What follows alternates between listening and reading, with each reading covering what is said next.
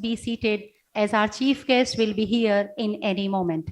I also request you to please don't cross the cameras as live cameras are going on, and keep your mobile phones on silent mode. It's a very humble request to all present here.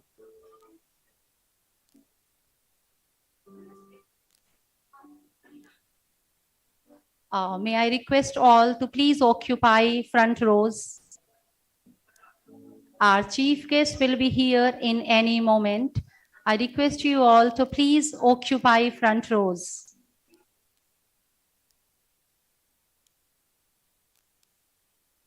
Sir, ma'am, sitting in the last rows, please come to front rows.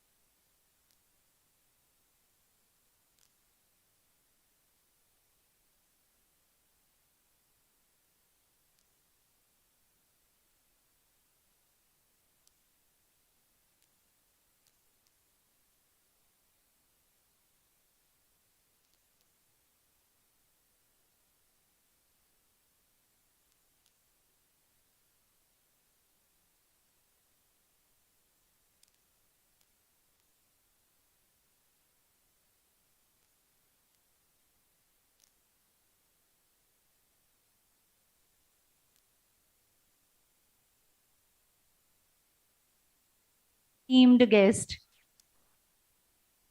they have come all the way from faraway places to grace the occasion. So please come to the front rows. आप सभी से निवेदन है कि जो पीछे की पंक्तियों में बैठे हैं वो प्लीज आगे की पंक्तियों पर आ जाएं, और यह भी मेरा निवेदन है कि हमारे यहाँ आज भारत के उत्तर क्षेत्रों के विभिन्न विभागों से कुलपतिगण आए हैं, उनको रास्ता दें और उनको आगे की पंक्तियों के लिए लीड करें। हिंदी इंग्लिश साथ में जा रही है।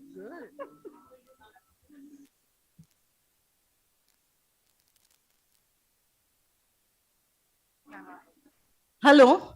Yeah, attention all those people who are from Galgotias University who are sitting behind. जो पीछे बैठे हैं प्लीज आप हमें एलजी आएंगे, चीफ गेस्ट आएंगे तो सामने की सीटें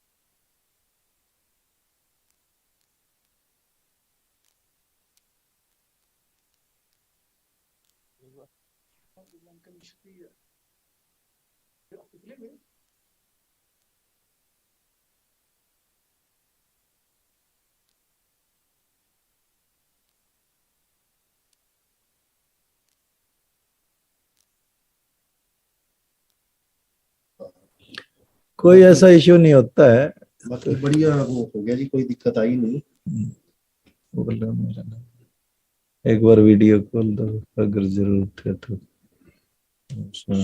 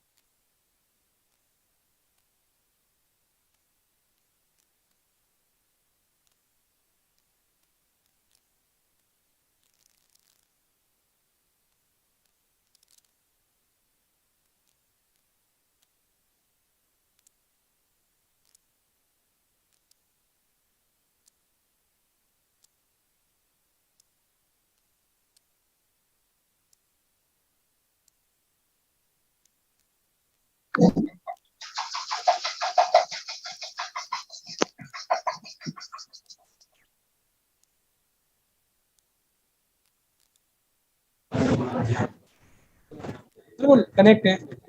ठीक है ना, हाँ ठीक है।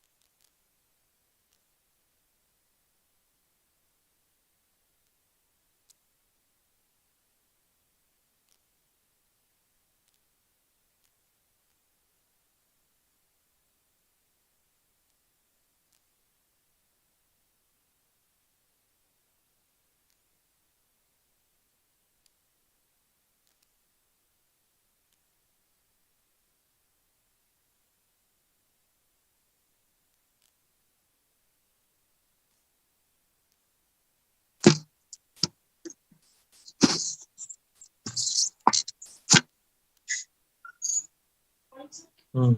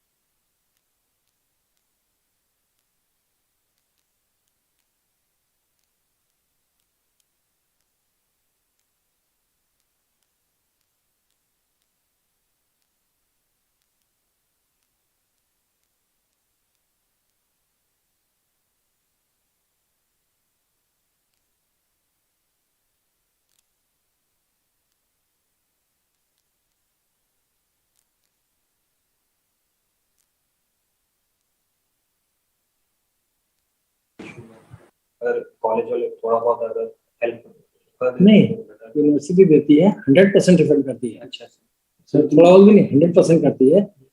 पर वो उसकी कंडीशन ये है कि कुछ ऐसा प्रूफ तो हो कि भाई फाइलिंग का तो रहेगा पूरा, वो तो पूरा रहता है सर, वो तो गवर्नमेंट पूरा साइन करके मिलता है कि इतना पेमेंट हो, इतना तो सर।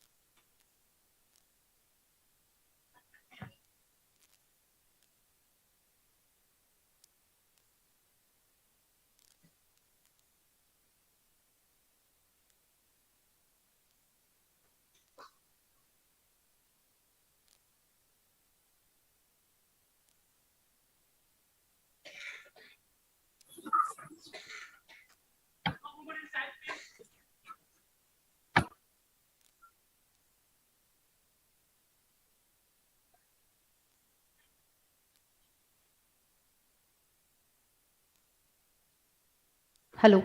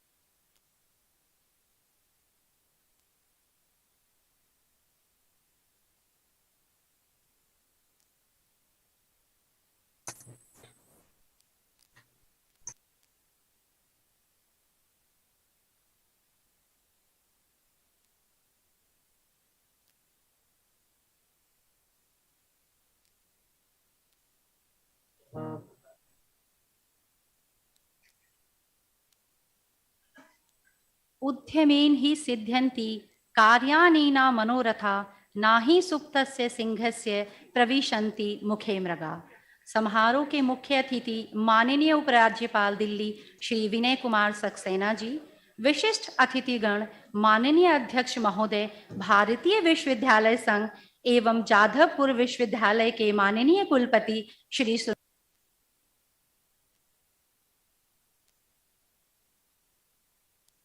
जी, माननीय महासचिव महोदया भारतीय विश्वविद्यालय संघ श्रीमती प्रोफेसर पंकज मित्तल जी, विश्वविद्यालय की माननीय कुलपति श्री डॉक्टर प्रीति बजाज जी, मुख्य कार्यकारी अधिकारी श्री ध्रुव गलगोटिया जी, यहाँ उपस्थित उत्तर भारत के विभिन्न विश्वविद्यालयों से आए कुलपतिगण एवं अन्य उपस्थित आदरणीय अतिथिगणों का मैं अमृता त्यागी विश्वविद्यालय शोध विभाग समन्वयक भारतीय विश्वविद्यालय संघ की तरफ से सभी का विश्वविद्यालय के स्वामी विवेकानंद सभागार में हार्दिक स्वागत करती हूं।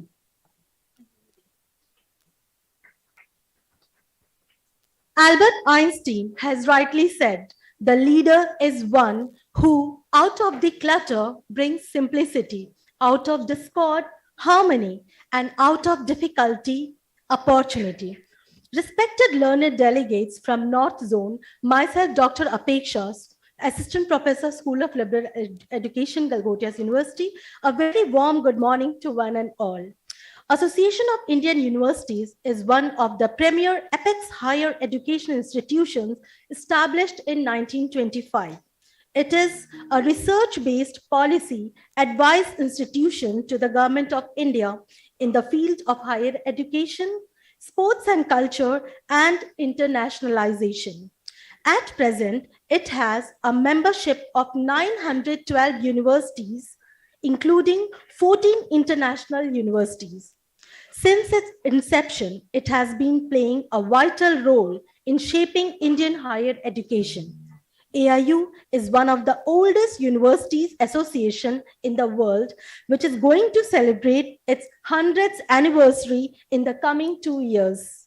In its long journey, many stalwarts who served AIU as its presidents are Dr. Sarvapalli Radhakrishnan, Dr. Syama Prasad Mukherjee, and Dr. Zakir Hussain.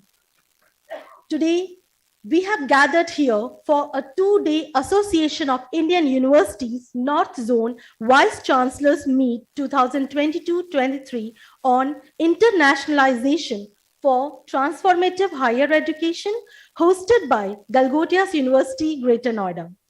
Galgotias University achieves the highest benchmark towards academic excellence.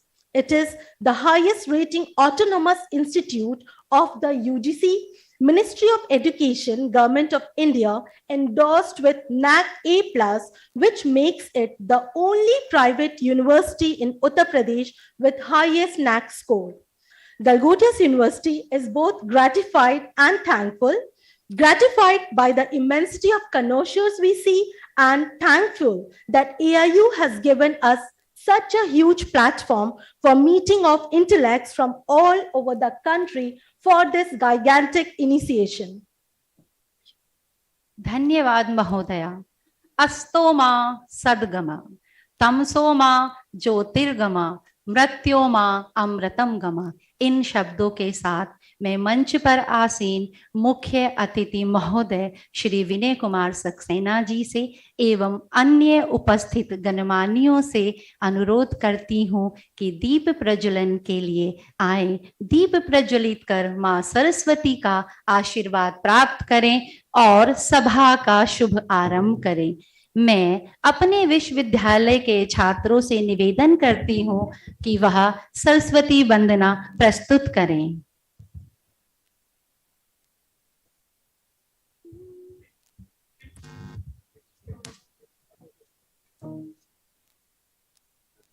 सा सा रे सनी नी सनी पा पा नि प म प म प ग म प नि धा धा ध स पा पा प नि मा मा प म ग म प नि सा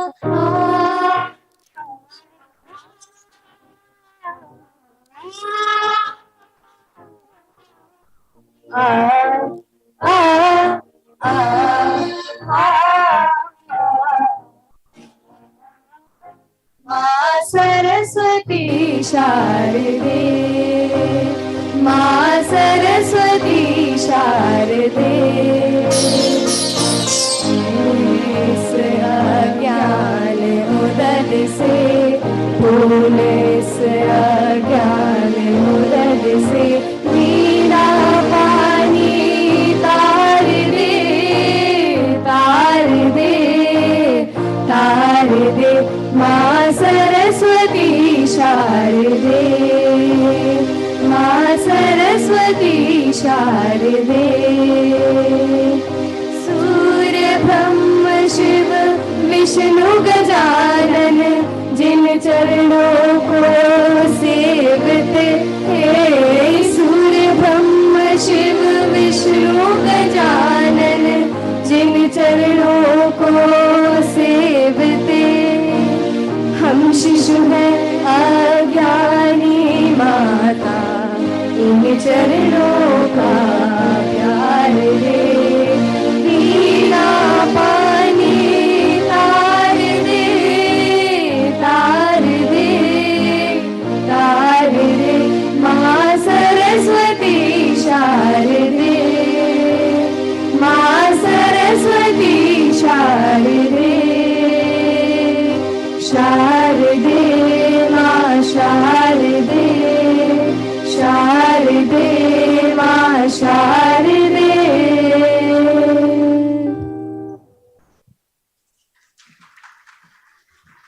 Thank you. Now it's time to start the proceedings of our program by welcoming our honorable guests. Let us give a warm and floral welcome to our honorable guest, whose presence is indeed a source of motivation. May I now request Professor Suranjan Das, President AIU and Vice Chancellor Jadavpur University, Kolkata, to welcome our chief guest, Shri Vinay Kumar Saxena, Honorable Lieutenant Governor, Delhi.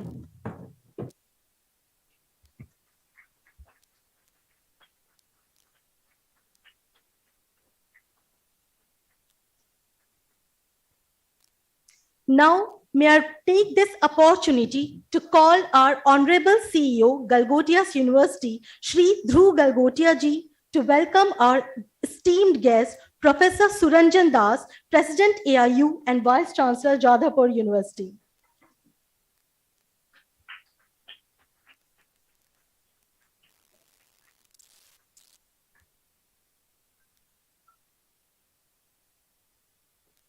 Thank you. May I now request our Honorable Vice Chancellor, Professor Preeti Bajaj, to welcome our distinguished guest, Dr. Mrs. Pankaj Mittal, Secretary General, AIU.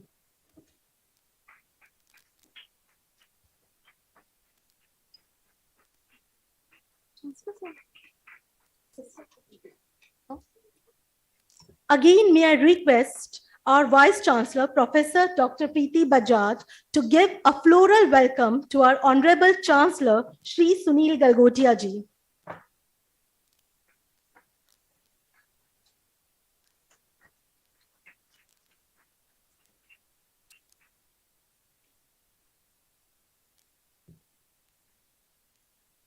धन्यवाद अपेक्षा। किसी ने सत्य ही कहा है, किसी mission को पूरा करने के लिए एक रचनात्मक नेतृत्व की आवश्यकता होती है। इन्हीं शब्दों के साथ मैं इंट्रोड्यूस कराना चाहती हूँ हमारी honourable vice chancellor professor doctor Preeti Bajaj. Having 32 years of rich administrative, academic and research experience, she is currently Vice Chancellor of Galgotias University, Greater Noida. She is a tech lady giving trust to research, innovations and entrepreneurship at Galgotias University. She is an active member of IEEE, volunteer for more than 20 years and has executed many leadership roles in IEEE. Under her leadership, Galgotias University has achieved many laureates as Excellence for Academic Digitalization by QSI-GOG, Elite Certification for Excellence in Excellent Band by Area 2021. May now I request our Vice Chancellor ma'am to welcome all.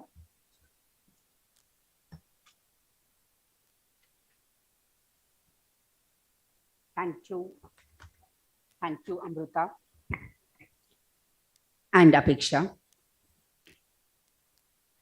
I am privileged and honored that Association of Indian Universities has given us this golden opportunity to host AIU's North Zone Vice Chancellors Meet 2020-22 at Galgotias University.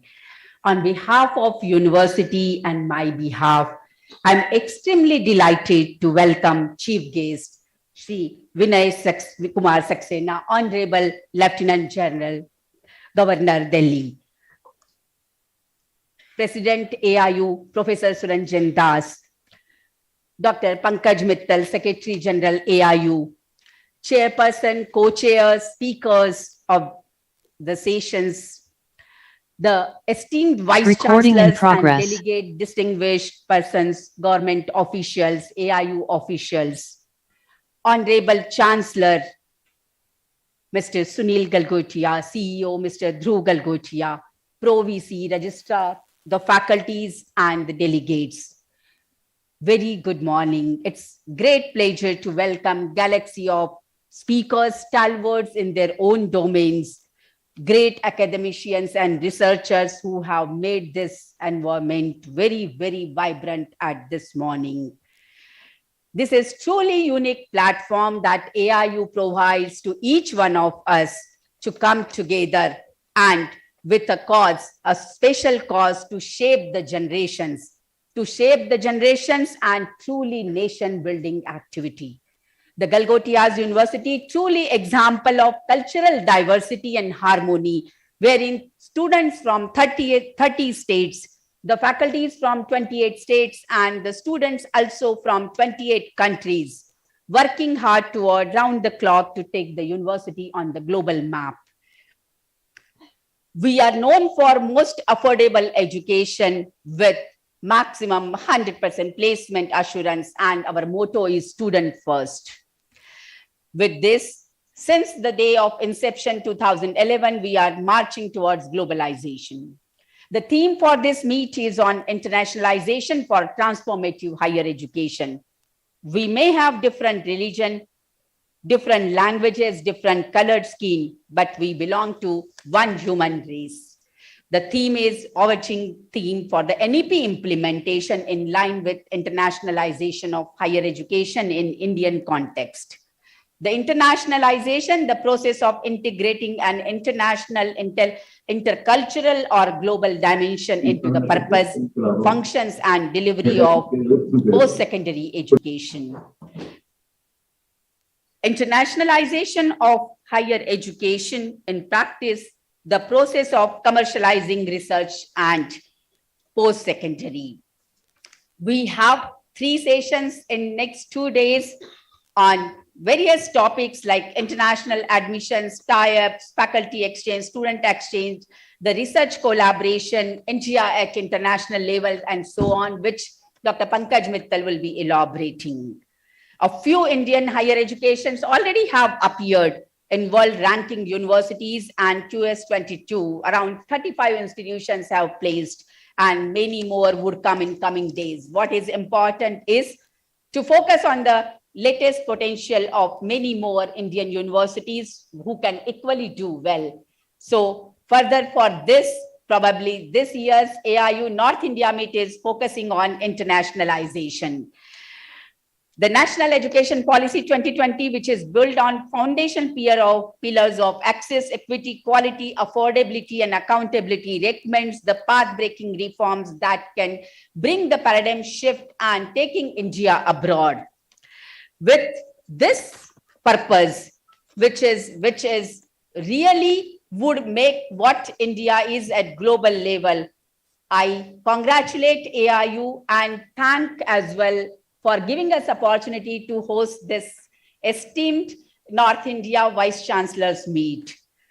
The sincerity of the purpose shown by all of you, which makes us confident of effective implementation of the theme as well, and in the next 3 sessions, which are devoted with the presentations, deliberations, and discussion. I'm sure at the end of the meet, we'll have more clarity on the implementation roadmap as well. Once again, I extend warm welcome to Honorable Lieutenant Governor Shri Saxena Ji, Dr. Das, Dr. Pankaj Mittal, Honorable Chancellor, and esteemed Vice Chancellors. Let's come unite and deliberate for the cause. Thank you.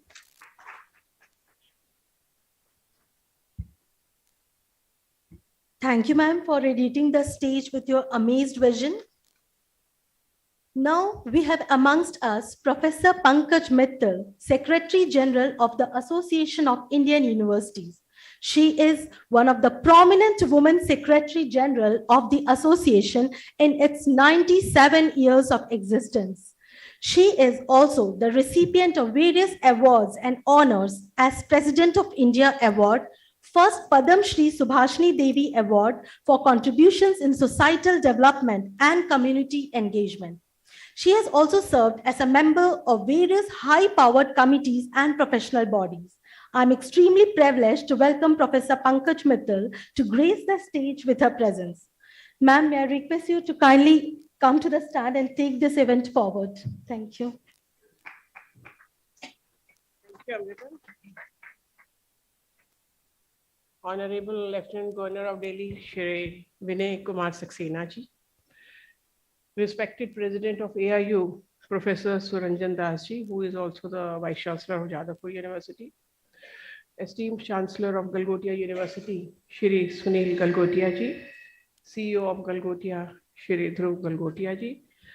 Vice Chancellor of Galgotias University, Professor Preeti Bajaj Ji.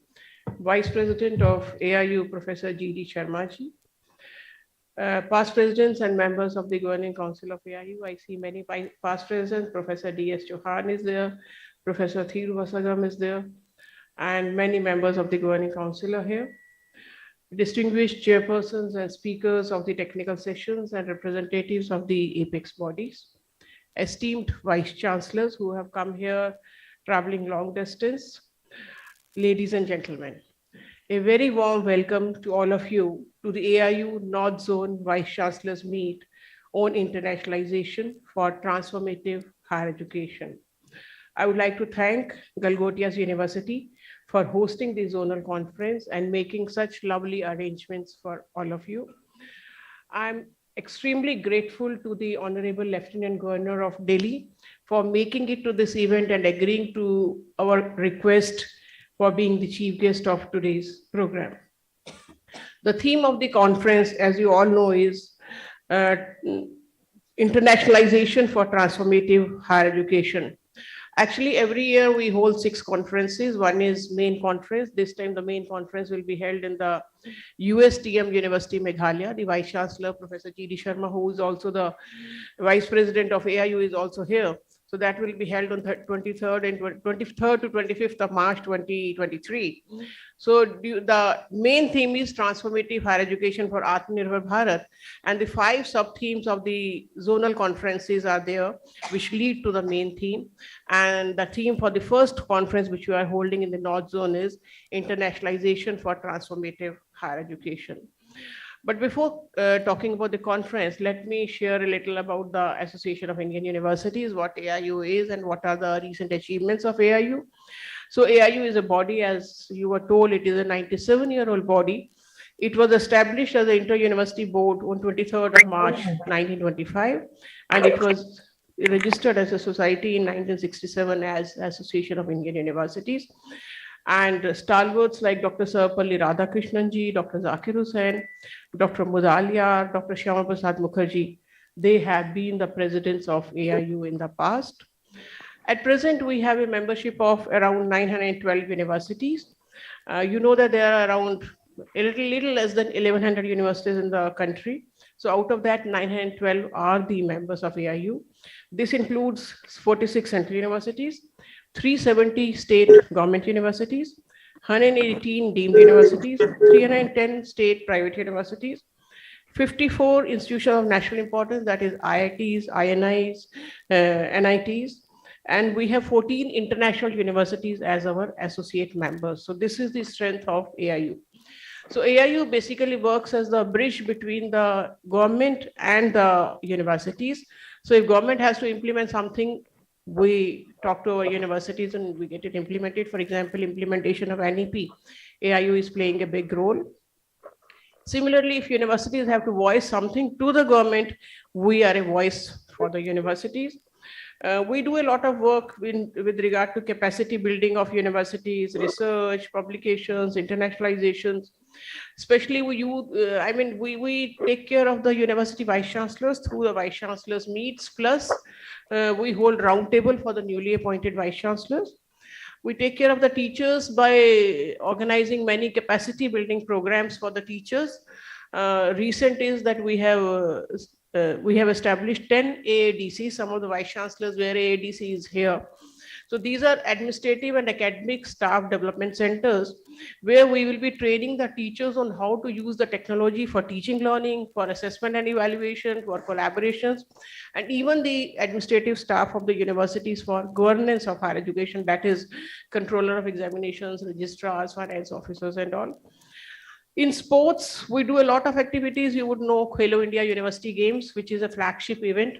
2 Khelo India University Games have been held so far. Both were inaugurated by the Honorable Prime Minister. The first was held in KEET University, Bhubaneswar in 2020. It was held in 2 years back. In between, we could not hold because of the COVID. And the last Khelo India University Games were held in Jain University, Bangalore. So sports, we channelize the energy of the students through sports by holding many, many events, around 128 events. We call it inter-university sporting championships. 128 events are held, and there are something like 120 zonal tournaments. So a lot of sports activities are held by AIU, and this time again, you will be knowing for the first time, Asian University Games, volleyball is being held in KEET University, and World University Games, shooting is being held in Manav Rachna University. So till now we never had the opportunity to host these games. We also do equivalence of foreign degrees with the Indian degrees, and the equivalence of PG diploma offered by non-university institutions with the MBA, and the equivalence of fellow program with the PhD degree. And recently the government of India has also mandated us to do the equivalence of school boards. So recently 2 school boards have been approved by the AIU. Right now we are doing the computerization of AIU, complete computerization of AIU.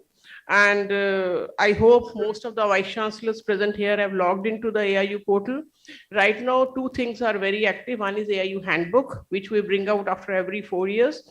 And in this handbook, the complete information about the university is there, and all the international as well as national universities refer to that handbook. So it is in your interest to fill up the information for the AIU handbook through the online portal. So unless you fill the information about your university will not appear in the handbook. So please fill up that information. Plus AIU VC seniority portal. So I have seen 3 days back, only one VC was talking to me that he is not on the governing council, but the reason was he didn't fill the VC seniority portal. So please fill up the VC seniority portal, because that determines who will be the president, vice president of AIU, who will be in the governing councils. And many times the government also asks us the information that who are the senior VCs in the country. So please do fill the AIU VC seniority portal. 2-3 major initiatives I will talk about. One is AIU consultancy services. This again, we have recently started because many universities were finding it difficult to say, achieve good rating in NAC or to get good ranking, and they didn't know how to go about it. So we are starting the AIU consultancy services to provide consultancy to the universities, that how to prepare documents, how to go in for NAC rating, NIRF ranking, implementation of NEP, internationalization of higher education, university industrial linkages, SDG implementations. All these things we are trying to help the universities. And the present conference is on internationalization. So I'll talk about internationalization, that we are now establishing a network called INHI, Indian Network of International Higher Education.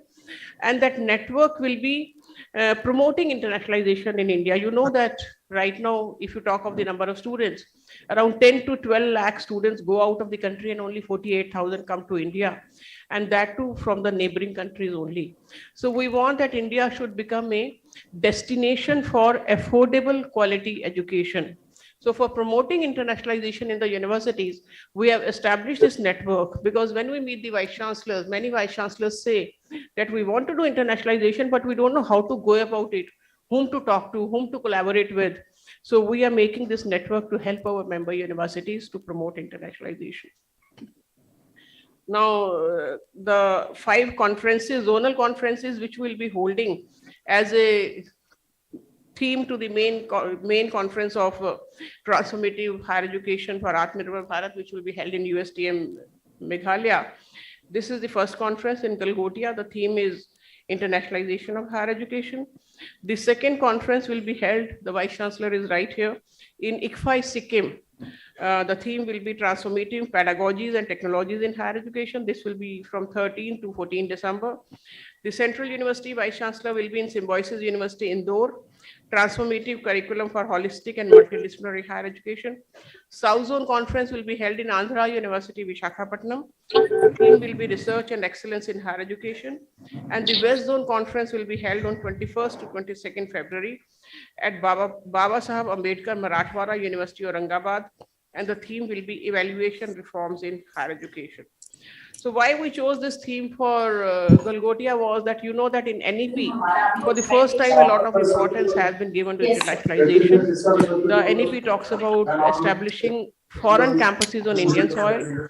Our universities will be going out and establishing their campuses. There is a provision for joint degrees, dual degrees, twinning programs, transfer of credits is allowed, and then international students' office in every university has been made mandatory.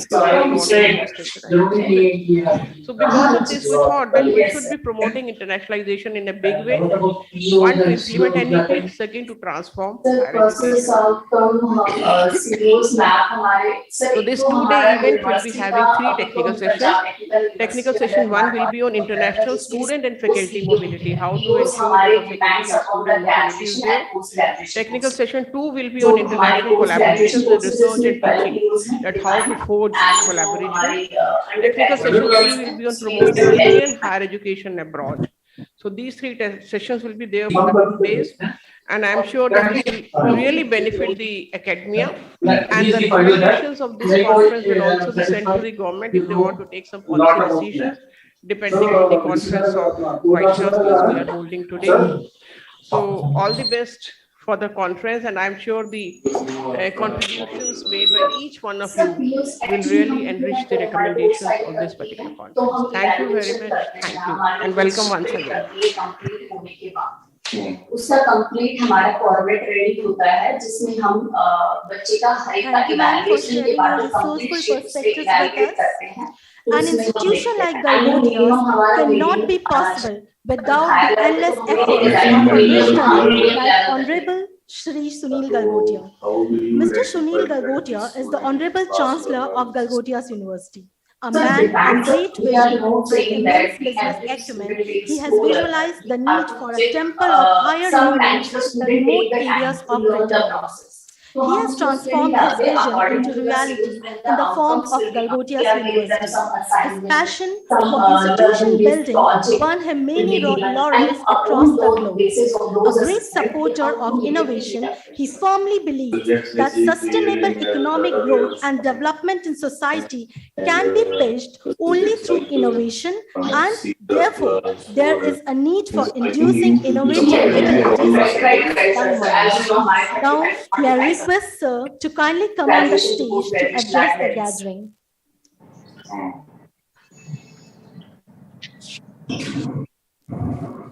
So you can join immediately. Yes, sir. I don't have an issue. Yes. Mata Vaishno Devi. Sir, वहाँ पे मेरा हांजी workshop हुआ है. Honorable Lieutenant Governor Vinay Kumar Saksena, Professor Suranjan Das, President AIU, station जाना थोड़ा मुश्किल हो Mittal, जाता है. General Secretary AIU, Professor Preeti Bajaj, Vice Chancellor Galgotias University, Honorable Vice Chancellor, and distinguished guests. It is truly an honor to be hosting this year's first North Zone Vice Chancellors Meet 22-23 by the Association of Indian Universities and Galgotias University. Today we are privileged to have some of the finest minds in the field of education, representing the most prestigious universities of India here at Galgotias University. We firmly believe that such collaboration meets with collective needs, which involves stalwarts from the field of education, sharing the best practices, success stories and challenges, will not only upgrade the quality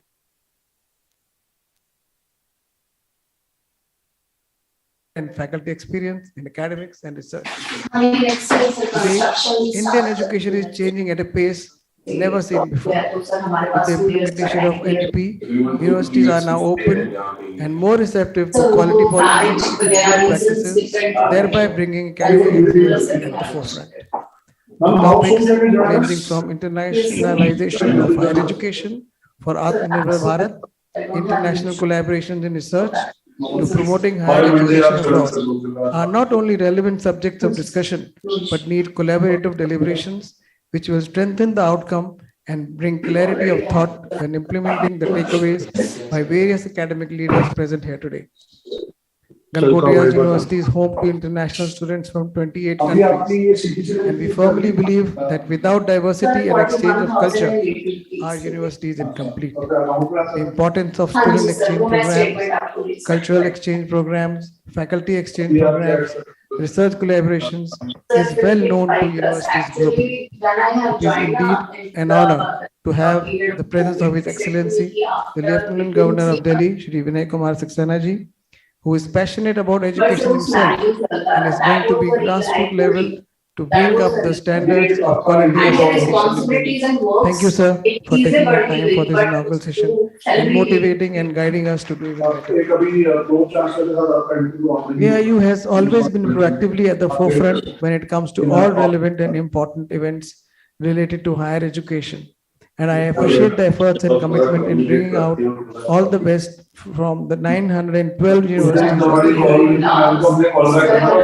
I do hope that AIU will further entrust us with the boasting of National BC Meet in the future. I wish everyone an engaging session. Thank you so much.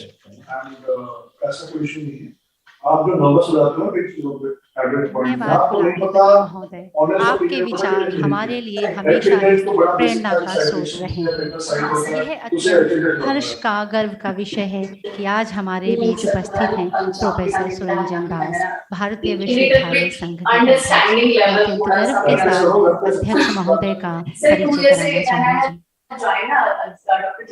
Professor Suranjan Das is a professor of the Association of Indian Universities, New Delhi, and the Vice Chancellor of Chandra University.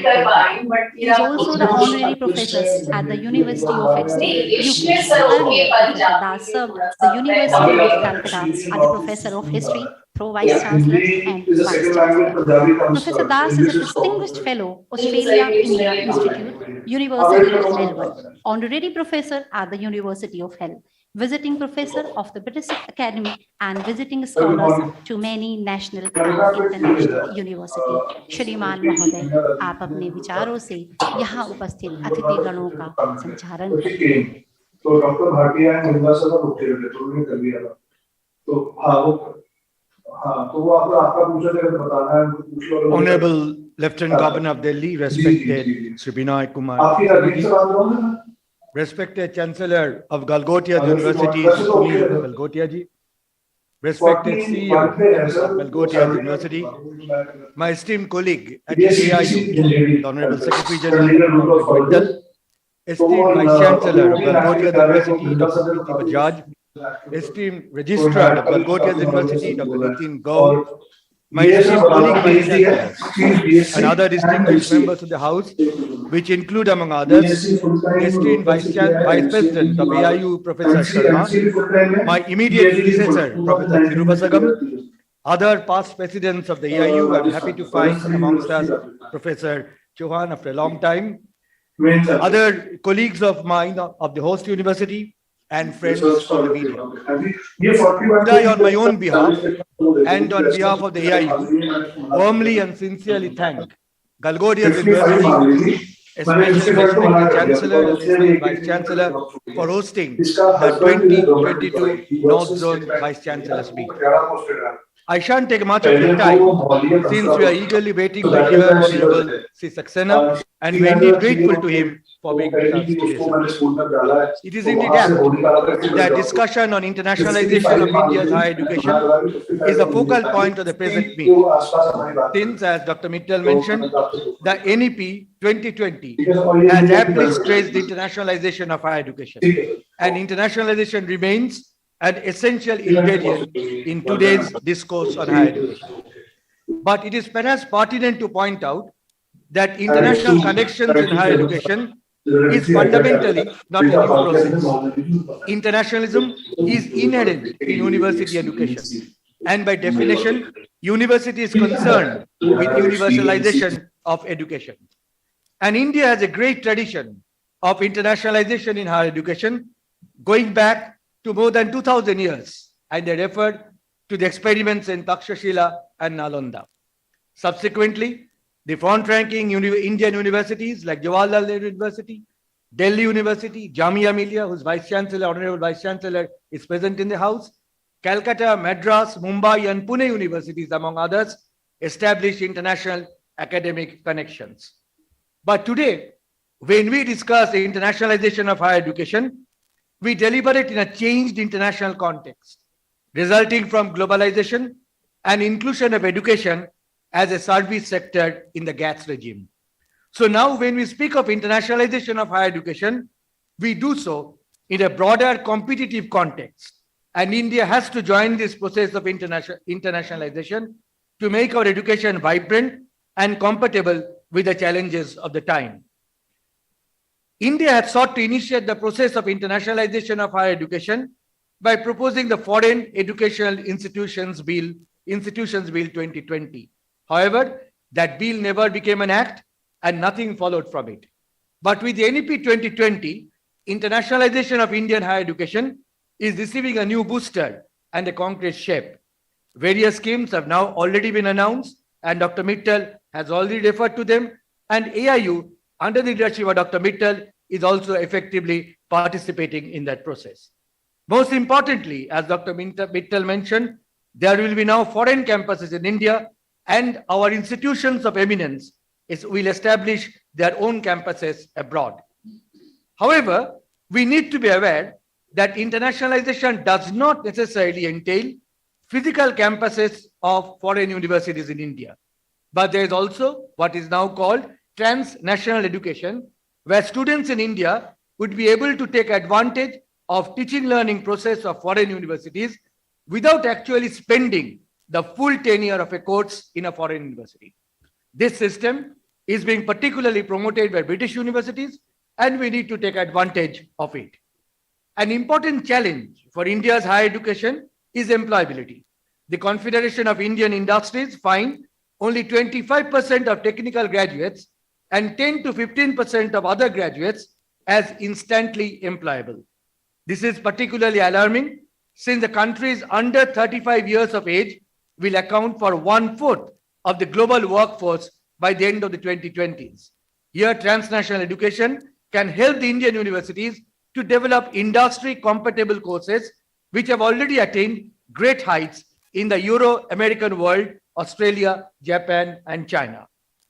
Yet, when we join the process of internationalization of higher education, we need to be aware of certain concerns, and I take the opportunity of identifying some of them.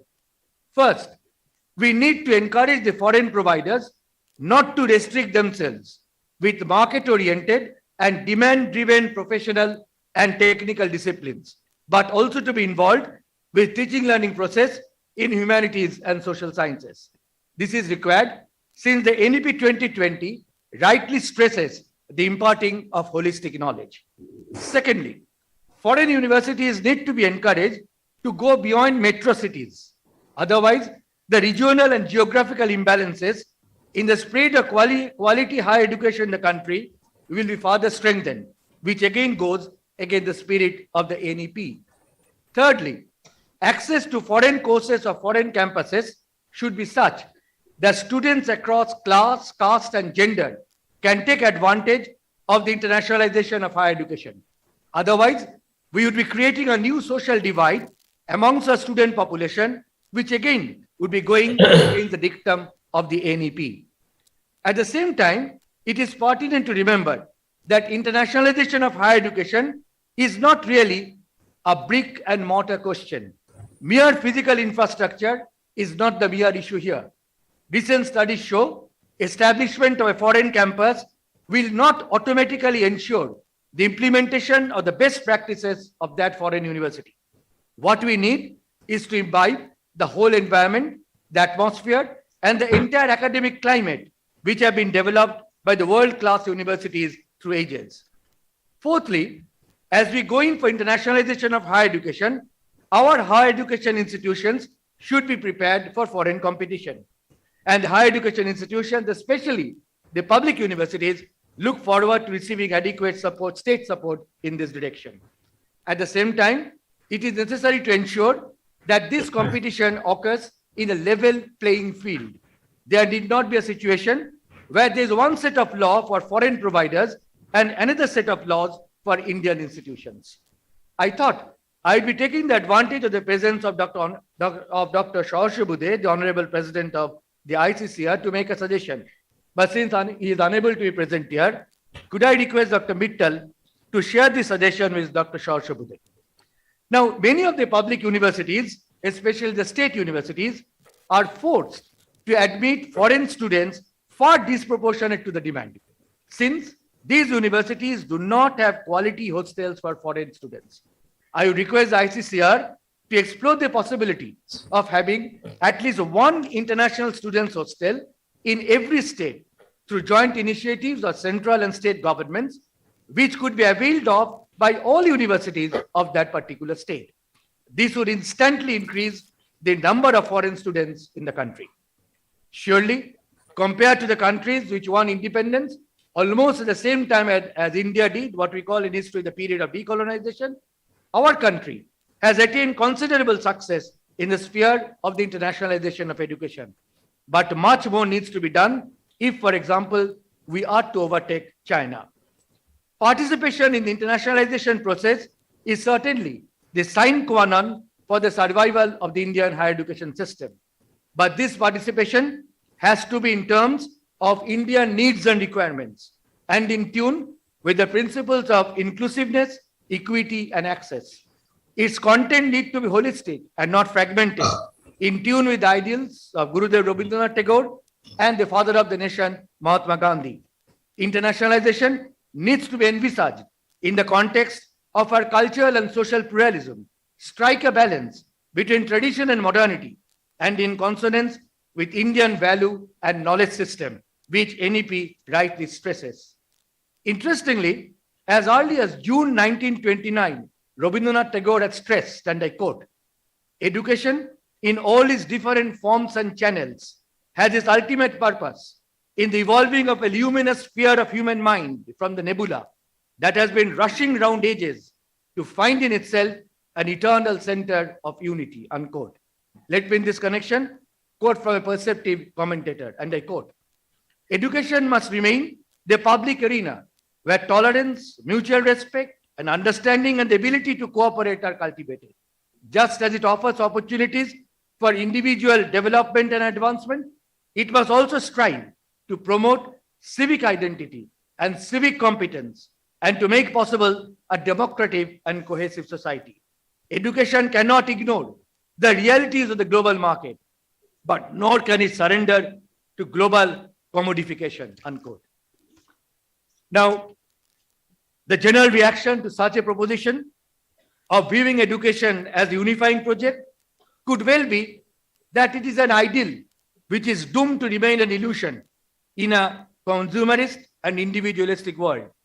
But as Barton Russell succinctly reminded us, and I quote, "The whole problem with the world is that fools and fanatics are always so certain of themselves, but wiser people are so full of doubts," unquote.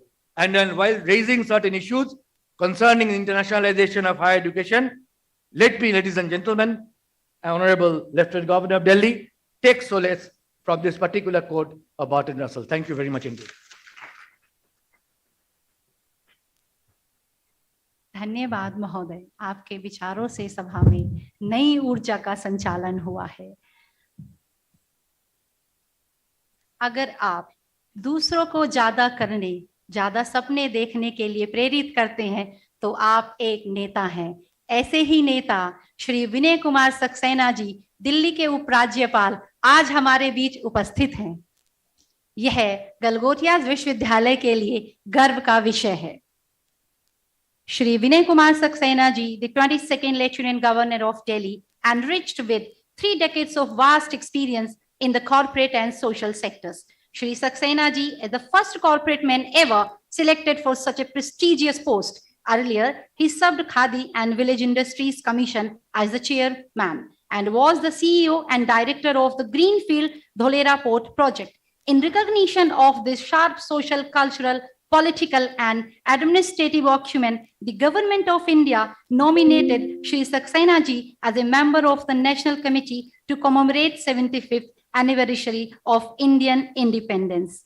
मैं महोदय उपराज्यपाल जी से निवेदन करती हूं कि वह मंच पे आए और यहाँ सभा में उपस्थित समस्त गणमान्यों को सम्मानित करें।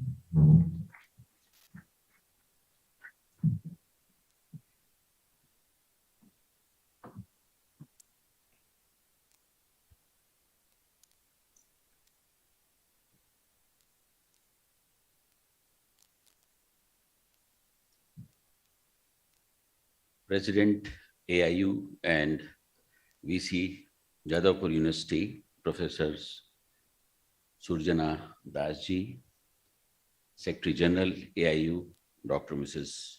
Pankaj Mittal ji, Chancellor Galgotias University, Shri Sunil Galgotias ji, Vice Chancellor Galgotias University, Dr. Preeti Bajaj ji, CEO Galgotias University, Shri Dhruv Galgotias ji, all Vice Chancellors of Northern Zone, faculty members, members of the media, and my dear students.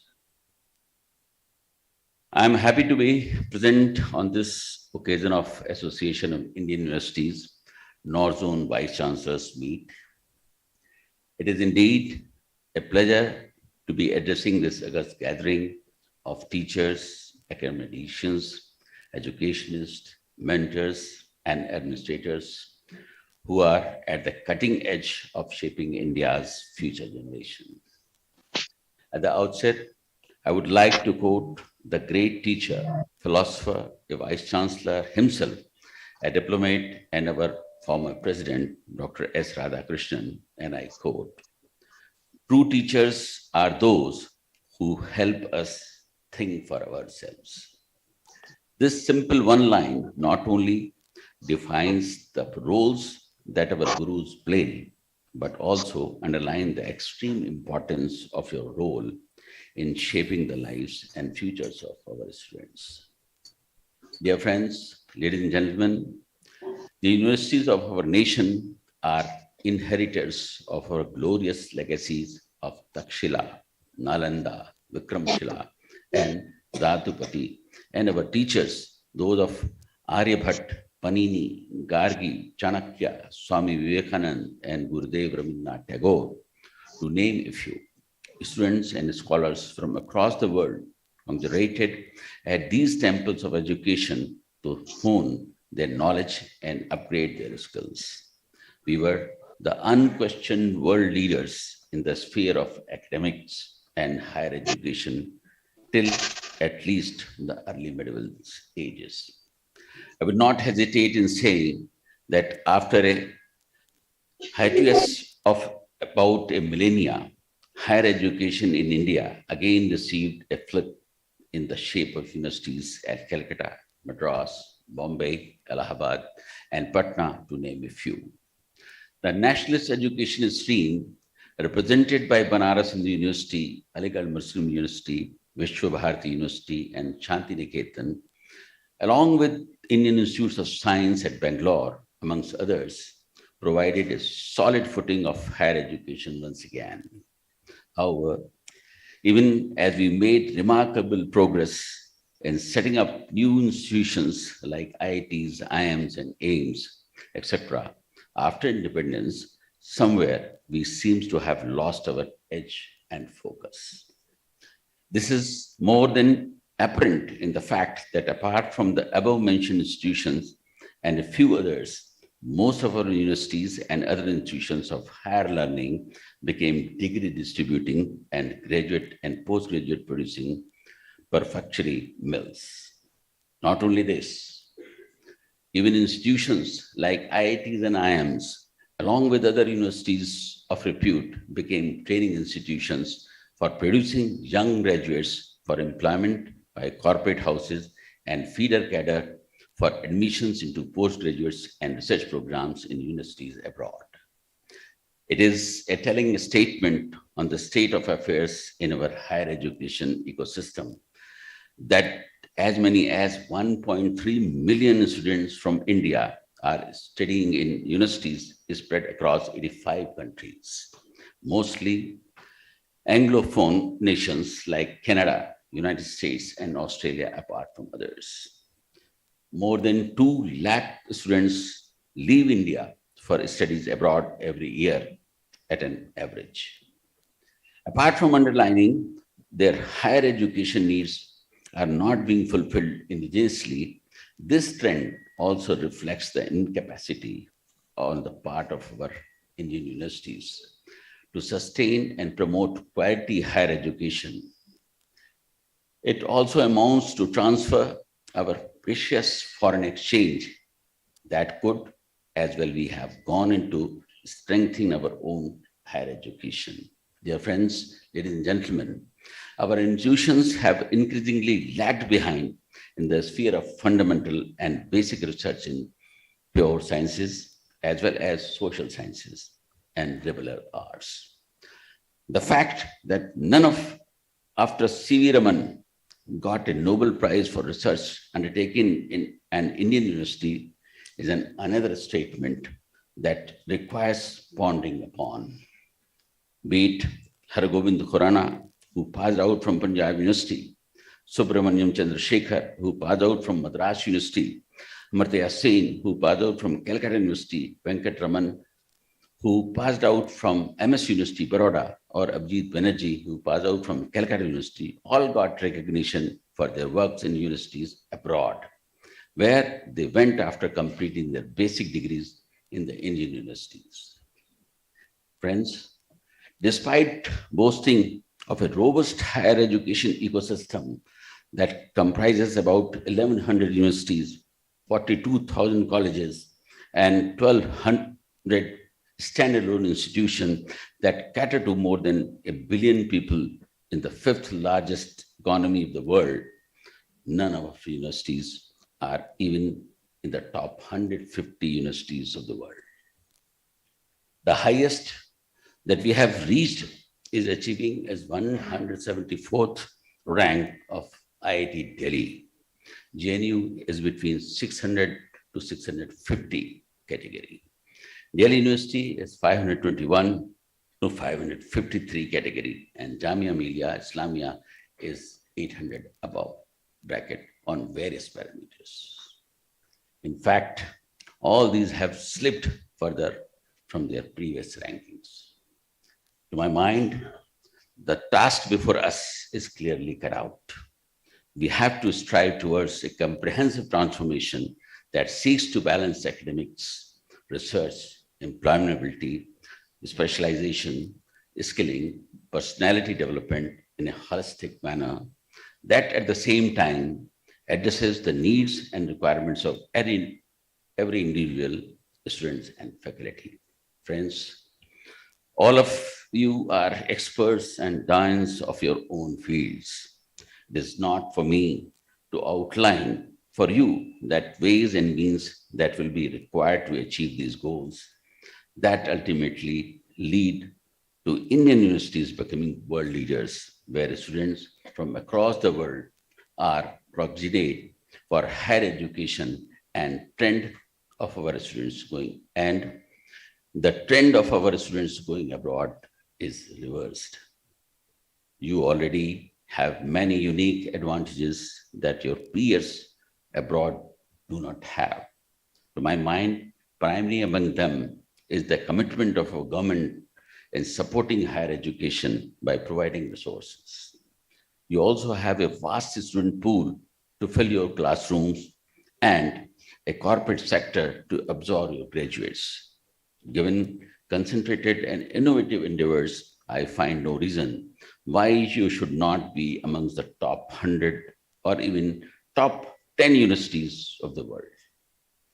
Let us, in our deliberations over the next couple of days, fix ourselves concrete goals in this direction and undertake to consistently and concurrently evaluate the steps taken for attaining these goals in a periodic manner.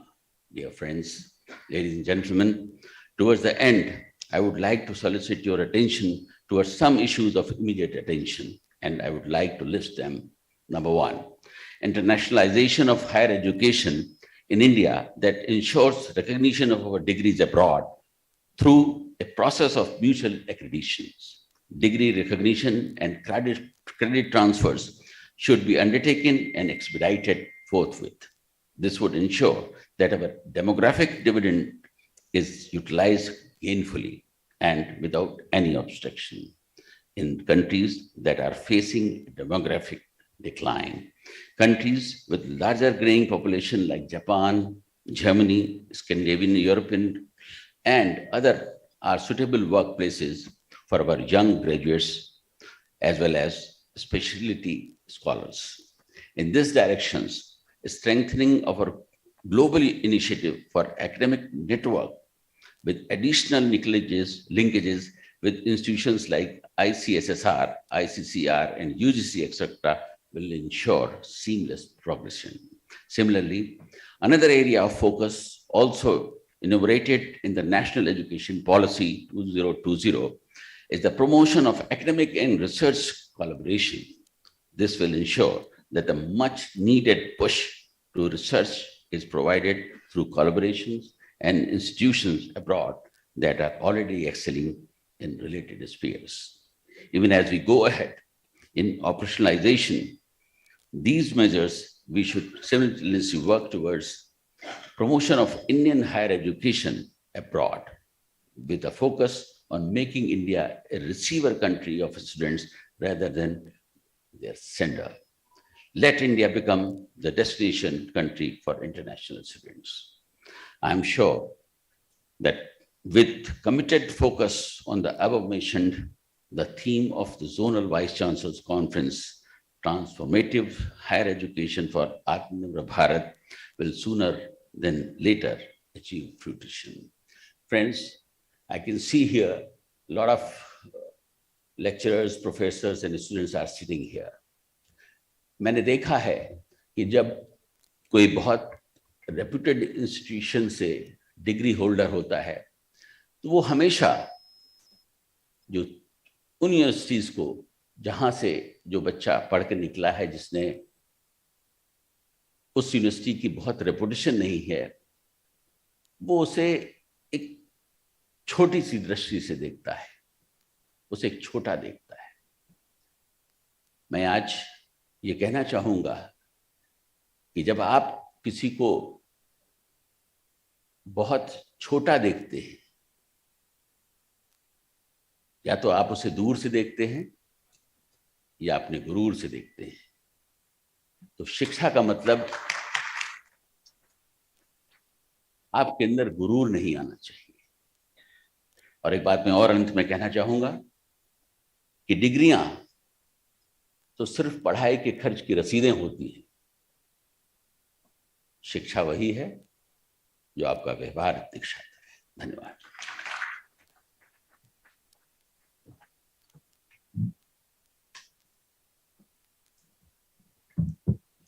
Thank you, sir, for your incredible, outstanding, inspirational thoughts.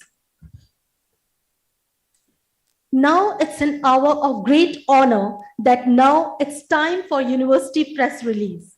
University News is a weekly journal of higher education brought out by the Association of Indian Universities. It is the journal catering to Indian higher education system for the last 93 years. It contains articles, news, opinions, as well as important issues of higher education from scholars all over the world, and it is popular for the richness of its content and clockwise regularity. For this North Zone Vice Chancellors Meet, special issue of newsletter on internationalization of higher education has been brought out. Dr. Rama Devi Pani is the chief editor of the University News for the last 23 years. In her 23 years of editorship, she ensured clockwise regularity for the publication and richness of its content. She has brought around 200 thematic issues on topics of contemporary significance. Now, I invite Dr. Rama Devi Pani, Chief Editor, to join the dais for the release of this prestigious University News.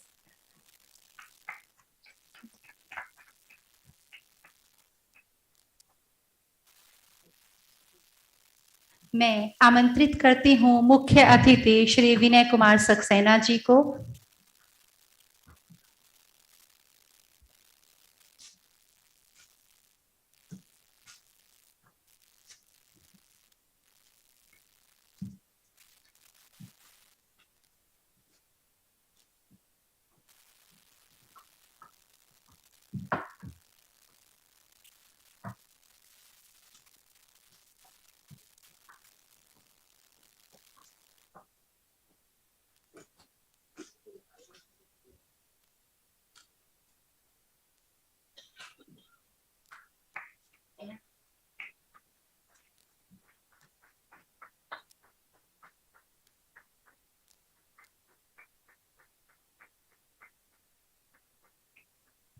सभी गणमान्यों का बहुत बहुत धन्यवाद। मैं अब आमंत्रित करती हूं विश्वविद्यालय के कुलाधिपति श्री सुनील गलगोटिया जी का कि वह शॉल देकर माननीय मुख्य अतिथि श्री विनय कुमार सक्सेना जी को सम्मानित करें। मैं इसी के साथ आमंत्रित करती हूँ मुख्य कार्यकारी अधिकारी श्री ध्रुव गलगोटिया जी को कि वह स्मृति चिन्ह देकर माननीय मुख्य अतिथि का सम्मान करें। मैं आमंत्रित करती हूँ अध्यक्ष महोदय प्रोफेसर सुरंजन दास जी को कि वह स्मृति चिन्ह देकर मुख्य अतिथि जी का सम्मान करें।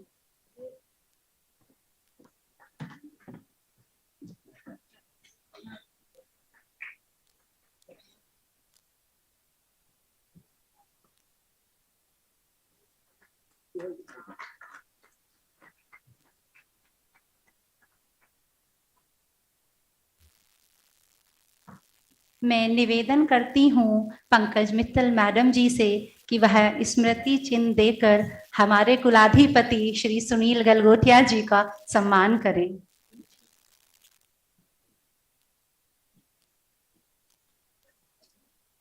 मैं पुनः मंच पर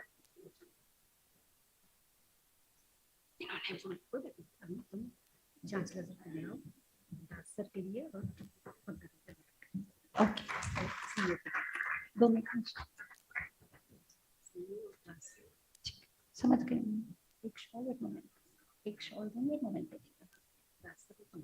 अच्छा, मैं पुनः आमंत्रित करती हूँ माननीय कुलाधिपति को कि वह श्रीमान सुरंजन दास जी को शॉल से सम्मानित करें।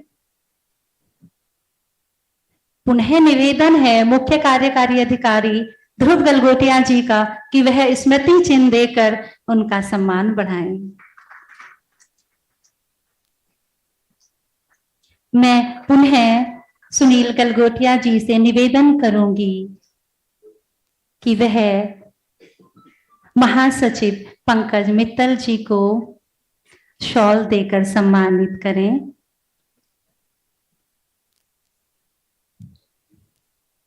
पुनः मेरा निवेदन है ध्रुव गलगोटिया जी से कि वह स्मृति चिन्ह देकर मैम को सम्मानित करें।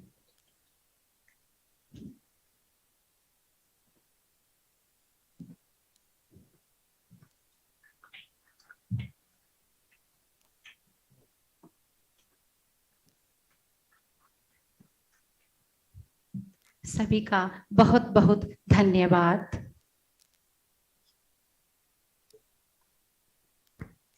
I would now like to invite Dr. Nitin Gaur, Registrar Galgotias University, to propose the vote of thanks and to express our indebtedness towards the dignitaries on the dais. Thank you, ma'am. Vote of thanks बड़ा ही कठिन विषय होता है किसी भी व्यक्ति के लिए, क्योंकि किसी भी कार्यक्रम के शुरुआत से लेकर और उसके समापन तक की सारे फूलों को एक माला में पिरोना पड़ता है, और अगर कोई एक फूल कहीं छूट जाता है तो वो सोचता है कि कहीं मेरी इतनी मेहनत का कहीं फल निराधार तो नहीं हो गया। तो सर्वप्रथम मैं अपने मुख्य अतिथि श्री विनय कुमार सक्सेना जी, उपराज्यपाल दिल्ली क्षेत्र का धन्यवाद करता हूं और उनको तालियों के साथ स्वागत करना चाहता हूं कि उन्होंने अपना व्यस्ततम समय निकालकर हमारे विश्वविद्यालय को दिया और इस प्रोग्राम में अपना समय दिया है। पुनः गुरु गोविंद दो खड़े काके लागू पाए, बलिहारी गुरु आपने गोविंद दियो बताए। ये आप सभी लोगों ने सुना होगा कि जब गुरु और ईश्वर साथ में हो तो किसके पांव पहले छूने चाहिए। यहाँ तो बहुत बड़ी दुविधा है। यहाँ तो मेरे पास गुरुओं का भी सभी का समावार लगा हुआ है, और मैं आप देखिए मंच की तरफ देखिए, एक ग्रेट एडमिनिस्ट्रेटर श्री विनय कुमार सक्सेना जी, उसके बाद एकेडमिशियंस हमारे प्रोफेसर श्री सुरजन दास जी, डॉक्टर पंकज मित्तल जी, और हमारे वाइस चांसलर जो जगह जगह से आए हुए हैं। इनसे मिलना तो दूर, बात करना तो दूर, अगर एक बार चरण स्पर्श करने का मौका भी मिल जाए तो शायद इस जन्म में गंगा नहाने की आवश्यकता नहीं पड़ेगी। तो ऐसे गुरुओं का, ऐसे लोगों से सीखने का मौका मिलता है। एक प्रोफेसर वाइस चांसलर हमारे यहाँ बैठे हुए हैं, प्रोफेसर दिनेश कुमार जी, मैं उनको अपना गुरु मानता हूँ। उन्होंने एक बार बहुत डांट लगाई थी मुझ में, और ये मैंने कसम खाई थी कि उनकी बातों को मैं जीवन पर्यंत याद रखूंगा और हमेशा सीखूंगा कि हाँ उन्होंने क्या सिखाया है। तो उनके लिए भी एक बार जोरदार तालियां होनी चाहिए। चाणक्य ने कहा था कि शिक्षक कभी सामान्य नहीं होता, निर्णय, निर्माण और प्रलय उसकी गोद में खेलते हैं। तो सत्य है, इतने हमारे नॉर्थ जोन जो है वो भारत माता का शीश कहा जाता है, और उस क्षेत्र के सारे वाइस चांसलर्स यहाँ पर हैं जिनके हाथों में देश का भविष्य, छात्रों का भविष्य जुड़ा हुआ है। मैं आप सभी से प्रार्थना करता हूं कि इसी तरीके से आप सभी लोग जो है हमारे देश को, हमारे छात्रों को प्रेरणा देते रहें, उनको सीखते रहें, ताकि हमारा भारत आगे बढ़े और आगे बढ़ता रहे। मैं उन सभी लोगों का जो इस प्रोग्राम से जुड़े हुए हैं, उन सभी का धन्यवाद देता हूं, जिस व्यक्ति ने शुरू से लेकर आखिर तक काम किया है, इतना उस प्रोग्राम को सफल बनाने के लिए कार्य किया है। मैं धन्यवाद करना चाहता हूं गलगोटिया विश्वविद्यालय की तरफ से कि उन्होंने इतना मेहनत किया और इस प्रोग्राम को इस मुकाम तक पहुंचाया। उसके उपरांत मैं धन्यवाद करना चाहता हूं अपने कुलाधिपति श्री सुनील गलगोटिया जी का, सीईओ श्री ध्रुव गलगोटिया जी का, और vice chancellor ma'am doctor Preeti Bajaj ma'am का, क्योंकि इनके आदेशों से, इनके निर्देशों के अनुसार ही हम काम करते हैं, और हम चाहते हैं कि हर कार्यक्रम सफल हो और हमारे विश्वविद्यालय का नाम सर्वरणीय विश्वविद्यालयों में देश के गिना जाए। तो मैं अधिक ना समय लेते हुए आप सभी का धन्यवाद करता हूं। गलगोटिया विश्वविद्यालय की तरफ से शुभकामनाएं।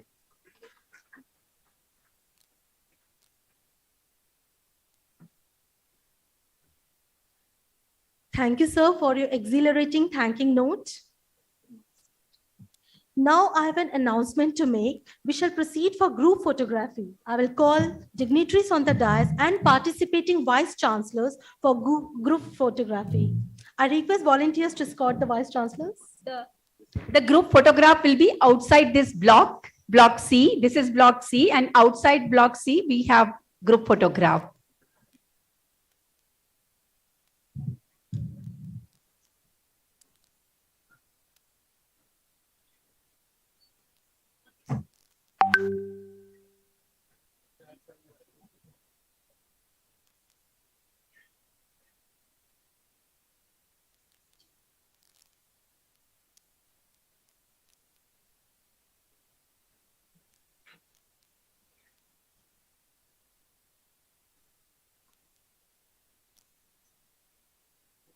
Last one.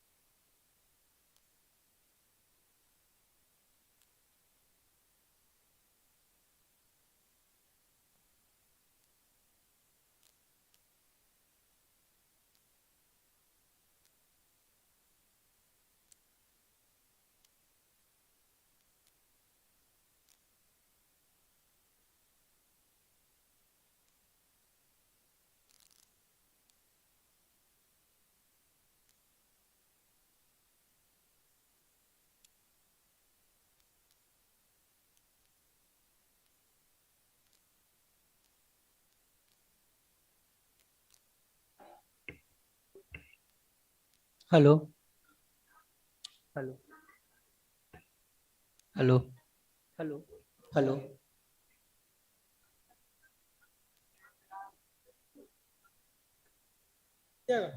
जो माइक ऑडिबल है उससे आवाज आएगी। Hello.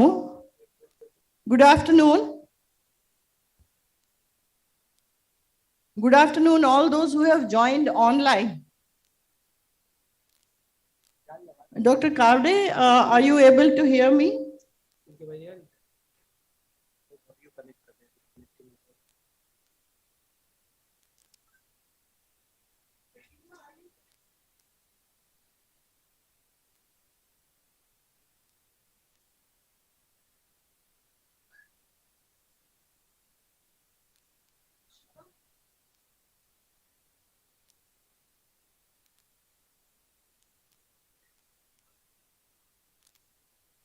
Now it's okay. Hello.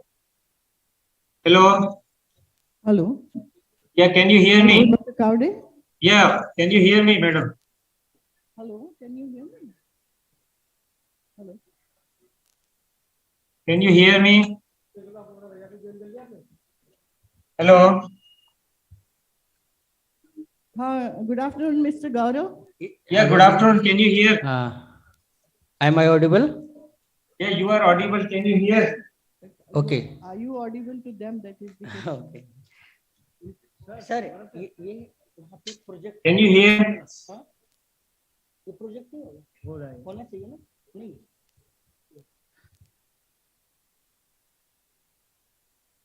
Okay Follow up करके show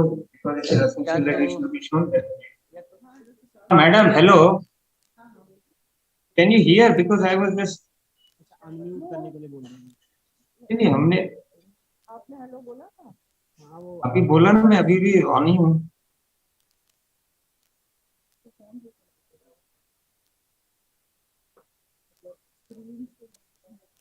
अब बोलिए अब Now you can unmute yourself. अभी अनम्यूट किया। हाँ, can you hear? Just पूछिए। Can you hear?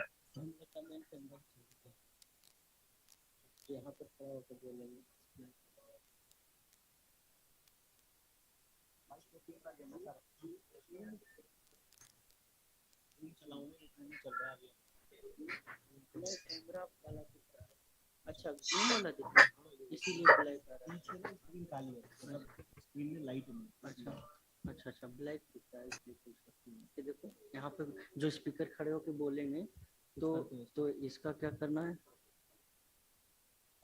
Am I audible? LED है ना ये जैसे यहाँ जो स्पीकर खड़े होकर के बोलेंगे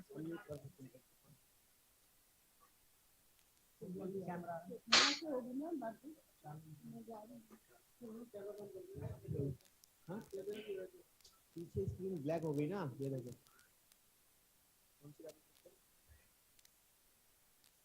Pratibha ji, am I audible? Yes, sir, you are audible. I think there is a problem there only. Then it's fine. Yes. अभी चेक करो तो अभी चेक करो मैं यहाँ पे ऑनलाइन हूँ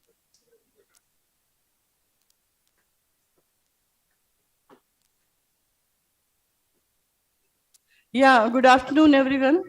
Now, can you all hear me? Yes. Yeah, we can hear you, madam, but unfortunately you cannot hear us. Can you hear us? Can anyone of you respond? Can anyone of you unmute your mic and say something? Yeah, we are saying, but you are Dr. unable to Pratibha? hear. Yes, actually we No, are. you talk. Hello. Yes. Yeah. Am I audible? I Yes. think. Yeah, you are audible. Now the system is tested. Just wait for 2-3 more minutes. We'll start this session.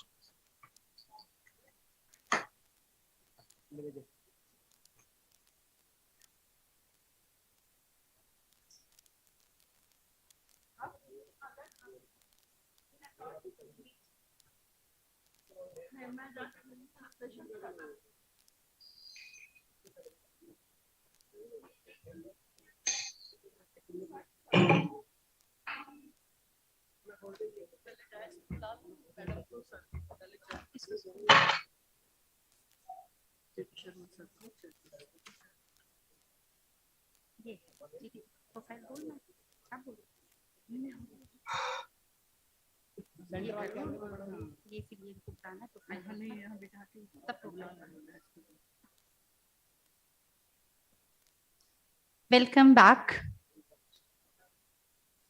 May I request our distinguished guests to please come and take a place on the dais. I request Professor G.D. Sharma, Vice President AIU, VC USTM Meghalaya.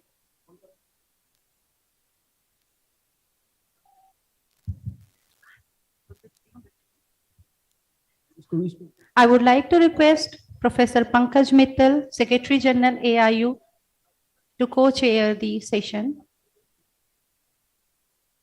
Ma'am, please come on the dais.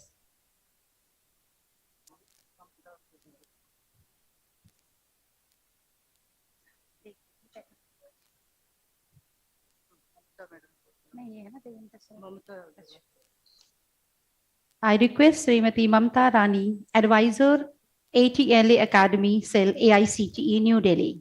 Ma'am, please take your place on the dais.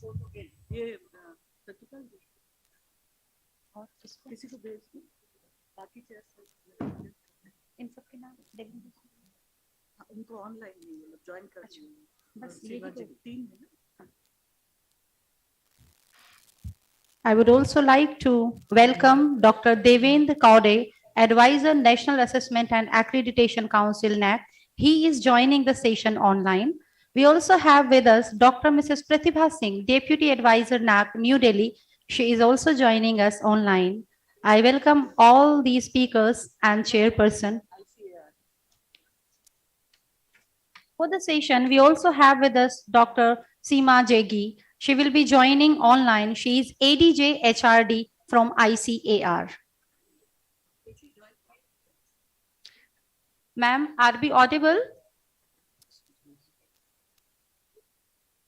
She has joined.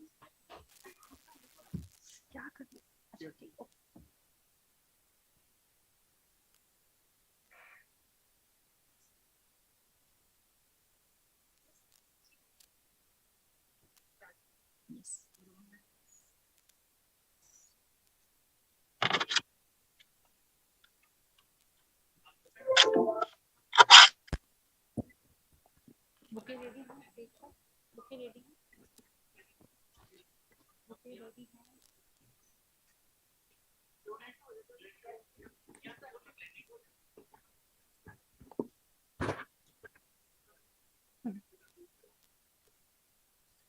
As we all know, the vice chancellors of the universities have several issues which they would like to discuss with the heads of apex bodies face to face.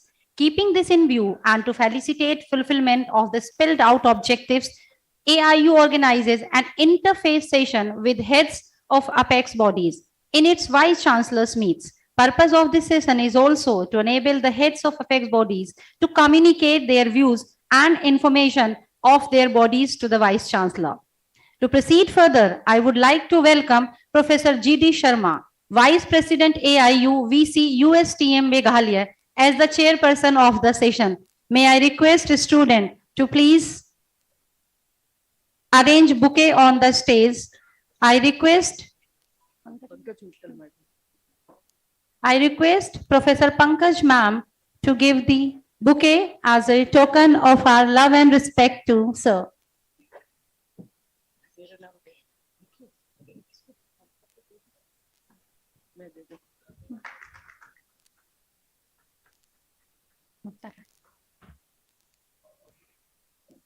I would like to request Rama ma'am to give a bouquet to Mamta ma'am.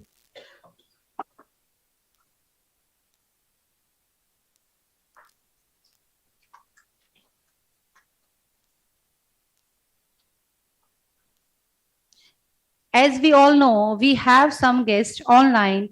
We feel sorry we are not able to welcome them with the flower, but we would be sending memento as a token of our love and respect to them. Thank you all for coming. Let's start with the session.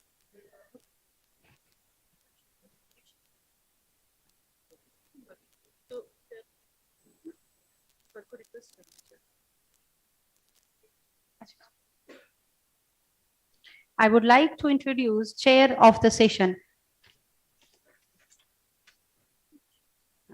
Professor G.D. Sharma, Vice President AIU VC USTM Meghalaya University. He has joined us as the chairperson of the session. He is deputed as Vice Chancellor, University of Science and Technology, Meghalaya. He is also the recipient of Dr. Narasimhan Medal Award by Indian Pathologist Association, Rashtriya Ratna Award by International Study Center, DEED Award by Confederation of Indian University, Outstanding Educational Contribution Award by CMAI New Delhi, and Swami Vivekananda Excellence Award by International Institute. We are really honored to have Sir as chair of the session. We also have with us Professor Pankaj ma'am. We also have with us Srimati Mamta Rani, advisor ATAL Academy Cell AICTE New Delhi. She represents the first batch of lady pilot officer in Indian Air Force. She is also former additional secretary, Association of Indian Universities, AIU, former Joint Secretary, University Grant Commission, former Director, Education, New Delhi. Ma'am, we are really happy to have you on the stage. With the permission of Chair, we may start the session.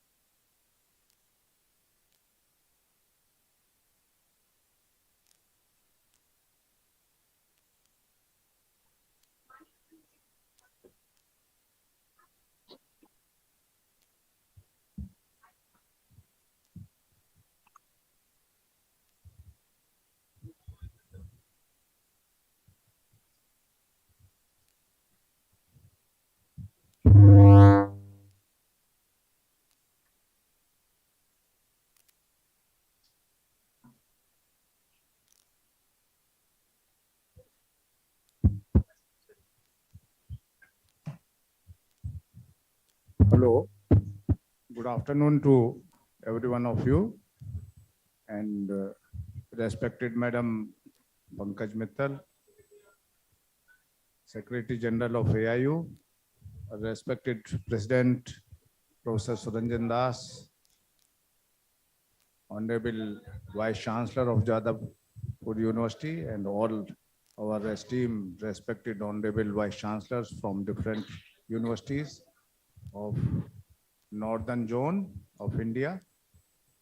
As has been told that mainly this session is organized with the statutory bodies, head of the statutory bodies, to know their views and also to discuss certain issues which are faced by the universities or by their affiliated colleges.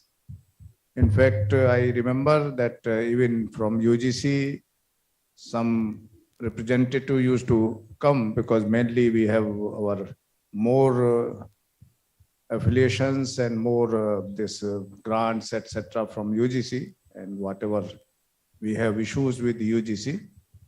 But because our this main emphasis on this is the transformative higher education, especially with the internationalization. And in morning, after having such a successful inauguration of the program, that followed by this discussion with the statutory bodies, we have physically with us Madam Mamta Agrawal, and online we have Dr. Devendra Kavdeji, Deputy Advisor to NEC. So I welcome Kavdeji. We were thinking that we will have you physically because everybody is inquiring. They wanted to have you here, but maybe because of the pressure of the time. And I also extend very hearty welcome to Madam Mamta Agrawal, who is present with us from AICT Advisor 1 physically. So thankful, Madam, that you have come and to share your views. And we have Dr. Seema DDG ICR, so that now we have a number of things which is allowed by NEP 2020 to share with the agriculture universities, and what are those opportunities and how we can go with these two different regulatory bodies. So I would like to extend very hearty welcome to you, Madam, and we would like to share your views in this. So we'll go one by one. We have 1 hour and 15 minutes with us. So you have enough time. So I think kindly give about 15 minutes for your presentation and 5 minutes for discussion with you. Any query or any doubts, our honorable VCs are here. They may like to have discussion with you, interaction with you. So I first invite Madam, ladies first, and DDG ICR, Madam Gade, to start her introduction. So, a very good morning to you. This special session, especially, I mean, this has nothing to do with the topic of the conference. What we felt was that the Vice Chancellors, they have a lot of queries from the regulatory authorities. So we have specially crafted this session. In every conference, we have this session, and we request the regulatory authorities to send their representatives so that they can interact with the Vice Chancellors. So our request to the speakers would be that if something, because everybody knows AICT, ICAR or NAC, so if something new has come up in these institutions, if they want to share some good practices or something new which they want the Vice Chancellors to be aware of, please share those and give a lot of time for the interaction, because many times there are many queries. So that would be the structure of the session, that first around 10 minutes, you would be speaking about what is new in your organization happening, which you want the universities to know. If you want to make any appeal to the Vice Chancellors, that can be done. And after that, there will be a question and answer session. So over to you're saying Seema Jaggi. She has been with me at ISRI, where I was, she's right now the Additional Director General. That Education, Dr. R.C. Agrawal could not come because of some reason. So she is representing DDG Education. So Dr. Seema Jaggi. So please, Seema, please proceed.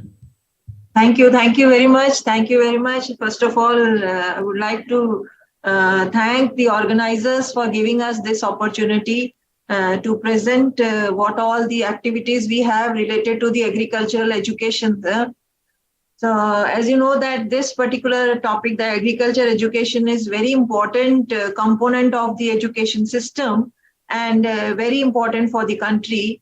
And the ICR, through its agricultural universities, we strive for the maintaining and upgrading the quality and relevance of higher agricultural education through partnerships and efforts of the ICR agricultural universities. So as of today, we have total 74 agricultural universities offering different degree programs, starting from UG till the doctorate programs. And the quality assurance of this higher agricultural education is given the major thrust through the policy support, through accreditation. We have our own board, the National Agricultural Education Accreditation Board, and then through the academic regulations and through the personal policies, the course curricula, review of the course curricula, and the different delivery systems we have. And we support the agricultural universities for strengthening and creating infrastructures and for the improvement of the faculty competence and admissions through All India competitive examinations.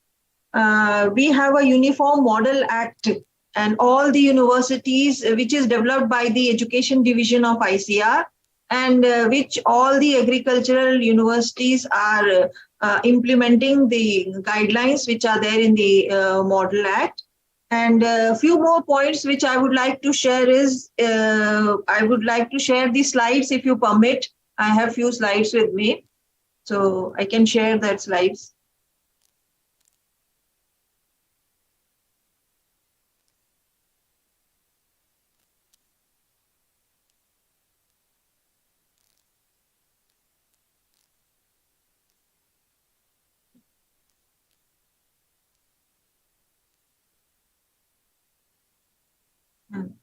I hope it's visible, sir. Hello? I hope the slides are visible. Yes, yes. Visible. Slide is visible. Thank you so much. So, as Madam told that I am here on behalf of Dr. R.C. Agarwal, who is the Deputy Director General in the Agriculture Education Division of ICR. And what I will be, just a few slides are there on the various strategies and the planning procedures which we have for improving the agricultural higher education in the country. So, as I have already told that we have total 74 universities in the different domains, starting from the crop sciences to the animal sciences, veterinary, horticulture, fisheries. And then we have 3 important central agricultural universities. And there are some traditional universities which have the agriculture faculty with them. So we have total 4 universities with Central University with agriculture faculty. So this is the bifurcation of total 74 universities which we have. And all these universities together, we offer doctoral programs in 80 disciplines and the postgraduate programs in 95 disciplines of the different domains. And UG level, we have under BSc in 11 broad subjects. Now, if you see we have different strategies, and the distinguishing feature of our course curriculum is very important. I'm not going to highlight the other things. A very important program is the Student Ready program. At the UG level, this was the program which was launched in the year 2015 by our Honorable Prime Minister. And this is the program to make our students entrepreneurs so that they can take up the jobs later on their own. They can start their startups. So under this Student Ready program, we have the Rural Awareness Work Experience program. Then we have experiential learning units in all the universities. Total, we have 485 experiential learning units, which may be related to some dairy aspects, which may be related to mushroom raising or tea plantation. Different universities have different experiential learning programs. So the students can opt for any of these programs in the last year of their degree program, that is the 4th year. We already have a BSc of 4 years. It is since beginning, the BSc Agriculture is of 4 years. So last year is mainly for this student ready. We are making them ready for taking up the new challenges. And the amendments which we have made through the Dean's Committee, like the course curriculum which we have it's a uniform course curriculum across all the universities. And the UG level course curriculum is designed by a committee, which is the Dean's Committee. And the PG and PhD level course curriculum we have another committee, which is a broad subject matter committee on agriculture. And we have introduced many new courses over time, like we have introduced precision farming, protected cultivation, and then sericulture. And then we have some necessary provisions the universities can make on their own. We give them this much freedom that based on the location, the region, the universities can add 10% of their courses in this. Maybe like those universities which are in the hill region, they can add some courses on hill agriculture, or those in the coastal areas can add some courses on coastal agriculture. And then we are giving now emphasis on organic farming. And of late, now we are working on developing a course curriculum on natural farming, which is the dream which our Honorable Prime Minister has told that now we have to focus on the natural farming. So we have already developed a syllabus. It is just in the final stages, and maybe from the next year, we may start a degree program on natural farming also. Then we have developed the strategy which we are going to follow based on the new education policy 2020 is, first is related to the course curriculum. And in the course curriculum, the UG program, we already have 4 years, but we are trying to redesign it. And we have already set up a new committee, the Dean's Committee, 6th Dean's Committee, where they are working on developing these courses based on the guidelines given by the new education policy. It includes the multiple exit and entry options. And we are also including the certificate course, the 1-year certificate course, the 2-year diploma courses, all in the agriculture side. So that work is going on, and that is also in the final stages. And then for the PG courses also, as I've told you, we have BSMA committee, and they are also working on this MSc and research oriented courses for the PhD. And our also aim is to introduce the teaching assistantship program. And then we are also introducing the internship. Like I told you, we have only in the UG level last year, but now we are introducing in the PG level the internship during master's program for development of entrepreneurship in agriculture. We have named it as IDEA. So that is one initiative which we are taking up. We have already developed an implementation strategy. This document is ready with us, which is circulated to all the universities. It's the implementation strategy for new education policy in agricultural education system. A timeline has been defined in this one, and the universities have to follow all these guidelines which are given in this. The second strategy is the implementation of NEP. In that, again, we are starting with the, like I've told you, we have some timelines. So during 2021-22, what are the activities which are to be completed? We are working on the course curriculum and how we can address the multiple exit and entry scheme. Then the relaxation in residential requirement. In agriculture education, in all agriculture universities, you'll see that the residential requirement is mandatory as of now. So we are relaxing that residential requirement of UG and PG, and we are having compliance with the academic bank of credits as per the directives given. And then we are trying to have a common entrance test. Right now we have the ICR entrance examination for a few percentage of seats, like in NEET we have for percentage, same way we have it for ICR also. 15% seats in UG and 25% seats in the PG and PhD program for different agricultural university, for which we conduct the All India entrance examination, and which is being done by the NTA. But now we are trying to make a common entrance test so that the students don't have to appear in different examinations. Maybe this time the CUET has been introduced, and where we have not, this year we did not opt for it, but maybe from the next year for UG level, because they have added agriculture also one of the subject in that. So we may go for CUET for the entrance in UG courses. Then by 2030, we are planning to have the agriculture universities to become multidisciplinary. Like as of now, we are having university on horticulture, we are having university on fishery. So we are trying to make them as multidisciplinary universities. Then we are also trying to increase the GER through creation of new institutions. That is one of our focus. Then coming to the 2035, by 2035, we are going to, as per NEP, the affiliation system has to be phased out, and several colleges offering UG courses exist in large numbers in both public and private. So we are also trying to develop the linkage between the public and the private colleges. Then another aim is to convert the deemed universities into the model research universities by 2030, and again the enhancement of gross enrollment ratio. Then the third strategy is bringing resilience in agriculture education system. This is basically through the digitization. So the digital component has to be incorporated in this, and this has three different components. One is the digital infrastructure. The other one is which includes the strong data centers, the learning management system, the virtual classrooms. And then the second one is the digital content, creation of course curricula, the course contents, and revising and repackaging existing contents. These are under the digital content.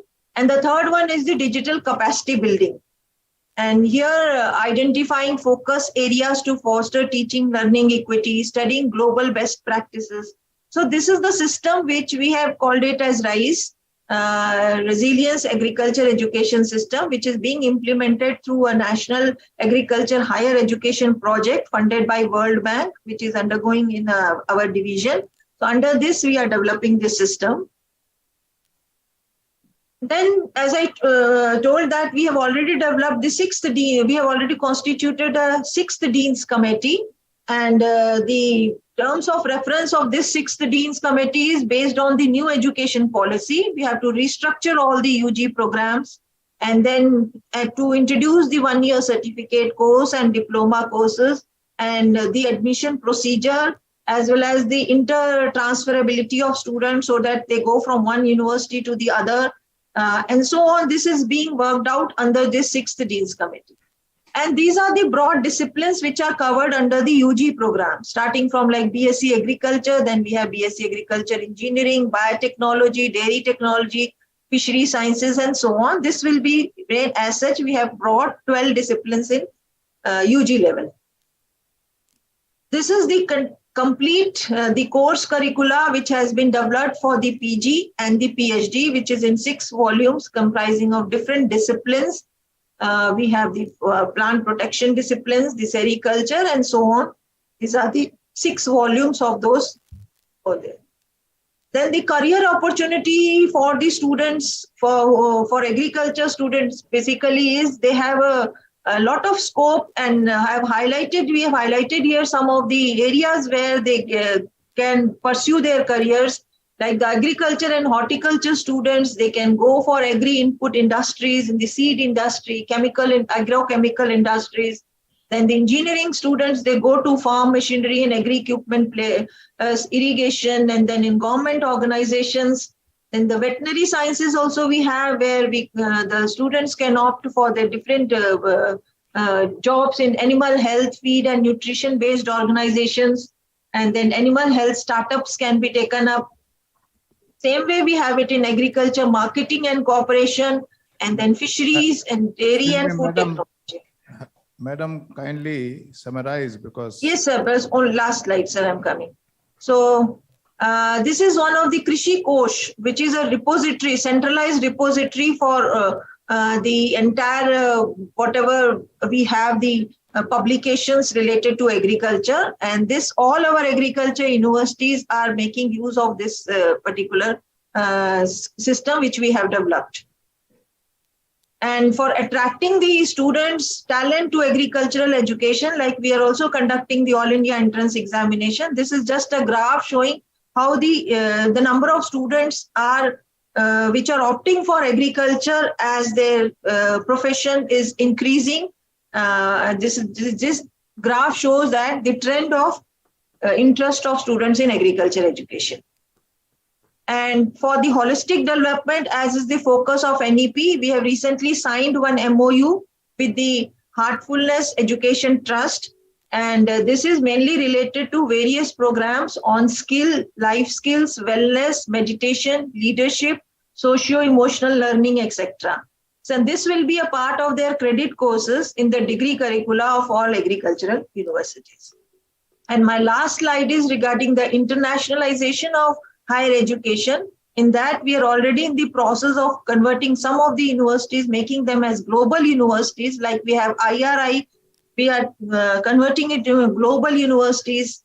Then we also provide some international fellowships like Netaji Subhash ICR International, so that the students from abroad, they can come and take admissions in different agriculture universities here, and our students go out to different universities.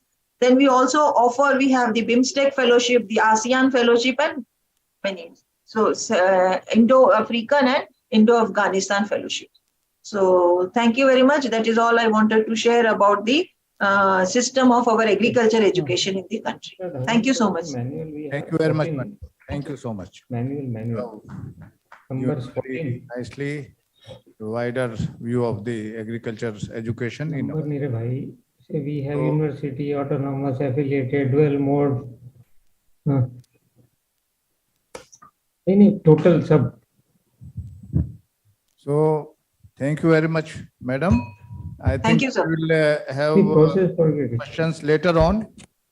Now I request Dr. Devendra Kavade, advisor NEC, वो नहीं ऐसा ठीक है. make Yoga presentation. is also there. हाँ ठीक. Oh, thank you.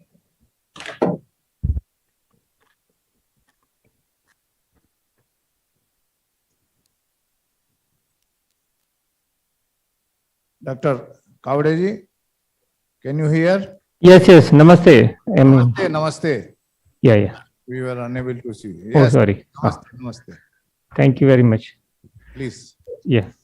So, namaste to everybody. I think so 15 minutes time is there with us to come out with our presentation type.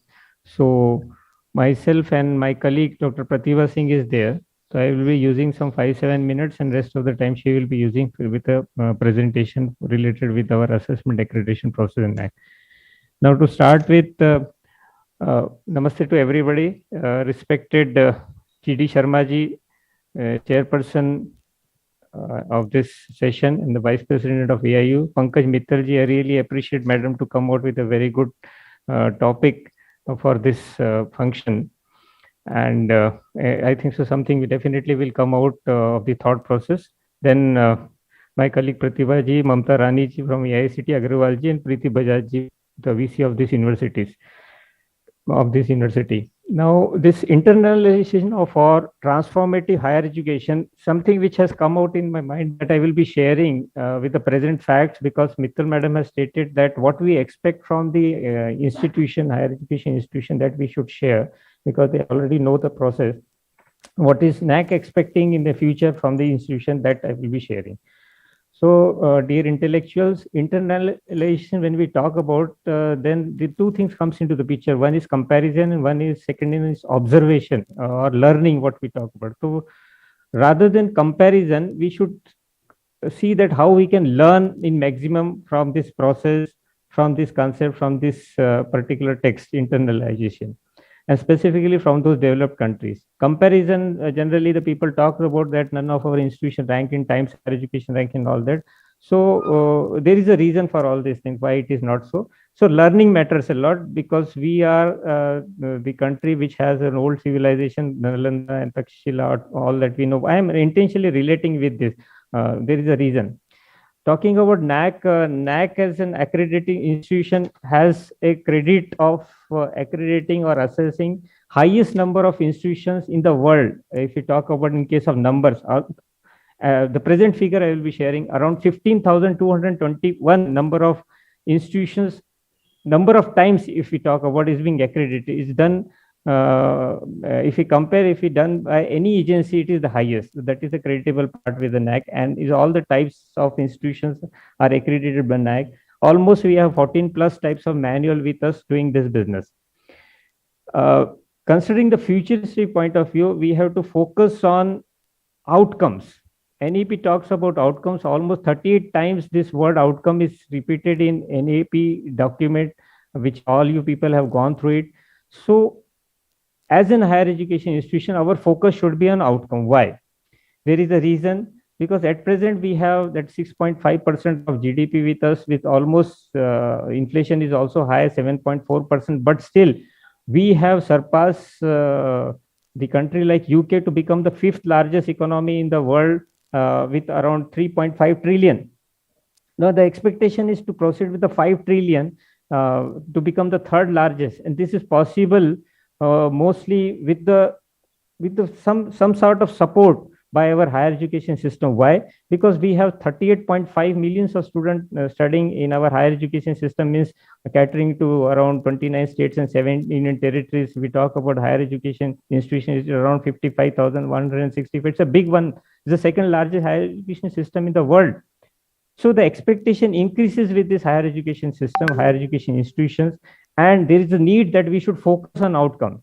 Now, NAC is also coming out with a revamping the process. It is in pipeline. It will come into the picture very soon. Mittal madam knows very nicely that AIU also helped in drafting some good document related to the NEC. Let us see, it will work out. There is a reason. Outcome means what? It is an outcome is related with the student's outcome, teacher's outcome, and institution outcome. There is a three things I will tell you in the assessment accreditation process. One is input based, second is process, and third is outcomes. At present, we have 7 criteria which deals with the 7 core functions of the higher education institution. Out of these 7 criteria, at least there are 3 criteria which focus on outcomes. Specifically, criteria number 3, research, innovation, and extension. Criteria number 5, student support and progression. And criteria number 7, institutional values and best practices. But the percentage there is less. We have to enlarge that percentage. Detail will be shared by my colleague, Dr. Pratibha Singh. So why it is a need of the enlargement of this process related with an outcome?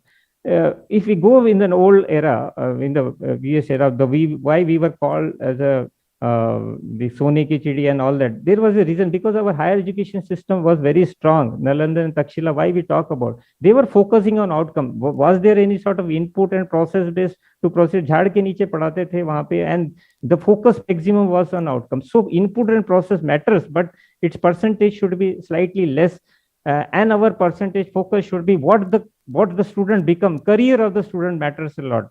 Only in the name of placement some institution work out. It is not only the placement. We have to focus on the career.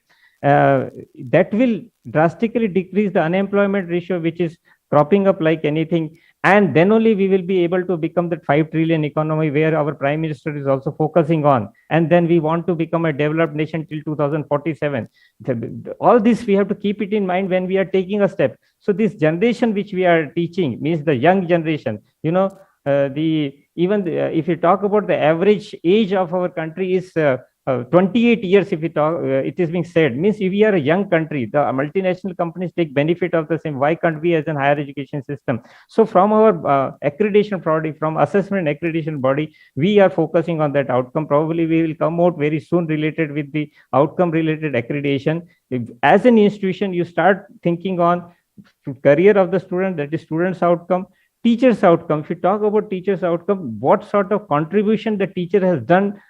Yes, number one, related with the students means how much percentage pass and all that we do it very nicely. Then other thing is very important is contribution to the society by the teacher. That is an outcome, and related with his research projects and papers. But simply the projects, papers of writing and coming out with some sort of increment and all that will not sort the issue. Many of you people might be aware, and many of us, the teaching fraternity, is doing a good job, that we have to see that whether that outcome of the research is there, which is benefiting the society, there we have to focus on.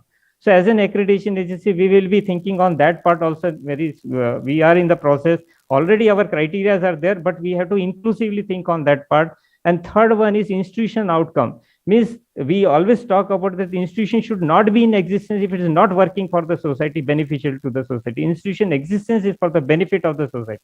That our criteria 7 is almost focusing on that part. So we have to see that how, as an institution, we are benefiting the society in solving the issues and the problems there.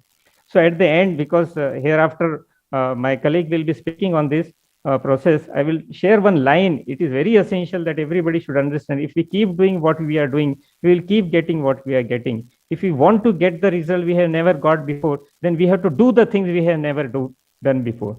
Thank you very much for giving me an opportunity. We will again meet in question and answer session. Thank you very much. Namaste. Over to Dr. Pratibha Singh, please.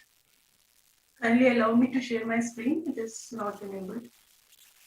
Thank you, Dr. Devendra Kavre, sir. Let me first share my slides. I will not take much time because all of you are already aware about the process and guidelines which NAC is following for the process of assessment and accreditation. So is my slides visible? Yes, it is visible. Thank you, sir. So, as you know that the mandate of NAC is to assess and accredit the higher education institutions in country, and we assess and accredit institutions in different categories. Broadly, it is classified in 3 categories: universities, autonomous college, and affiliated college. The process and the guidelines which NAC follows through external quality assurance mechanism is linked with the internal quality assurance mechanism, and it is very important, noted by various international accreditation agencies also, to link the internal quality assurance mechanism with the external quality assurance process and guidelines followed by the agency. So our emphasis in throughout the process of assessment and accreditation starts with how effective your internal quality assurance mechanism is, and how you have set up the goals and the achievements and the objective of the institutions. As you know, that India is the second largest higher education system in the world, and to cater the various types of institutions which comes under various profiles, which includes medical universities, law universities, and other yoga related institutions, fine arts related institutions, the profile will be different. And if the institutional profile, their funding mechanism, because education comes under the concurrent list of the center and state, both are regulating through their own regulatory mechanisms. To make the entire process, including all these players into the system of accreditation, is really a challenge. So we keep on revising our guidelines and processes, and the recent revision which took place in the accreditation framework has basically defined all the UG/PG colleges of the country in same category, and a recent manual which is revised for the colleges is came into existence in the month of June. So as you know that the concept of periodic assessment for an institution is the basic underlying unit for the assessment and accreditation, and institution which is accredited once need to be accredited again. So self-evaluation, accountability, autonomy, and innovation are the underlying principle for undertaking the assessment and accreditation, and these are our mission statements to arrange for the periodic assessment. I will not just go through it because all of you are already aware. This is the governance of NAC, which is governed by the General Council and Executive Committee. The chairperson of UGC is the president of NAC. The director of NAC is the academic and administrative head. And also, apart from this, we have various statutory, advisory, and consultative committees to look after the transformations that are happening in the higher education systems of the country, to integrate those processes and guidelines into the system of assessment and accreditation. Apart from that, we have many external resource persons who talk about the process guidelines in various seminars and conferences organized by NAC. So we have pool of external resource persons also, which guide the institutions for preparing the SSRs and other data documentation methodology. So these are the functions of NAC: evolving the appropriate instruments for the assessment and accreditation, fine-tuning of assessment and accreditation instrument whenever necessary, provide guidance to institution for preparing the self-study reports, coordinating on-site visit, develop pre- and post-accreditation strategies, identifying, enlisting, and creating a pool of efficient assessors, providing appropriate training to assessors, disseminate the NAC processes and quality enhancement mechanism through relevant publications, organize seminars, workshops, and conferences, partner with stakeholders to promote the quality culture, promote establishment of the quality assurance units so that it can be recognized by other institutions also, and establish the collaboration with various national and international professional agencies involved in the assessment and accreditation process. So this was the process which was followed completely manual before 2017. It was suffered from various drawbacks of the objectivity, and because self-study report were submitted and the process was long, it was taking around one complete year for assessment and accreditations. Through this, So there was a need to completely revamp the process and which to bring the objectivity in the system of assessment and accreditation. So RAF was introduced, which was mainly a data-driven process, and basically it is seen by the academics as benchmark-driven quality assessment tool, wherein the institutions benchmarks are developed for various standards of higher education institutions. And the data validation and verification or the third-party agency basically involved for the confirmation of the data. The process is completely automated, system-driven, and it follows a fixed timeline. And very important component which is always recognized for an external quality assurance agency is the involvement of the stakeholders in the process of assessment and accreditation. So we have introduced the online student satisfaction survey through this RAF. And also there is an involvement of employers, teachers, their feedbacks in the assessment and accreditation process. You can see the detailed guidelines. So how to take further this involvement of other stakeholders into the system of assessment and accreditation is something which we are thinking on for the future revision of assessment and accreditation.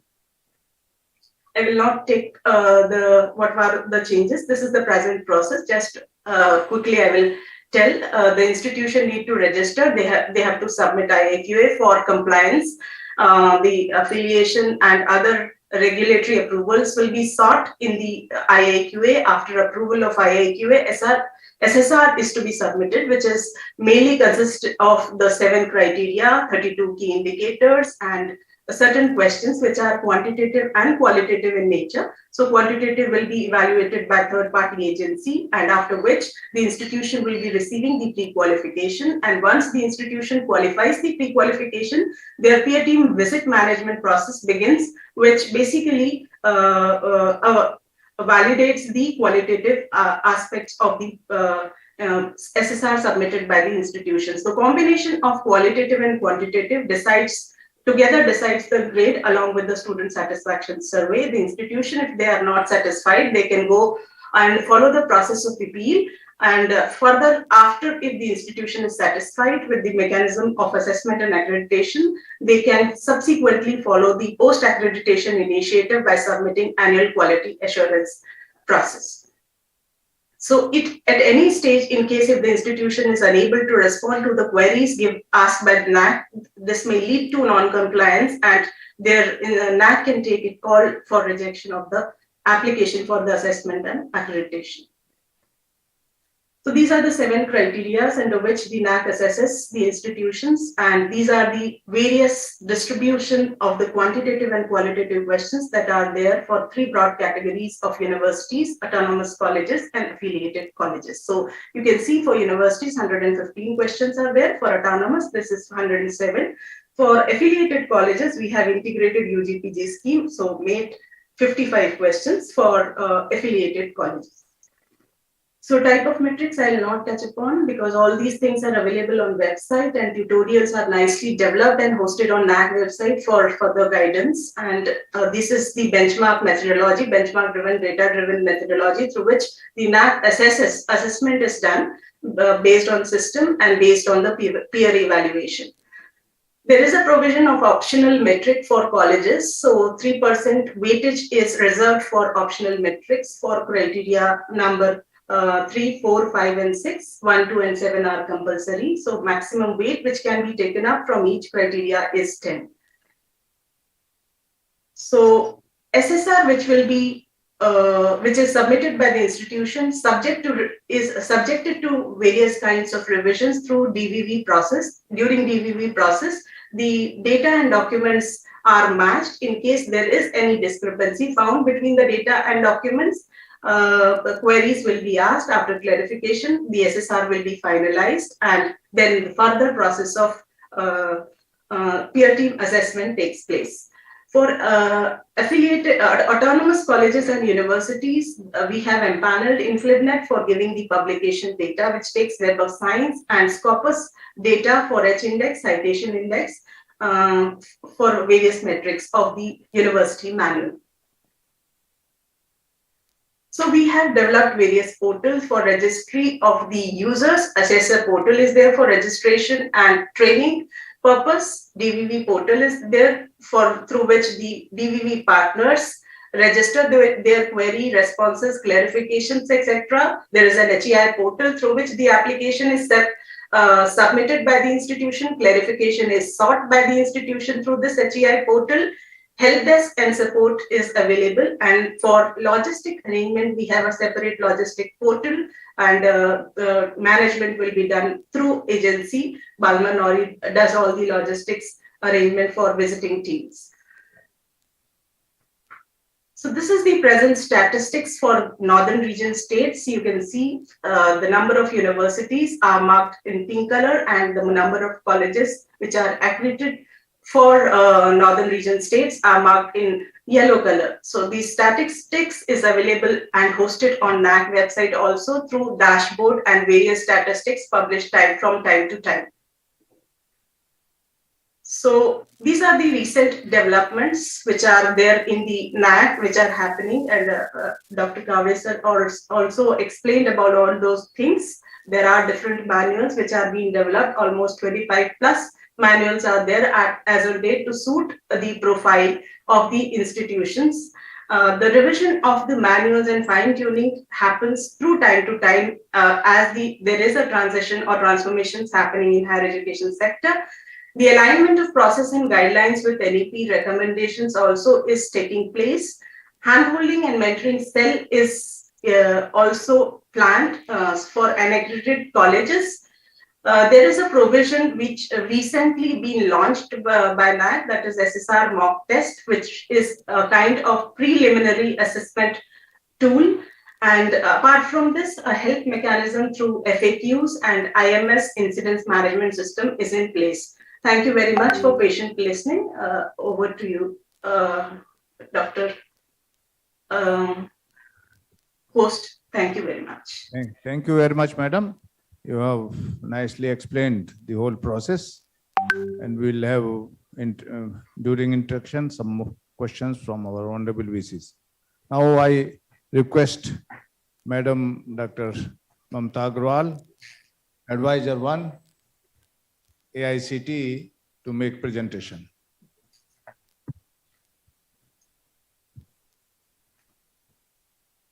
Every question can we ask a question there? We can put it. Good morning, everyone. Very distinguished Chair of the session, Professor G.D. Sharma. He is Vice President AIU. Honorable President AIU, Professor Suranjan Das is there. Distinguished Secretary General Pankaj Mittal. Former President AIU, Thiruga Vasamji. All my friends from academia, very, very distinguished Vice Chancellors. It is indeed a proud privilege to speak today. And I conceived the whole session to be an interactive session, and had a word with Vijender ji. So I conceived the whole session to be an interactive session, so did not prepare a slide. But then, you know, these days, my session being the last one has been a blessing in disguise. So I just used the technology and pulled just a four slide show and prepared it. But before that, as Kavdeji, my co-panelist, some of my very worthy co-panelists has said, that we are in a very watershed moment in the humanity. We are recovering from a global COVID pandemic. And also, we are actually in a state where COVID, though being a pandemic, has been a blessing in disguise. And we all admit that with the progression of disruptive pandemic, the technological advancement have been very, very accelerated. And there is a paradigm shift in teaching learning process. Ensuing education is highly collaborative, cross-institutional, cross-cultural, or if I may say, multi-directional, enabling a beautiful convergence of man and machine to explore new pedagogies. Students will no longer be the mute spectators of the teaching learning process, but will play a very key role in creation of knowledge in a self-paced, self-directed, student-centric learning ecosystem. And though whether we actually try or not try, internationalization actually has become not only the need of our, but a market-driven ecosystem where Skypes, wikis, blogs, virtual classrooms, simulators, MOOCs, animated laboratories, and highly personalized data from a very, very interconnected world have become some of the new learning tools. So with these, when we talk about it, and Madam Suranjan Das ji, everyone very eloquently in the inaugural session had put forward that we have roughly 1.3 million students going out and spending a lot of Indian currency, and with with the dollar rupee continuously depreciating, it is equivalent to the budget of our whole of education which we spent on, and roughly, as ma'am was saying, 49,000 students coming in. So I think it's a big challenge. And now may I request to just play my slide? So I have just pulled this 4 slides show and which I represented to CII. So what internationalization is actually about comprehensive ecosystem. Academia is just merely a part of this comprehensive ecosystem. Can I have my first slide?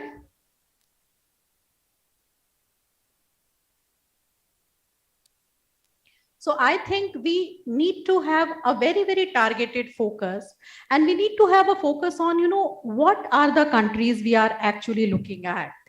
And then it should definitely be a two-way process. Not only that our students have an outward mobility, but how can we ensure that inward and outward mobility? So, some of the target countries, ma'am, I'll come to what AICT has been doing just because I have just pulled out this slide. So may not be absolutely relevant, but these are some of the countries I feel that, we should really be putting our focus on when we talk about internationalization, because only focusing on countries like Canada, United States, Australia, and such countries where, the education system has evolved much better. The discourse of academia has been much more evolved, much more developed.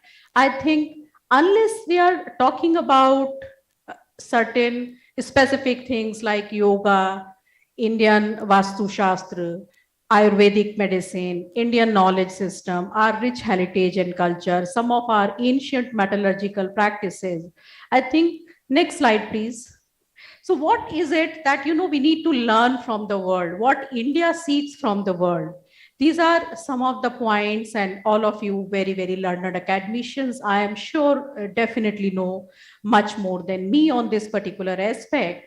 But this has been my take on the subject that, from experiential learning to empowering the local leader, having an independent governance based, these are some of the things which India as a country can seek from the world. Next slide. Now, what we as a country, what we as a nation can offer to the world.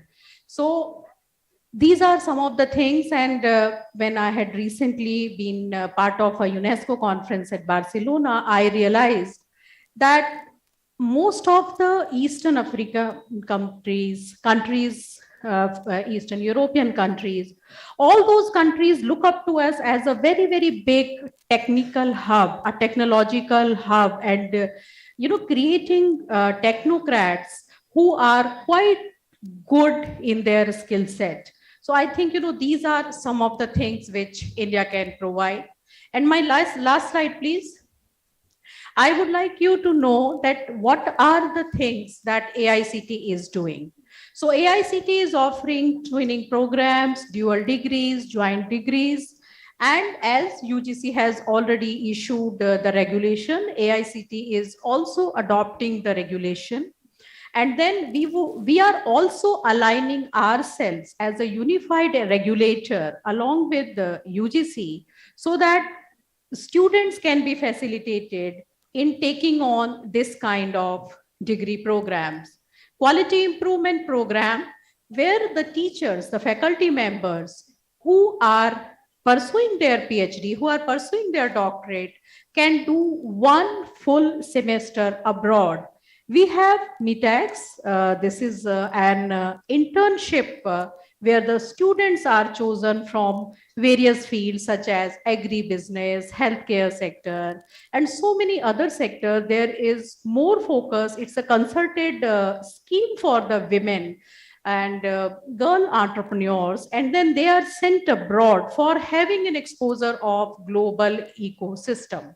Similarly, Atal Academy, which is AICTE's Training and Learning Academy, has been training faculty members in all the emerging technology so that they can keep pace. So it has till last year, it was in an online mode, and now it has shifted to hybrid mode. And then the focus is on all the future technology, all the emerging thrust areas, be it robotics, machine learning, virtual reality, artificial intelligence, metaverse. So those things have also been integrated in the whole system to ensure that our faculty members are trained to adapt and take our students towards making them competent professionals, global edge citizens, and keeping pace with all these technology.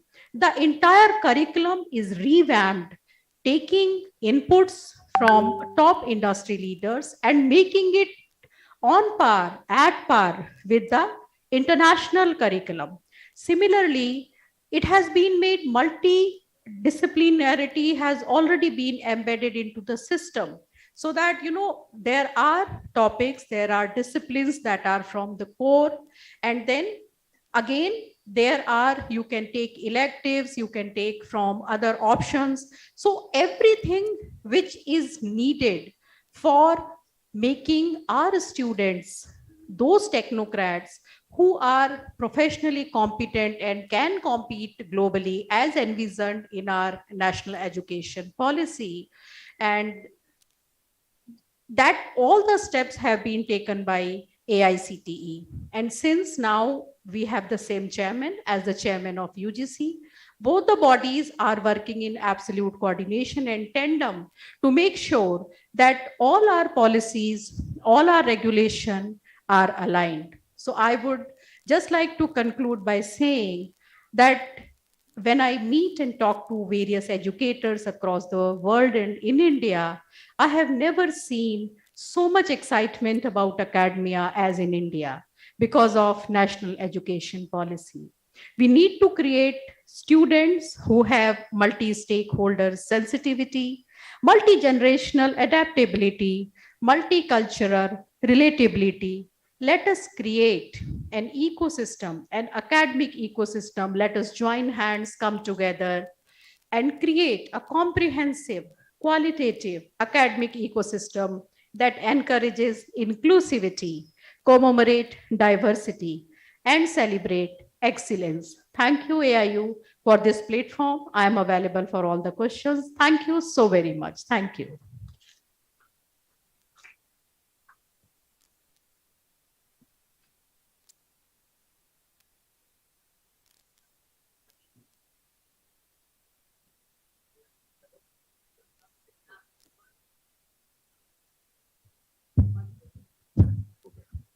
Thank you very much, madam. And we have now time for interaction. I will request our honorable VCs, you may have some queries. Kindly forward your queries so that our honorable speakers can interact with you.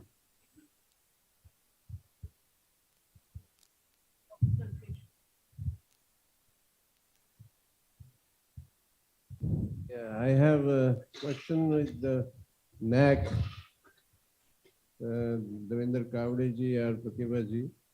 I want to know more about SSR mock which they have introduced recently.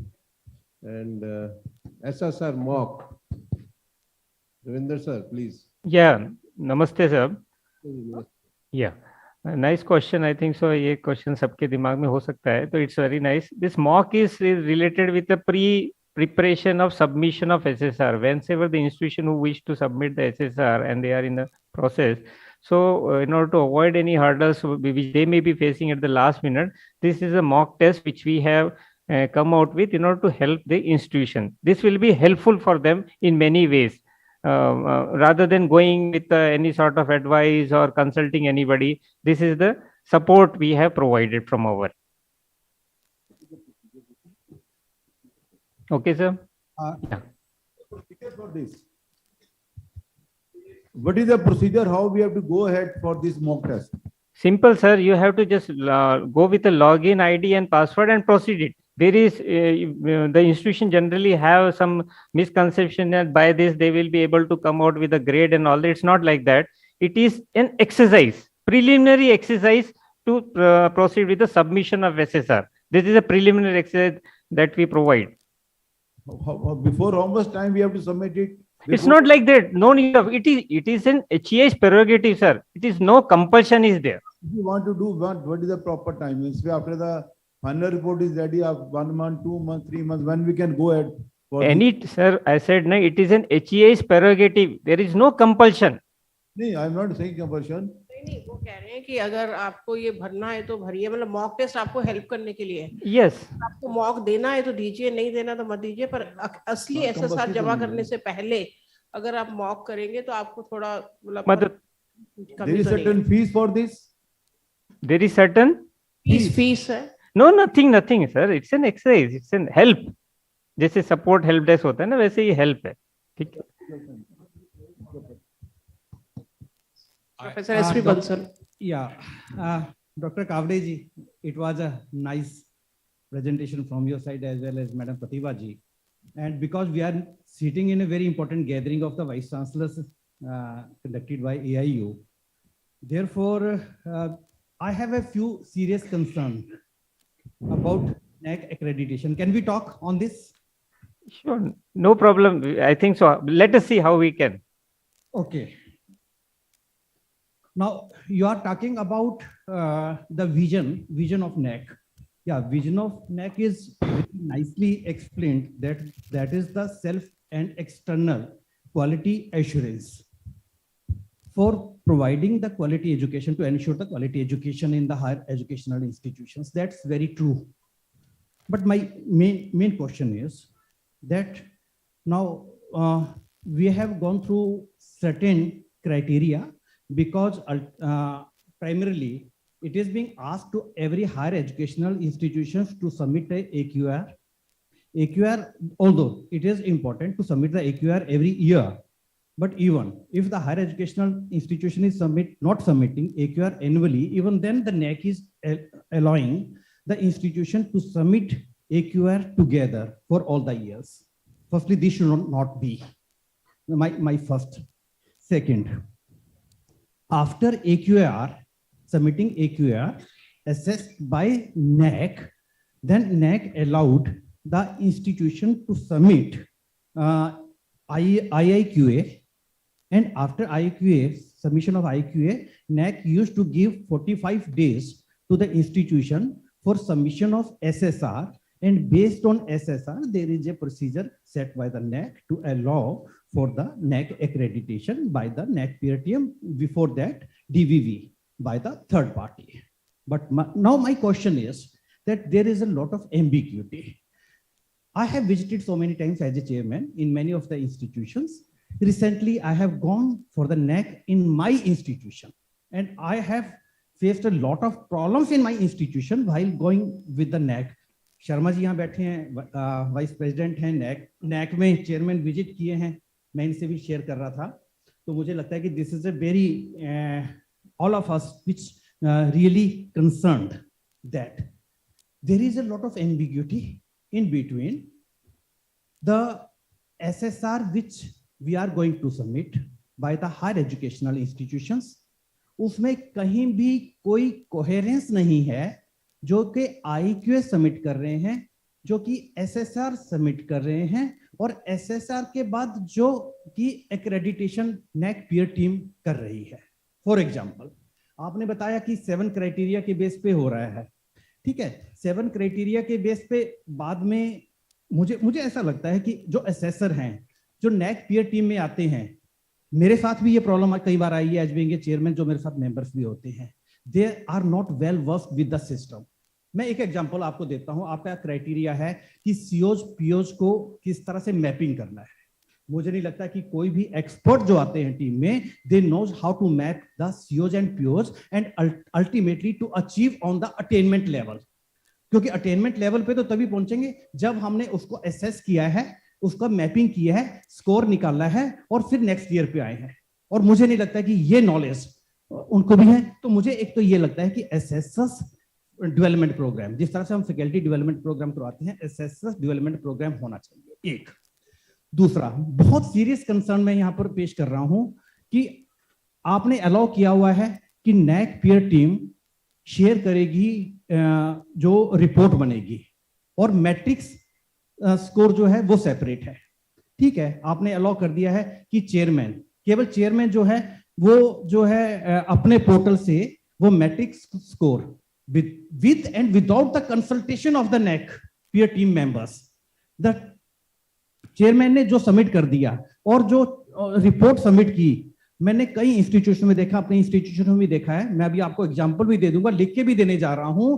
There is a lot of mismatch in between whatever the report submitted by the NAAC peer team and whatever the grade they have given, जिसकी वजह से particularly government higher educational institutions suffer कर रही है।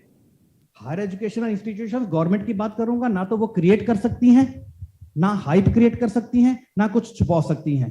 मुझे लगता है कि सीरियस थॉट, ब्रेनस्टॉर्मिंग और assessors development program required. Thank you. Yeah. Shall I answer? Okay. So, Namaste Bansal ji. It's nice you have pointed 2-3 queries simultaneously. I will reply one by one. First, AQAR, Annual Quality Assurance Report. We ask the institution to submit every year. Though we have made compulsory and we were time to time we were flexible to allow them to submit it by extending the date. There is reason because from the physical mode we went with an online mode concept. And why we went with an online mode concept? Again, there was a reason, because we wanted that AQR should be linked with SSR. Means every year they should fill up the SSR seriously, so that 4-5 years AQR will conglomerate to form a SSR. That was the reason, so that the people should be serious in their business every year. Okay, but unfortunately the corona came and all that, and it had again extension was, we were forced to give an extension. So this is related with the AQAR. But it's the institution. Why? See, there is a self-study report concept. You came out with a word called self.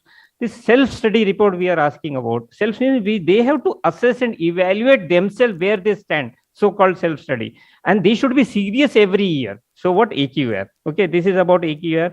Then we talk about IIQA 45 days and SSR. There is a process. IIQA, why we ask for IIQA institution information for quality assessment, that whether that institution is in existence ethically, technically, legally, that we have to find it out. So IIQA is essential. Otherwise, the people will start fooling. So IIQA, and then comes SSR, which they have to prepare, not at the time of the submission of SSR. Generally, the people we came to know, and you also know, most probably before 6 months or 1 year, they start preparing. But it is an exercise which has to be done the complete 5 years. So 5 years data is required. See, technically, ethically, this process which is there is fantastic if you go deep into it. But unfortunately, the people start doing it at the last moment, so they face so much of hurdle. Okay, we are going to revamp, considering all these things and the NAP and all that. Then you came out with an assessors concept, the CO, POs and all that. Yes, I agree. There is some criteria. One where we ask this qualitative metrics, that is a curricula developed and implemented, have relevance to the local, national, regional, global development, which is reflected in POs, that is program outcome, program specific outcome, and course outcome of the programs offered by the institution. This is a qualitative metric which generally the institution write about in 500 words, and the peer team people who visit the institution do assess it. It depends upon their experience and all that, how they assess and judge it. See, we have 5,000 number of assessors with us plus, and it is selected by the system and the chairman category and the subject wise, it is as per state bifurcation, all system managed. So accordingly, the chairman goes. Now, it depends upon and differs upon the human, the person, the experience, not experience, the seasoned person like you, the seasoned person like Tankesh Kumarji, and all those you people are there. Sharmaji is also sitting on that. So you people are seasoned. Most probably you can judge it very nicely as compared to those people who doesn't have an experience. So it may differ. It makes a difference. So their training, categorical, strategical training is essential related with this concept. Third thing, what you pointed out, third, fourth thing, that is chairman's report and score doesn't match. Yes, this is an issue which sometimes keeps on cropping, and so then people come for appeal and all that.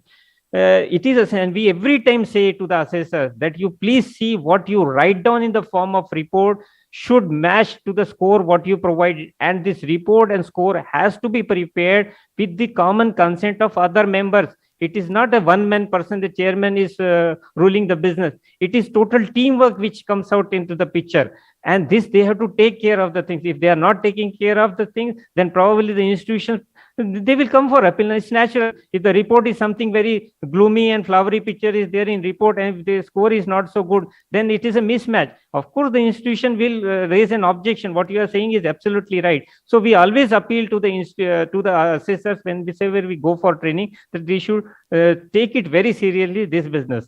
The last part, which I am concluding part, I will tell you, there is a need of revamping as per NAP. And of course, in order to, I think so, we all should bat for this.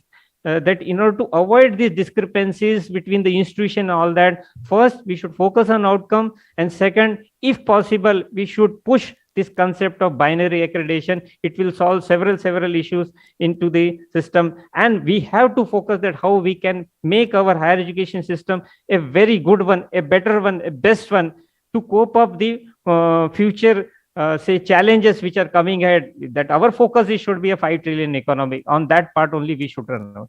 Thank you very much. Yes. Next, please. Permission of the chair, may I ask a question? Dr. Mittal, I have got this mic with me. Can I ask?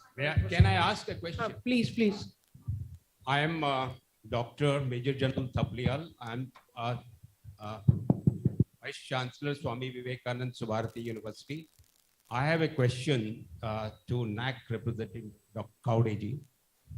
And that question is based on my experience, which I have gone through during the NAC process for last 1 year. My question is, we are by filling the data in SSR.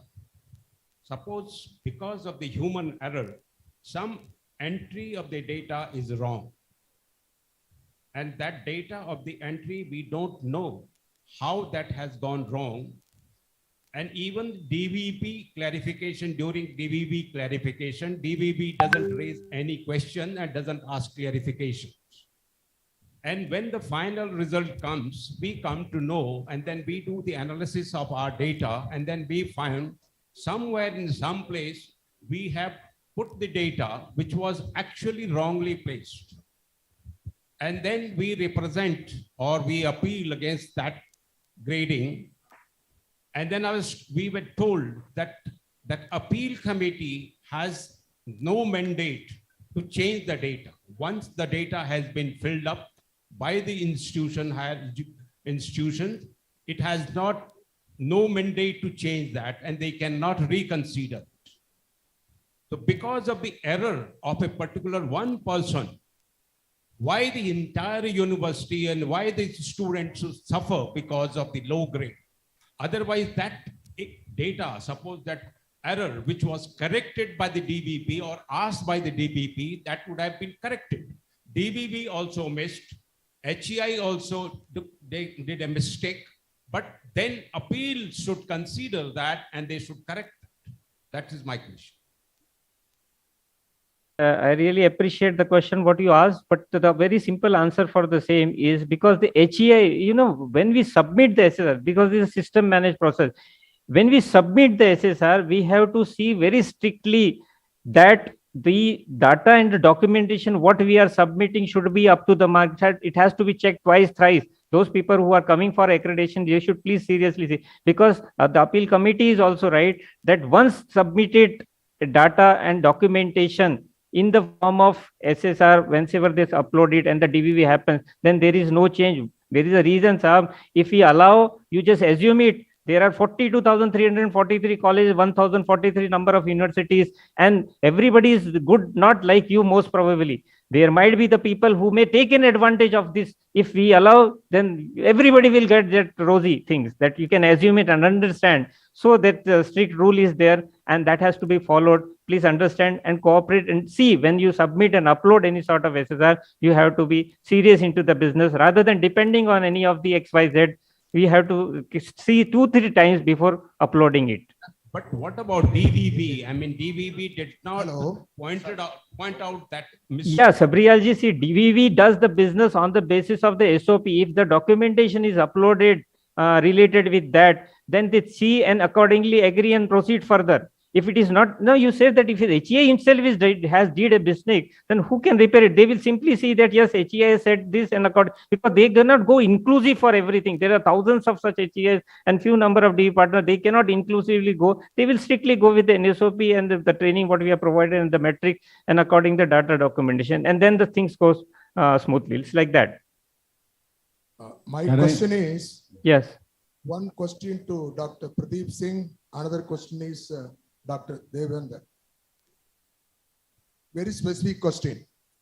Madam, you mentioned that you brought out a lot of manuals as per the background of the various higher education institutions. We appreciate. Of course, 7 months ago, there was an exercise done by NAC preparing manual exclusively for specialized universities.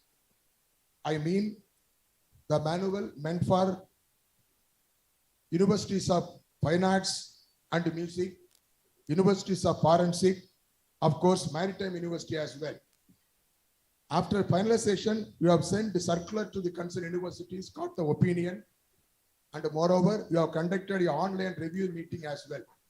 What is the status of that manual? Are you going to bring out or not? That's my question number one. Question number two, now in your presentation told, the manual or profile which are going to be published very soon will be aligned with NEP 2020. My question is, NEP 2020, it's the most welcome feature. AIU totally welcome. As a Vice Chancellor, I also welcome it. But there are 5 state universities, 5 states in India. Government totally opposed. They have communicated to the Ministry of Education as well. They are not for implementing NEP. For your kind information, private and deemed universities of those states, they started implementing. The only problem is with the government and public universities of those states. Suppose you come out with a profile or proforma, which is going to include questions of NEP 2020, you will be allocating certain marks. Take it for granted, suppose you allocate 200 marks. So those universities who are not implementing due to compulsion on the part of the government, they can submit SSR only for 800 marks. What is going to happen? Have you taken any policy decision in NAC not to revise the profile or proforma until the NEP is going to be implemented throughout India? So these are all 2 questions. One is about the status of the specialized universities manual, another about the including the NEP in your manual or in the proforma. Thank you very much, sir. Okay. Yeah, Pratibha ji, you can speak first. Yeah. Thank you very much for very nice question which is asked that specialized, highly specialized manuals and the consultative meetings and the feedbacks have been conducted for that meeting. But as you know, there has been various kinds of mechanism for before launching any manual, and it has to go through various committees which are statutory, and also as per the decisions of our competent authorities and bodies, the manuals will be notified on website. So unless something is notified on website, we cannot say that the manual is launched, and after notifying also, we will give the deadline that this manual will be applicable starting from so and so date. So we notify on the websites, because, and I would request Kavreji also for the latest update, what is there for that particular consultative meeting which is held for maritime and other highly specialized manuals. Okay, Pratibha ji. Okay, what you have answered is fine. Now, what related to the specialized manual and all that, it as she stated, it takes its own course of time because some consent is essential from the authority. Now, related with what the other thing respected sir has stated about it, coming out with the manual with NEP 20, and he said that 5 states are there which has not gone with the government approval.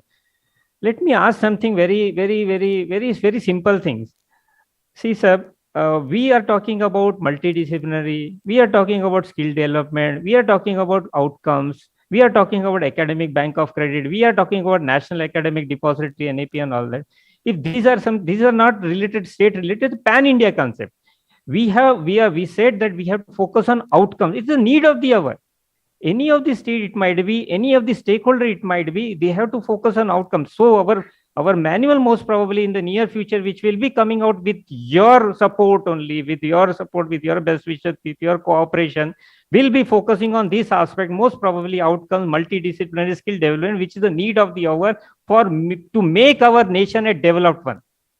So I don't find it any discrepancies related with that. I think so you will very nicely and will agree with the bottom of the heart that there is the need for everybody pan India to proceed with this type of concept what is stated in NEP. Okay, it is not, forget NEP, we can just talk about the multidisciplinary skill development outcome. This will solve all the purpose. I think so Sharma ji want to speak related with that.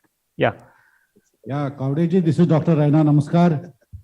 Yeah, Raina sab, namaste sab. How are you? I think your session generated a lot of discussion and interaction.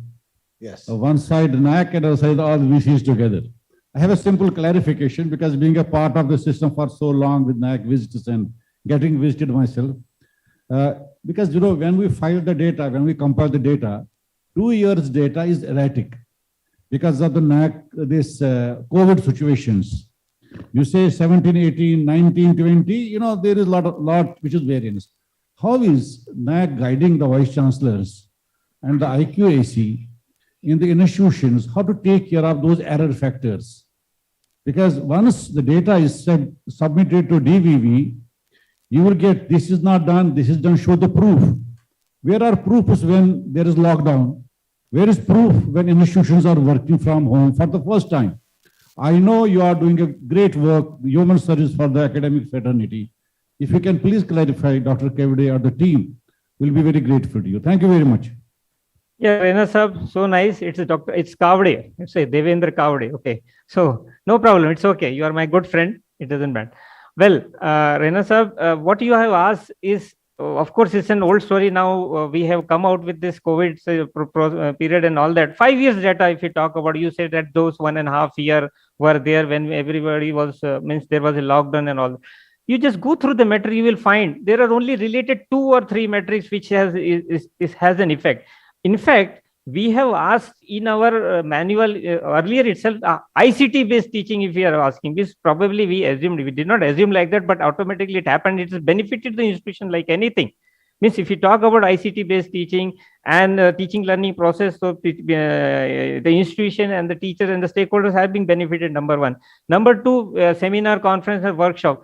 Online seminar, conference and workshop webinar is being considered pan India. We always have narrated many of the times this related with it. The only part remaining is related with the physical activity. For example, extension activity, something if we are going in the physical mode in the ground to perform that extension, there is only such type of impact only for that 1.5 years. Rest 3.5 years is fine.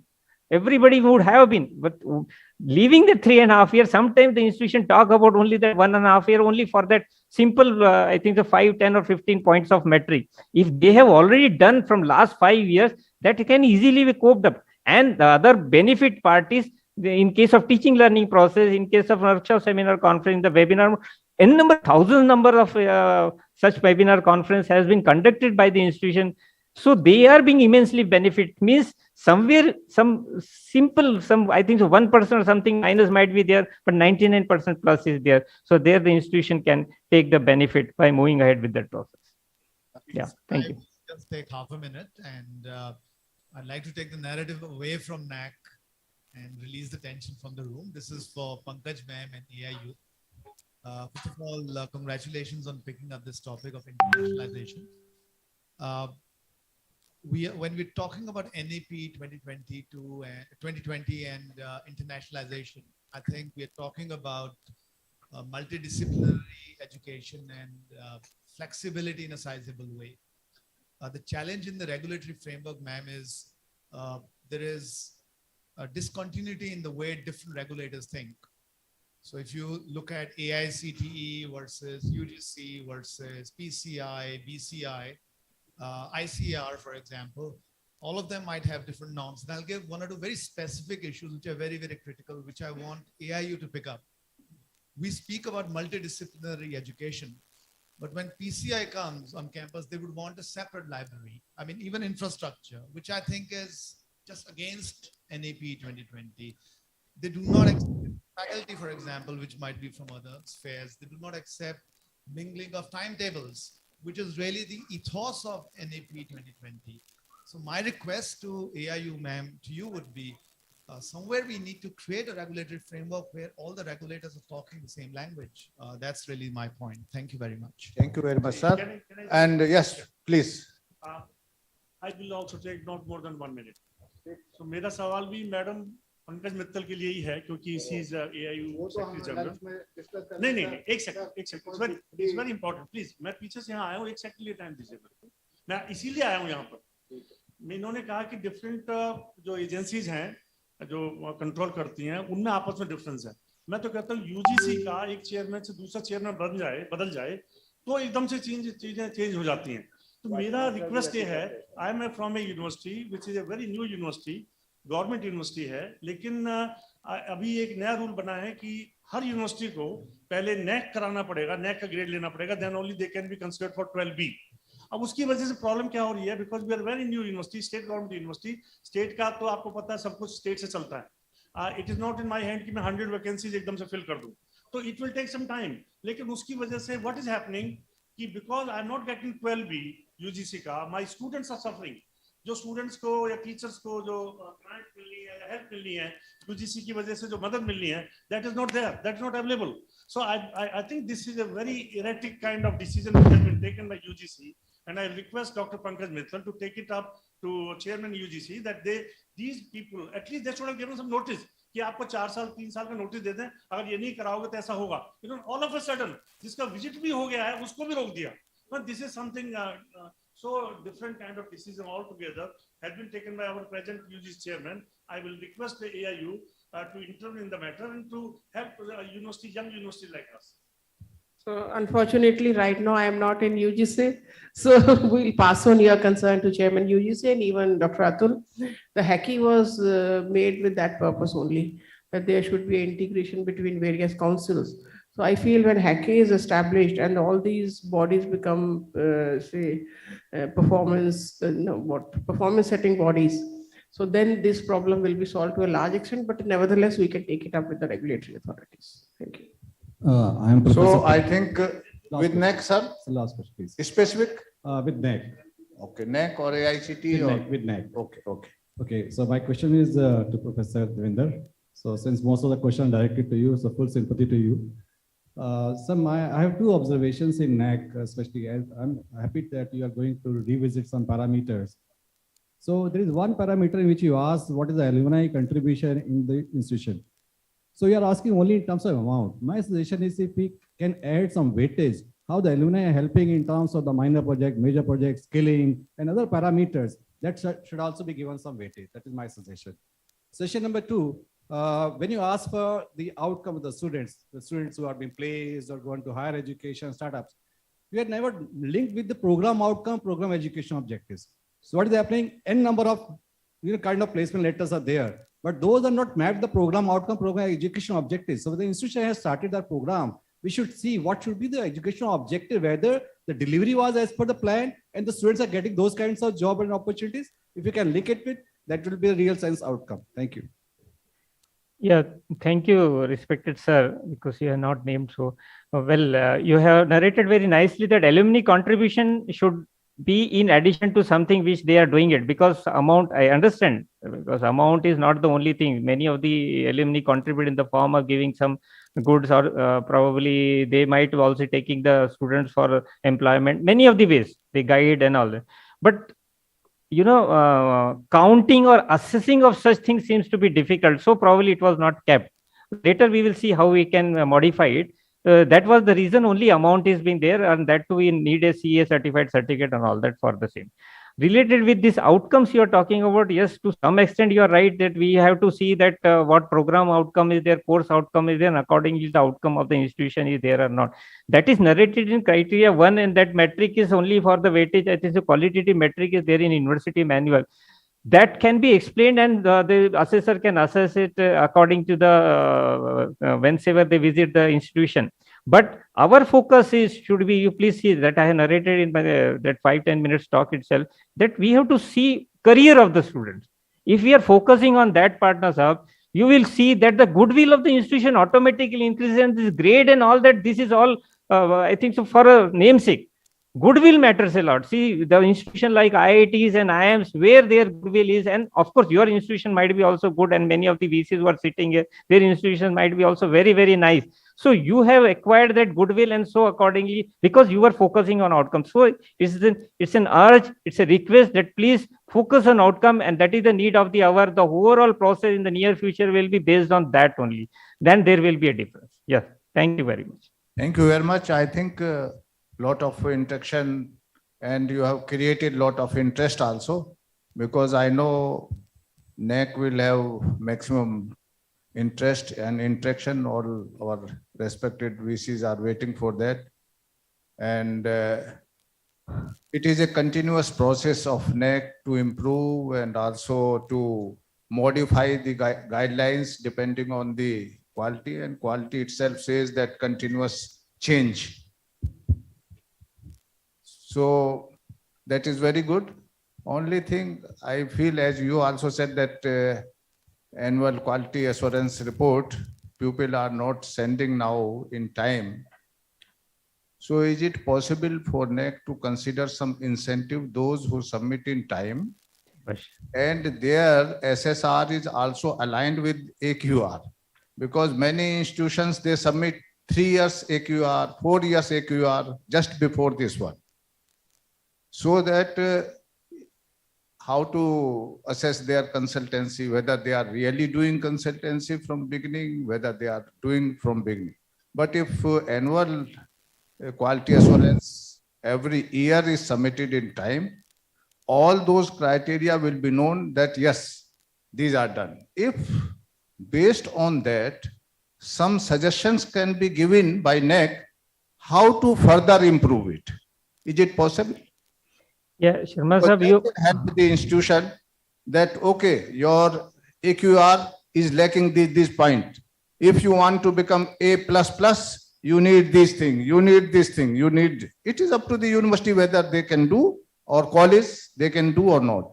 Because I tell you, most of the confusion in particularly colleges and in some universities, when we say outcome based, they are not able to understand what is program outcome based, what is the course outcome based, and how to calculate it. And also when you say outcome, they only think the placement, only this point. And placement may be 10%, 20%. They simply write that 10%. And when this data goes 10% or 20% placement, naturally they cannot get A grade. So some of the understanding of the institutions, also whatever they are doing much more, but proper that documentation or filling of this, because as one of our honorable VC said that DVV, once data is given, because it is third party, there is no interference from the NAC also. So that data is considered. Many times, many papers are not counted in DVV. They always complain that we have published so many, and they show to the team also, but nothing is there in the hands of team. So such kind of the things can be avoided if AQR is submitted in time, and based on that, some suggestions can be given by NAC to the institution, so that it will be also as per the vision of the NAC, helping the institution. Because now NAC is helping when we are organizing some awareness. Otherwise, you are not coming forward from your side, and not possible also, because so many institutions are there. But it can be possible when it is done like this. This is just my suggestion came into my mind. That will also help. जैसे हम बच्चों को कहते थे hand writing अच्छी है तो assessment में 2 मार्क्स मिलेंगे और ज्यादा, अगर अटेंडेंस 100% है तो something like that, I think that will motivate, also help the institution to improve themselves. Because our aim as NAC also should be how to help the institution.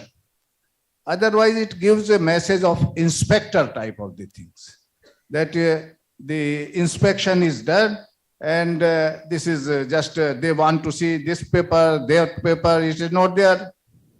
In DVV, 0 or 100. So in between 0 and 100, this could be one of these. This is just suggestion only. It is nothing question. Yeah. So I think we can conclude, because lunch time is already there, and I take this opportunity to thank, first of all, Madam Pankaj Mittal and also AIU to organize such a vibrant interaction. And we have seen that almost every one of us is so much getting benefit from both our two advisor and deputy advisors of the NAC. It has created a lot of interest and very vibrant interactions. So I take this opportunity to thank Dr. Devendra Kavade and also Dr. Madam Mrs. Pratibha Singh ji, Deputy Advisor NAC, that for making such a nice presentation. And we look forward for your help, all of us. I am telling on behalf of all of us to help each one of us that how further we can improve our, because the grade is directly associated with many schemes now. So we would like that our all the universities come to A+, not only A. So thank you very much. I also take this opportunity to thank Madam Seema Jaggiji, Assistant Director General ICR, for making known to all of us the agriculture education, which is having so much relevance to us. And I am sure that general universities can also now start agriculture department with your, and because the multidisciplinary and all those things and skill, all those things can be amalgamated with the agriculture education. Only thing that we should not diversify so much, and we should not be so much highly specialized at graduation level. And the number of seats, if it can be possible to increase at PG level, because at PG level in ICR system, the number of seats is very less. It is just like MD or MS, 2 seats or 4 seats or 3 seats, and so much resources are spent. I have gone to many universities, ICR complex, the instruments are lying in verandas. Very less users.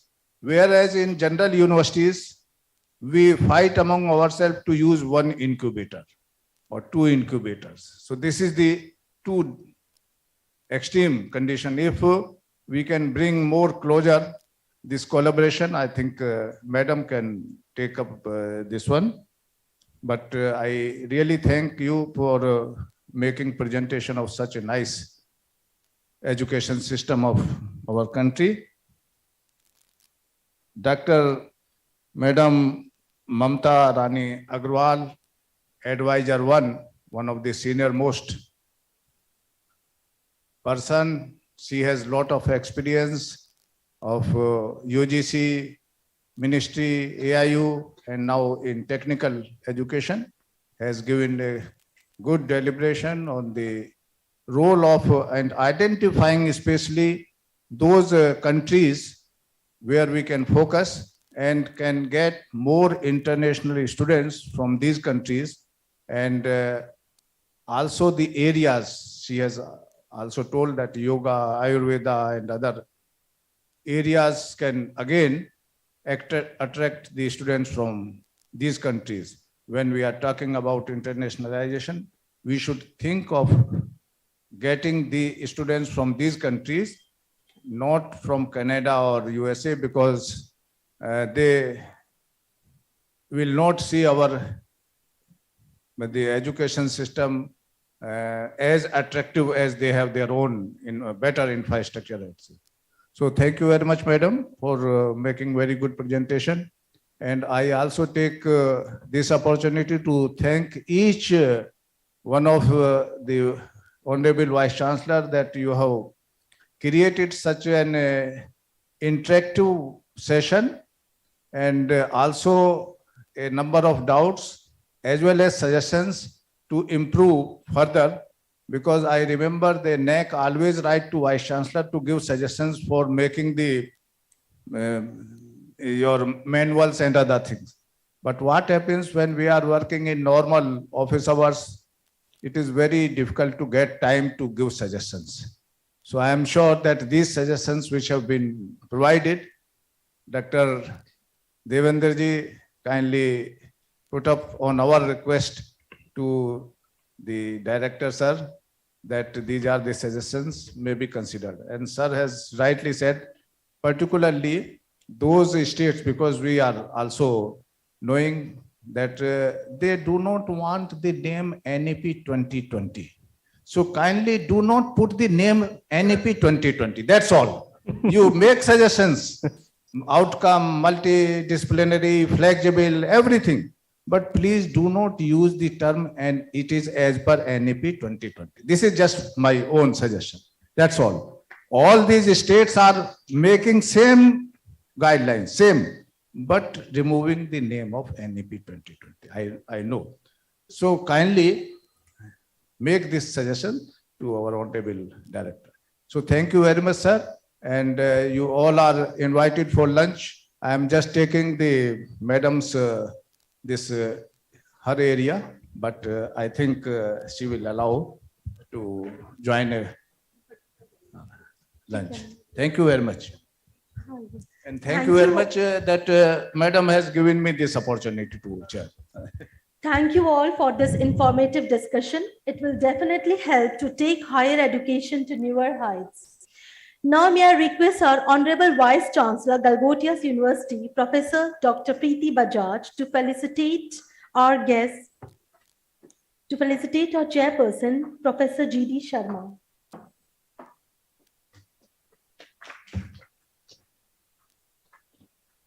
Again, I request ma'am to felicitate Professor Pankaj Mittal.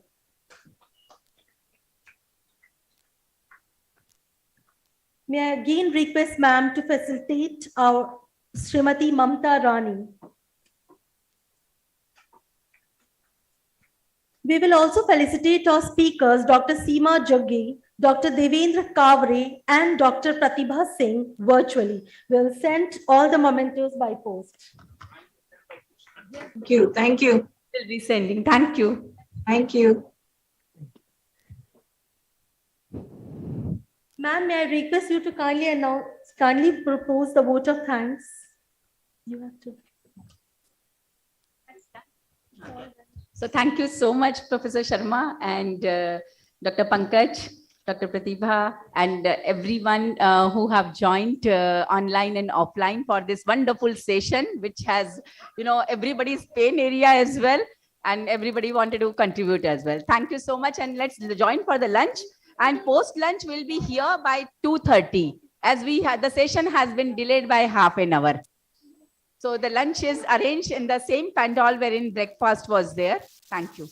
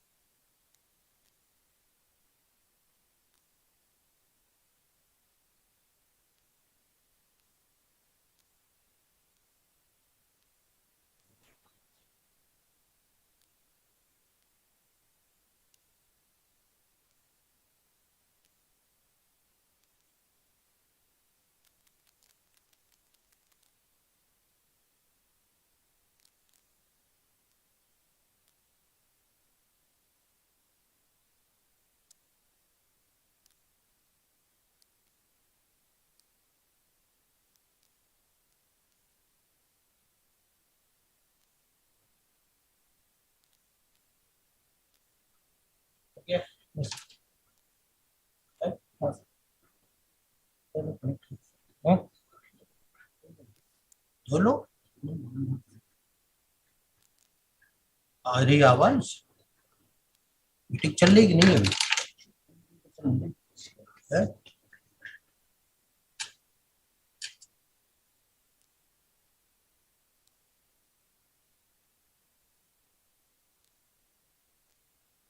YouTube live क्या है?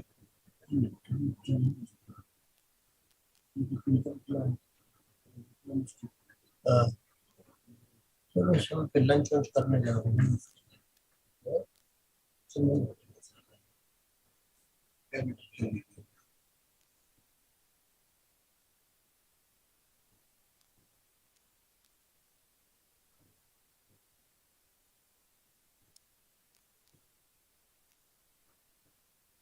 तो कोई file while है तो नहीं है?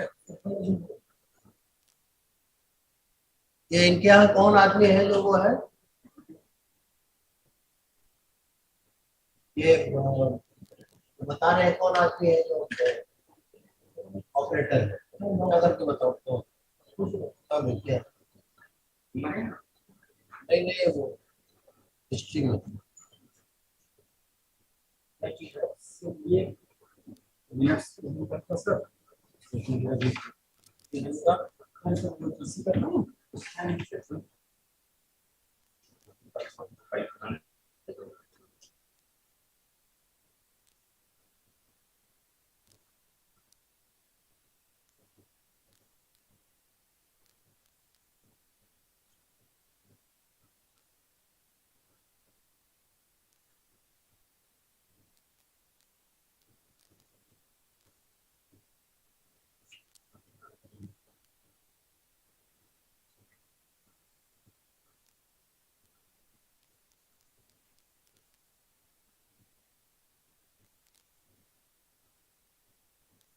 ये पुष्टि की गई, इसमें जो संशोधन था वो कर लिया गया।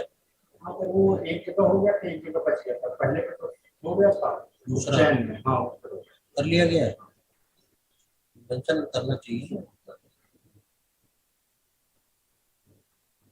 ठीक, ओके ठीक। हाँ सर, ये सर वो नॉन टीचिंग वाली सब ये हाँ जांच रिपोर्ट है उसमें आलोक मिश्रा और जे कल्याण के संदर्भ में उन्होंने जांच की। तो टीचिंग की थी, एक नॉन टीचिंग टीचिंग वाली तो नॉन टीचिंग वाली वही जो मैंने कहा ना, उसका टीचिंग की है तो ये जे कल्याणी, ये अवधेश प्रसाद मिश्रा, दोनों टीचिंग है। दोनों टीचिंग है। ये सर पैक है सर, ये सर समझ में नहीं आ रहा है, या तो आप अपने सामने से पर खोल के सर इसको नहीं, अच्छा इसके अलावा वो उसका क्या हुआ, जो एक और रिपोर्ट थी जो वकील के पास। सर आप मतलब आगे भी मैं सर आपका सीधे से बता रखता हूँ कि मेरे पास अलमारी से था नहीं, मैं लेकिन अभी सर आपको बैठा जब ये इनकी रिपोर्ट है, इसको तो निर्णय हो चुका है उसमें। तो खोलो जरा।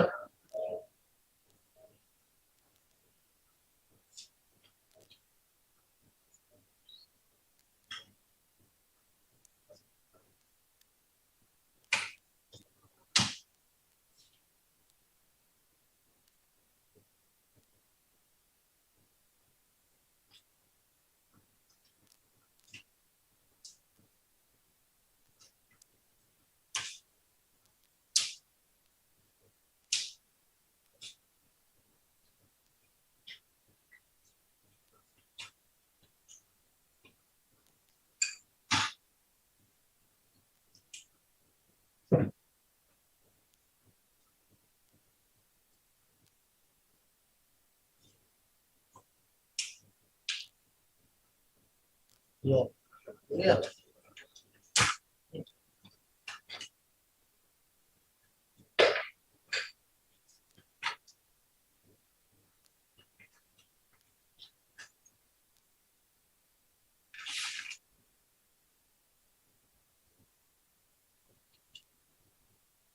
रखा गया था भाई, तो मेरा दस्तखत दिया था तो उनको मीटिंग में रखा गया था, उसके बाद ये ओरिजिनल।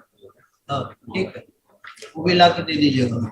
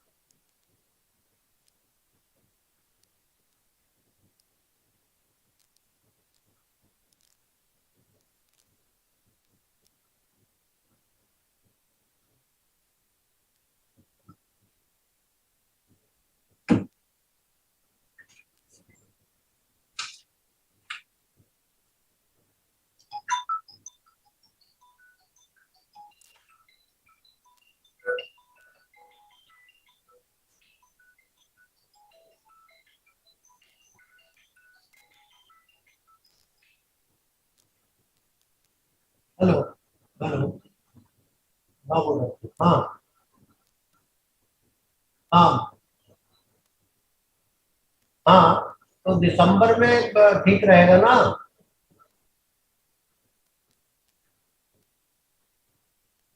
हाँ ठीक है, मैं बता दूंगा। एक दिन का रहेगा, सुबह आके शाम को वापस।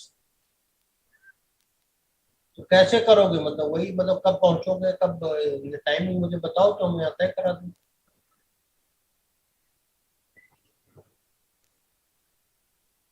हाँ, बात करके भाई कब कब पहुंचोगे, कितने घंटे का होगा तो उसके हिसाब से कर लेंगे।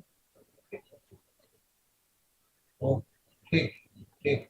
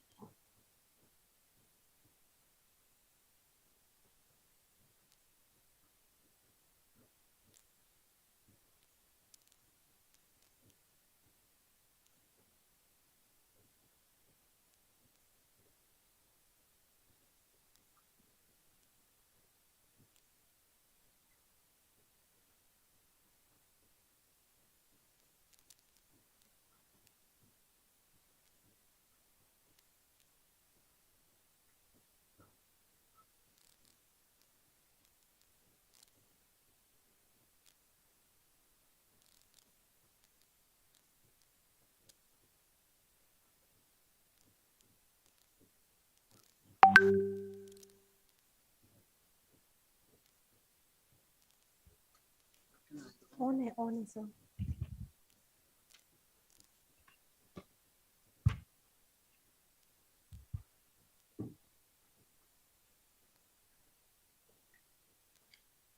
Welcome back to the North Zone Vice Chancellor's Meet 2022-23 of AIU.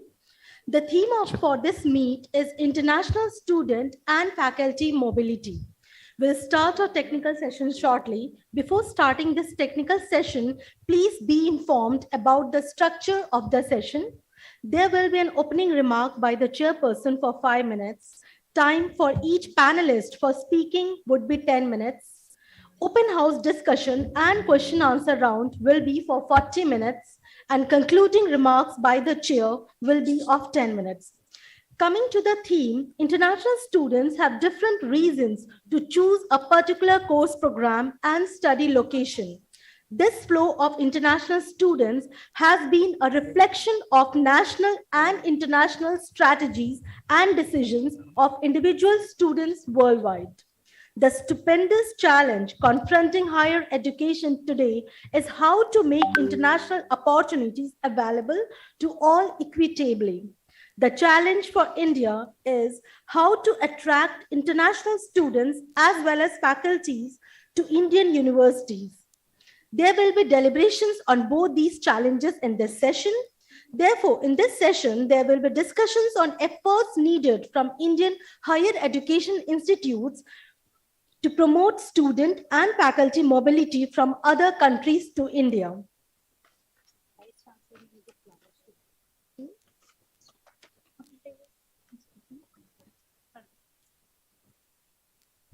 To chair the session, we have amongst us Professor Nageshwar Rao, Vice Chancellor of Indira Gandhi National Open University.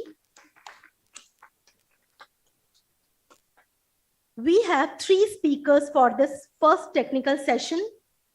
Professor Nilofer Khan, Vice Chancellor, University of Kashmir, Srinagar. She is attributed to be the first woman Vice Chancellor, University of Kashmir, Srinagar. She is a distinguished academician and administrator. Professor Nilofer is the first woman Vice Chancellor of the university. Enriched with teaching experience of more than 30 years, she has served Kashmir University in several important academic and administrative capacities. Professor Nilofer has been a member of various important decision-making bodies of the university. Having visited a number of countries abroad, she has vast exposure in the field of academics and administration.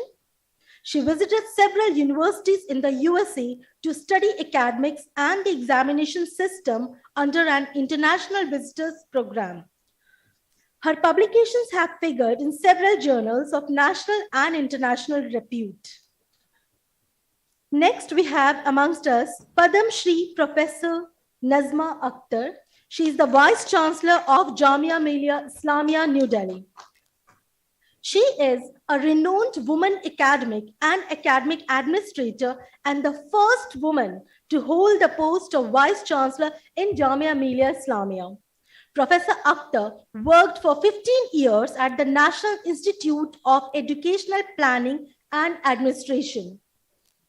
She worked for 15 years at the National Institute of Educational Planning and Administration. She also established the first state-level management institute in Allahabad and was the controller of examination and director of academic programs at Aligarh Muslim University.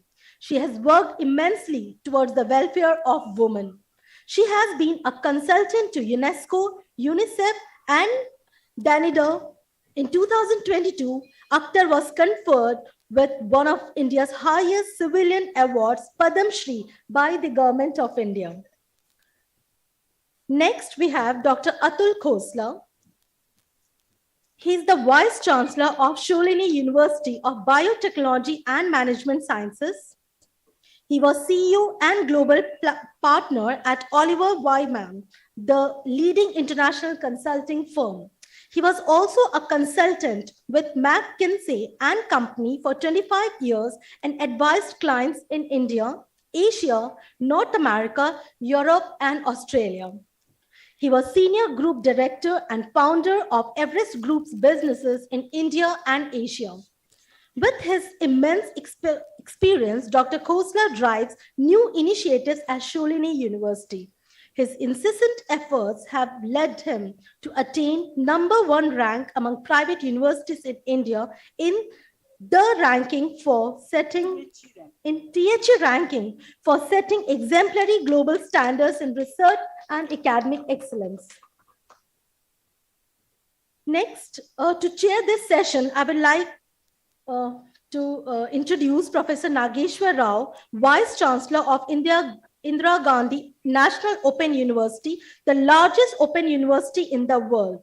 He is one of the senior eminent Vice Chancellor in the country. Earlier, he was the Vice Chancellor of Kumaon University, Kumaon, Uttarakhand Open University. He served as Director of the Faculty of Management Studies, Vikram University, Ujjain. He has been a member of the Governing Council of the Association of Indian Universities for a period for 1 year and President of the Indian Accounting Association. He was a fellow at the Commonwealth of Learning, Canada in Scotland, and was conferred with D.Litt by K.K. Handik Open University, Guwahati. He is also a recipient of Saraswati Samman from UP Government Nehru Literacy Award of the Indian Adult Education Association, New Delhi.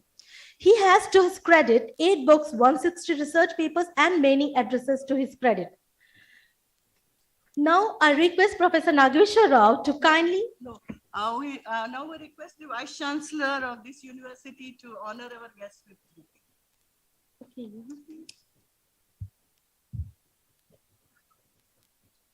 Okay.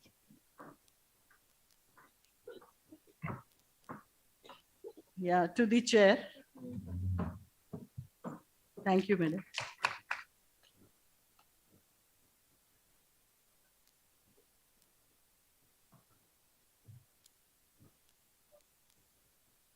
Nazma Akhtar, madam. Welcome.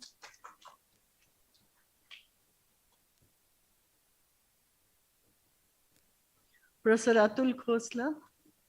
Welcome you, sir. And we also welcome Professor Nilofer Khan virtually through virtual floral welcome. And I just want to add 2 points to the introduction of our chairperson. He was Vice Chancellor of Rajarshi Tandon Open University, Allahabad also, and he was the governing council member of AIU also. Sir, I welcome you and I request you to chair the session.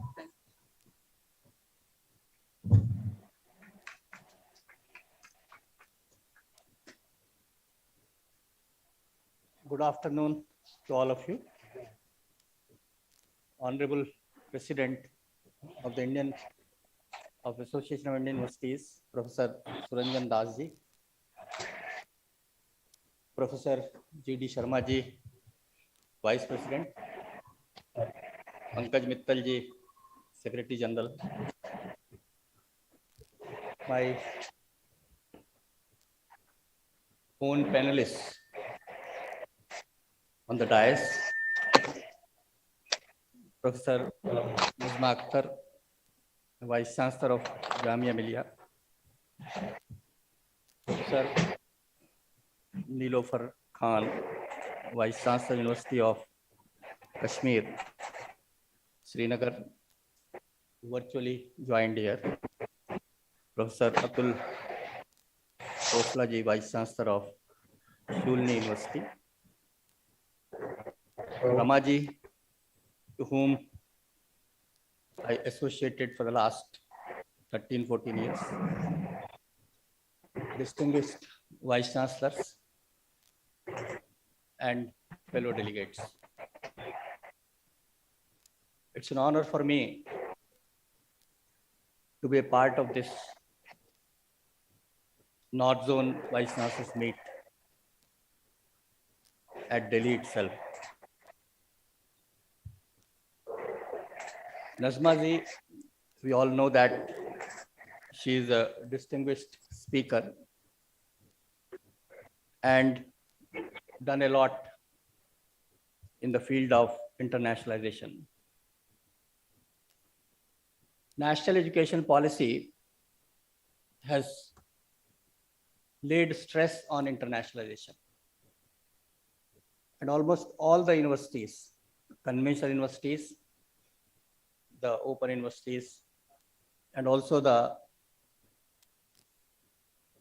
judicious blending of both the modes which are being used by other universities, dual mode universities. Everyone is trying to reach internationally. The scenario has changed. Physically, we have to reach internationally, or mentally. Our academic power, our contents, our delivery mechanism, our teaching learning process, how it can reach to our international partners. That is the thrust on which we all have to develop our strategies.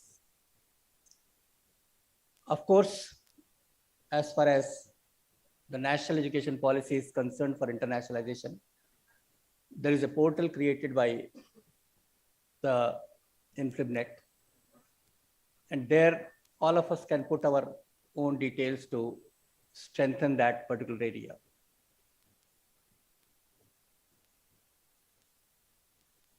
Recently, in 2018, UGC has come out with online regulations. And that has really helped all of us to move internationally without our physical presence of teachers and the physical presence of the learners. Of course, Indira Gandhi National Open University, it is doing the same thing since 1996. And as of now, more than 80,000 learners, they were registered and they are having the degrees from this university virtually. This online regulations wherein the NIRF ranking as well as the NAC accreditation process. These two were put as the initial eligibility criterion. And as on date, around 100 institutions that have been permitted all over the country to go for internationalization of their programs. And that too through online mode. The statistics which we get about it is, each institution is making sincere efforts to reach internationally with the modes which are being specified in the online regulations of 2018. Later on, these online regulations and the ODL regulations, they were combined in 2020.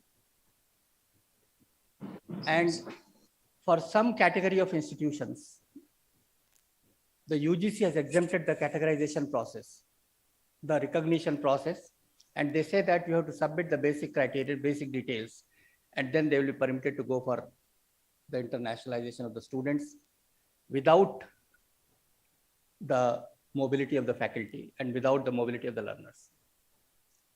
And recently, the chairperson UGC has also said that as compared to last year, the number of online learners, they have gone up, not only at the national level, but also internationally. And he's also highlighted the specific programs which are very, very popular all over the globe. We are moving ahead and the pace is relatively fast. I'm just stopping it here to listen to our distinguished panelists who are going to share their valuable experiences, valuable insights, and also the way forward to strengthen this mechanism, of course, in a different way. The phrase, the mobility of faculty and mobility of learners, now that is to be re-worded or maybe re-emphasized in such a way so that our reach, it can be much, much better in terms of content as well as in terms of delivery also. Thank you very much. Thank you.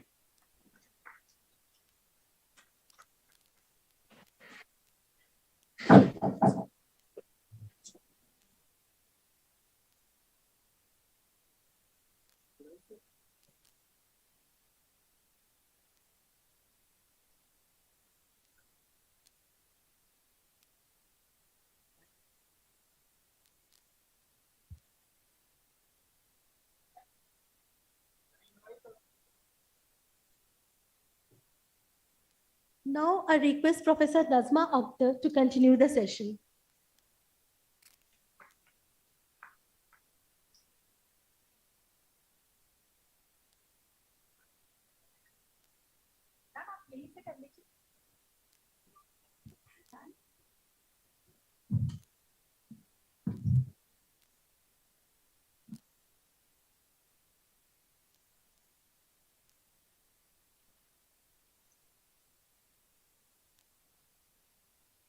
ये बंद कर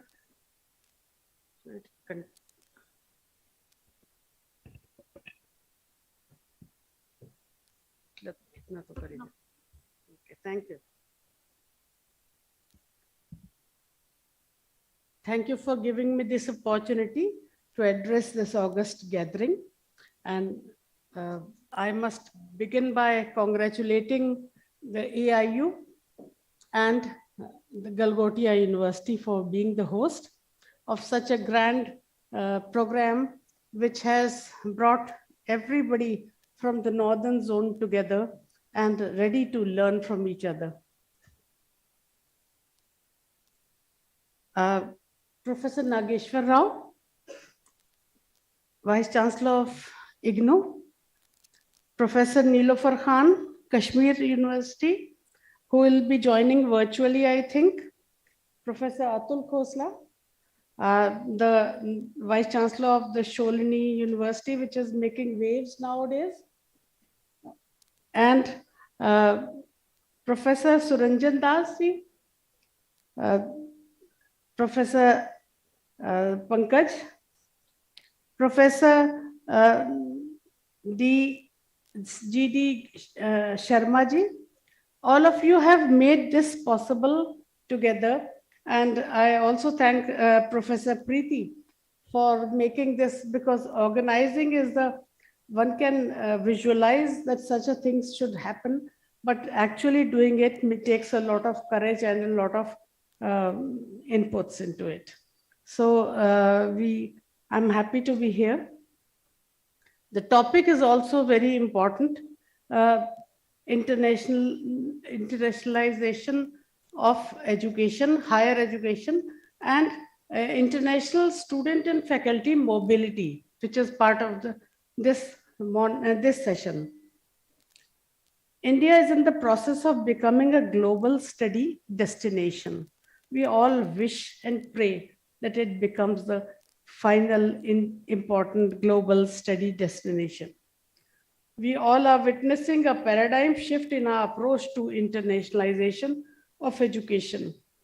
It marks an inbound approach that envisions India emerging as an educational hub for the world, contributing to the growth of the knowledge economy. This goal, as visualized by the NEP 2020, is to be realized by fostering research and teaching collaborations and ensuring student and faculty exchange with top higher educational institutions across the world through the instrument of MOU agreements or agreements of different types. It would also mean that leading Indian universities will have an opportunity to establish offshore campuses, even as the top 100 universities of the world are allowed to set up campuses in India with their international offices in India and providing the high-level education within the country to those who are till now going abroad to get that knowledge. Further, the NEP 2020 has enabled top-ranked Indian universities and institutions to develop twinning programs with overseas international institutions, besides offering joint degrees and dual degrees. The entire educational scenario is in the domain of higher education is in for a transformation as a new opportunities and new possibilities are getting explored and concretized. Over 170 universities in the country have established an Office of International Affairs within the university, and over 150 universities have set up Alumni Connect to bring alumni or their respective institutions together for the strengthening and consolidation of their universities. Let me give a few examples. My own university. We in Jamia Millia Islamia have an Office of International Relations and Alumni Connect. We have forged collaborations with over 70 off-campus offshore universities and educational institutions across the continent. Under the aegis of extant MOU and agreements, we carry out activities such as student exchange, faculty exchange, joint research, joint publication, joint conferences, seminars, and workshops. One of the highlights of our partnership is the mobility of international students and faculty coming to India. International students come for a semester program. One semester they spend here and pick up courses that are aligned with their disciplines, which they are majoring in or specializing in in their universities, either graduate, undergraduate, or postgraduate level of learning. Given the multidisciplinary nature of the university, Jamia Millia Islamia, they have a bouquet of courses to choose from. They register with the university for the credits and go through the process of continuous evaluation and end semester exam also. The credits they earn at the end of the course are transferred to the parent institution. We are also in the process of enabling our students the replication of the same arrangements that would help them earn credits in offshore institutions and bring them back for academic integration. This arrangement is being facilitated through a regulatory mechanisms as it evolves and transformation of the system that has existed here too. The university is also game open for short-term courses and a 3 to 6 week summer or winter school. International mobility is not restricted to students. We are more than keen to bring international faculty to our campus to ensure that our students are exposed to the brightest of the academics from foreign universities. Under the existing arrangement, foreign faculties either accompanies these students coming from foreign universities. In this case, it was Virginia University, USA, which sends us teachers as well as students. So their teachers come to India, to Jamia, and they spend a semester teaching our students at Jamia Millia, while their students are being taught by our teachers. We have a very successful model to fall back upon. And this has been going on for a long time. In fact, now a few years have gone back, except for the COVID period when we didn't invite them. Our internationalization of higher education was in full swing in pre-pandemic period. We are striving to develop existing partnerships further even as we forge our new collaborations. Our partnership with universities and industries and institutions in the US, Europe, Asia, and Far East has brought great vibrancy and productivity to our engagements. Through our collaborations, we have attracted foreign faculty on a long-term basis who train our students in foreign languages, who stay with us and are full-time faculties of Jamia Millia, and they are teaching in foreign languages so that our student is not only learning the language, read or write, but also in the right pronunciation. We also give them a chance to go to that particular country from where the language is connected. Our faculty have developed individual research partnership with their counterparts in overseas educational institutions. They have been able to leverage their association to bring in the leading lights of the campus under the initiative of the Global Initiative for Academic Network, that is the GYAN program. We in Jamia have hosted scores of GYAN programs, enabling our students and researchers to interact with the top academics for a short-term period, giving them adequate international exposure to benchmark learning and research processes. Currently, we are strengthening our research ecosystem also through academic and research collaborations with the best institutions in the world under the scheme for promotion of academic and research collaboration, that is SPARC, of the Government of India. Jamia has received several SPARC projects in various domains of learning. These schemes and initiatives have augmented our academic resources, initiated quality reforms, and augmented our capacity for global exchange. The cultural exchange agreements signed by Government of India with various universities, various countries, and implemented through ICCR, ICSSR, UGC, etc., need to be leveraged for attracting students from overseas.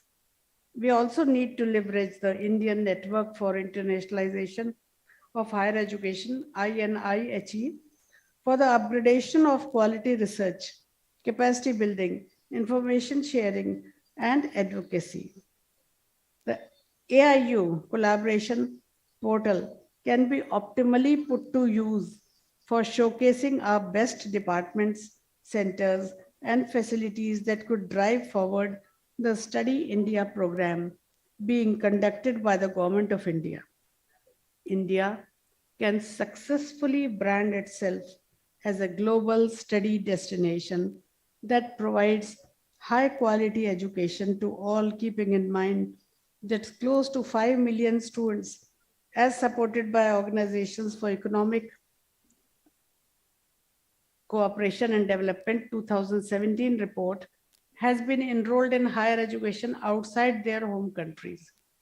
And the latest data from the Ministry of External Affairs suggests that only 49,000 foreign students are enrolled in India for higher education, as against the 13 lakhs Indian students who have moved out of India for studying abroad.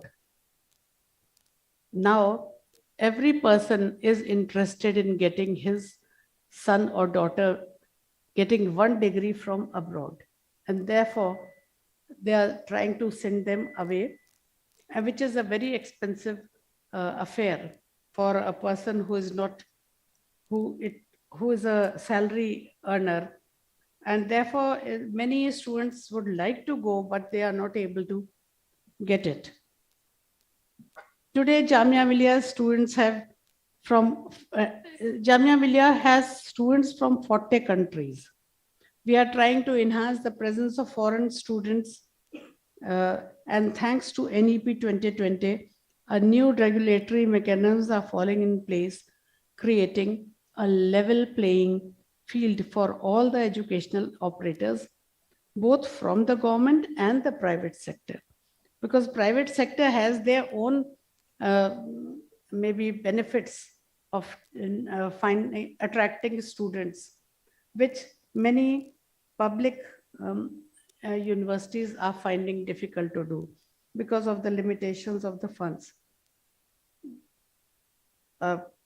We are looking forward not only to engage with the best minds, but assimilating the best international practices, besides the unflagging rigor associated with teaching, learning, and research. We intend this culture to bear upon institution and industry linkages also, that would get translated into economic prosperity of the nation. It is inevitable that once India becomes a global study destination, coupled with economic growth, as we stand today at the 5th largest economy of the world and aspiring to become a $10 trillion economy in 2030, India would position itself as a global job destination to a holistic and integrated approach to the development of nation as envisioned by the Prime Minister Narendra Modi ji will bring a complete turnaround in the life of the nation, and in India will not be only be completely self-reliant, but also become a beacon for the world in sync with its glorious past, its values, its ethos, its many other things that we have to showcase and to sell to the outer world, because this country has not developed only in the few maybe decades, few centuries. It has a very long history and development of its culture, which we can show to the other university, other countries, and they are ready to come to India to learn about it. Thank you very much.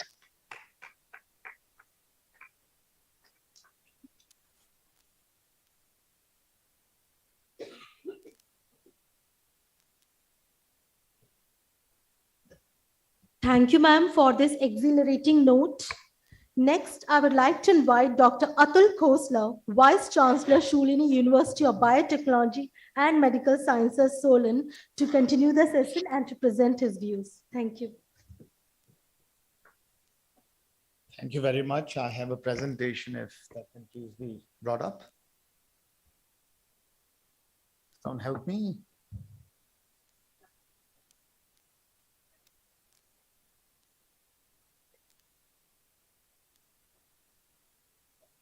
I think it was on this computer. If someone can please put it up. It's already loaded on this.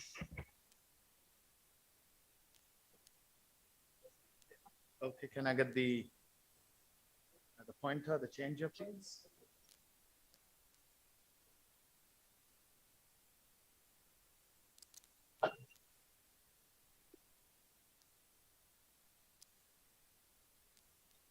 Okay, sorry for this.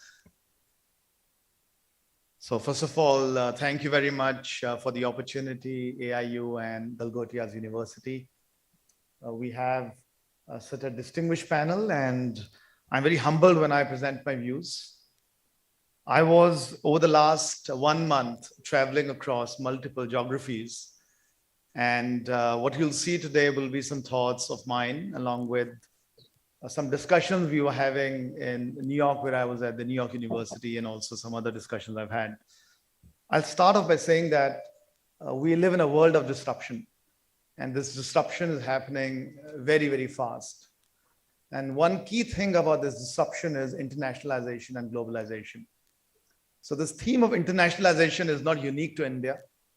We are the only country which is talking about internationalization.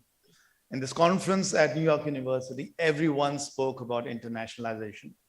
And I want to focus today on inbound and not outbound. How do we get more faculty and more students into India, which is really the vision of a prime minister, which is to become the Vishwa Guru. I have a presentation. I hope these guys can figure it out. Yeah, but I need to move it. Ah, there it is. Can I get, lovely. Can I have it? Can it go back?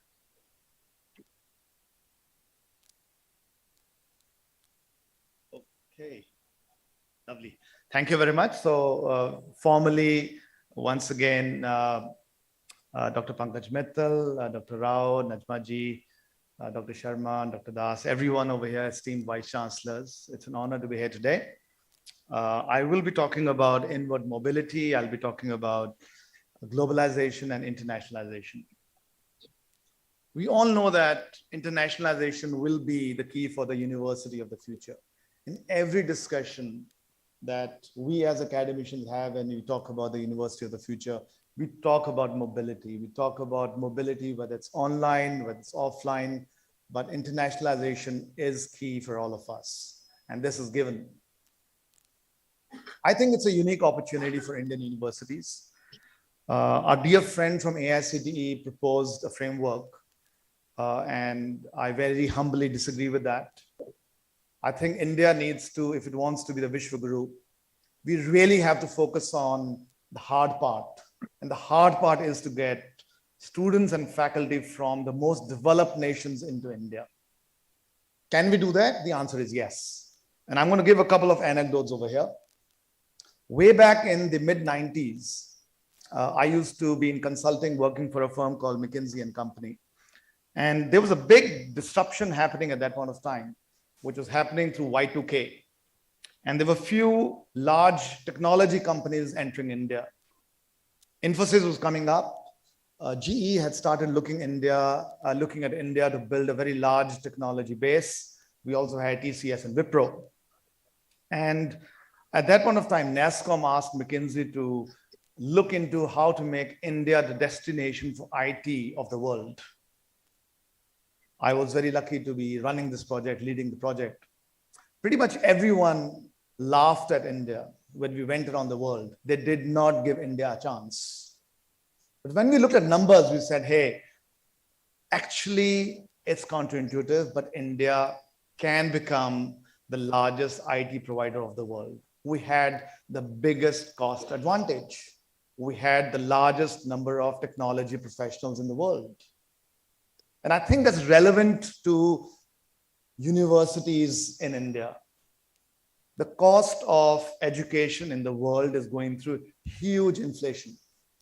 If we can provide great education, which the Western world sees as great education, at 1/10 the price which we can, I think there's going to be a flood of students from the United States and wherever you think about developed countries coming to India. The hospital world, the healthcare world is already doing it. And I think it's now up to us to start thinking global and thinking international, not developing countries, but developed countries. So why would we want to internationalize? I think it makes economic sense. If I'm extracting X fees from students from India, it's very easy to get 2X from the international world. A 400,000 rupee fees is peanuts for someone who's studying at Harvard. So can we develop a program, ma'am, where 2 years one studies at Jamia and then the 2 years at Harvard, and imagine the cost advantage to the student. Of course, Harvard would say the quality of education has to be the same, so it won't be easy. Indian students will gain because there is going to be huge learning through diversity. Diversity is going to be key. And I'm going to give a small example over here. 10 years back, when I was just starting with Shulini, there was a student from Oxford who had come. And there was a controversy between Harbhajan Singh, if you remember, in Australia, where he was calling Andrew Simmons monkey. I think some of you who follow cricket might remember that. So wherever the student went, everyone called him monkey. And this student, luckily, was a good student. He would also behave like a monkey, right? The fact was our students did not understand internationalization. It's way different today, but we have a long way to go. Research and innovation cannot happen without collaboration. The theme at the THE conference was collaboration through research and collaboration at a faculty to faculty level. Opportunity for India. US-Chinese collaborations have come down by 70%. And I think it's a wide space for Indian universities to take. You build a brand, that's an opportunity through internationalization. Finally, all rankings, including NIRF, have internationalization as a big area. If you can't internationalize, we of course won't have the rankings. So what could be our stretch goals? And this is stretch goals that I think Shulini would have. Hopefully these are stretch goals that you would have. Let's aspire for 30% international students, 20% international faculty, and 60% of our research publications happening through collaborative international research. How do we make it happen? I'm going to leave 6 ideas for all of us. First, let's not please take the easy route. It's very easy to go out and get students from Ethiopia and Kenya.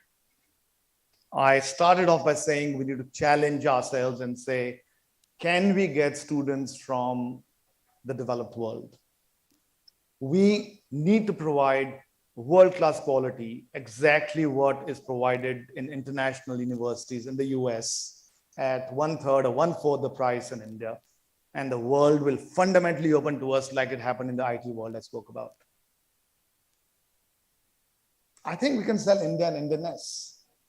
India is a country of romance. India is a country which is romantic. And I think every Western student is excited to be in India, but we've never really sold India. There's no Indian brand out there. And that's the reality today. So can we collectively as universities and as AIU go out and build India as a brand and sell something unique which India has, which most of the world doesn't? Incidentally, it's already happening with some other countries.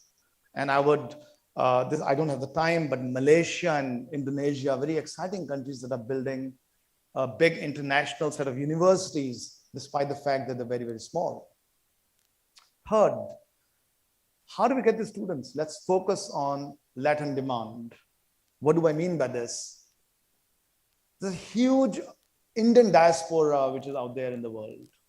There's a huge South Asian diaspora that's out there in the world. There's a huge amount of people who admire the Indian education system. And that's the type of population that we need to target to start with. So if I'm a student and I've got lots of friends, I went to IIT Kanpur for my undergrad. I've got lots of friends out there in the US, and they really want to send their students, their children back to India. I think that's the first focus. That should be the first focus for all of us. So let's focus on this latent demand. While we should be thinking big, I think we need to implement incremental. And let me give a couple of examples over here. We are talking to NTU Singapore on how we can get NTU students into India. Let's face it, friends, the reality is Singapore students are not going to come to India to start with for 4 years. Like Lajmaji said, let's create small programs, get their confidence, 3-week programs, summer school programs. Especially in the US, every student goes through study abroad. Pretty much every student goes through study abroad. Today, very few of them are coming to India. They're going to Africa, for example. So can we get more of such students for 3 weeks, 6 weeks, 1 semester, 2 semester probably programs, and then transfer them back to their parent institution? Fourth, and to me, this is the most important. We do not have fundamental hygiene in India. Please understand, hygiene is a very, very important part of every human being. We cannot attract a student if we are not able to provide the expectation of hygiene and food. And I'm going to give another example over here. We invited a Brazilian faculty member to come to India. And she left after 3 weeks. And I asked her, why are you leaving? And very politely, she had a reason to leave. But as I probed, I think she left because she could not take the spicy food of India. And I know we're very proud of our spicy food, but please realize that a Western professional who's never had Indian food will find it very difficult to have that food. Our toilets are not clean, ma'am. That's for you. We have to make the basic things happen. So I am running a program of internationalization at Shulini this year. And for me, it's about keeping our toilets clean. That's it. I think if we can't keep our toilets clean, I mean, I shudder when I think about toilets at IIT Kanpur. I mean, it was pathetic. Why will a Western student from America come to India in that type of hygiene? They won't. And I don't think it's about money. We built some great international hostels, but let me tell you, the hygiene is still bad. So let's just get the basics right. That's my 5th point. And finally, flexibility. So thank you, NAP 2020. You're pushing us towards flexibility. But as institutions, we just cannot push our cycles onto international students.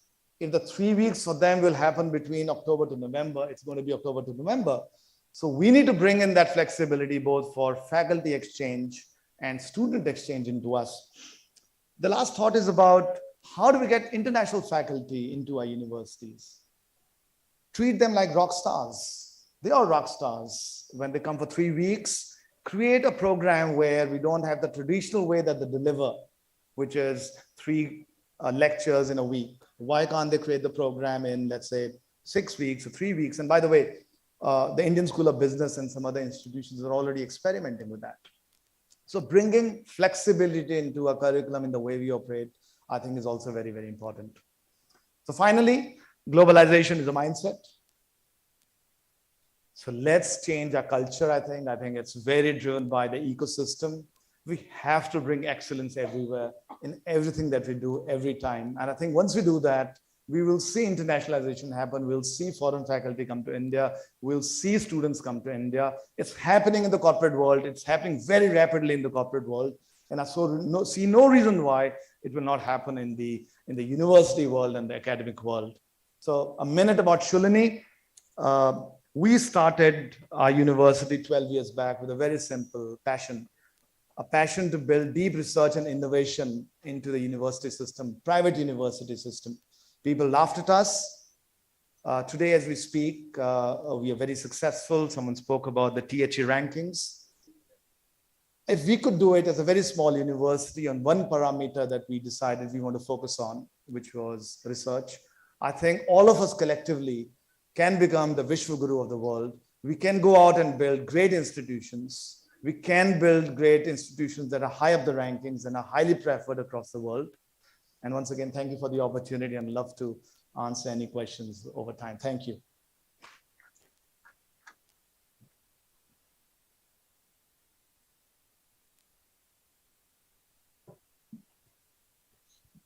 Thank you, sir, for sharing such inspirational vision with us. Finally, I would like to invite Professor Nilofer Khan, Vice Chancellor, University of Kashmir, Srinagar, for taking this session forward. She'll be joining us online. Thank you very much. Am I audible? Am I audible? Ma'am? Am I audible? Hello? Am I audible? I have joined.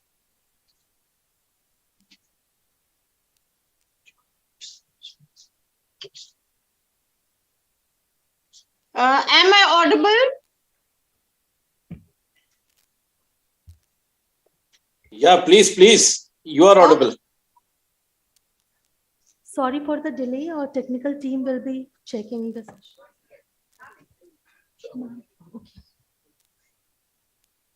Am I We audible? have Professor Nilofer Khan with us. She'll be joining online and continue the session. Okay.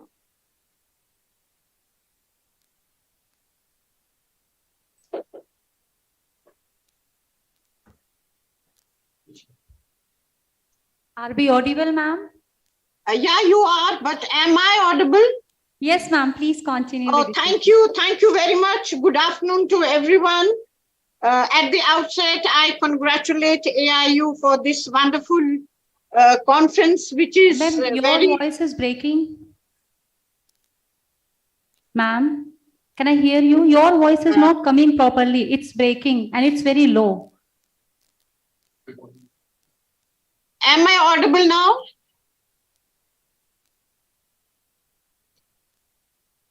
Is it okay? No.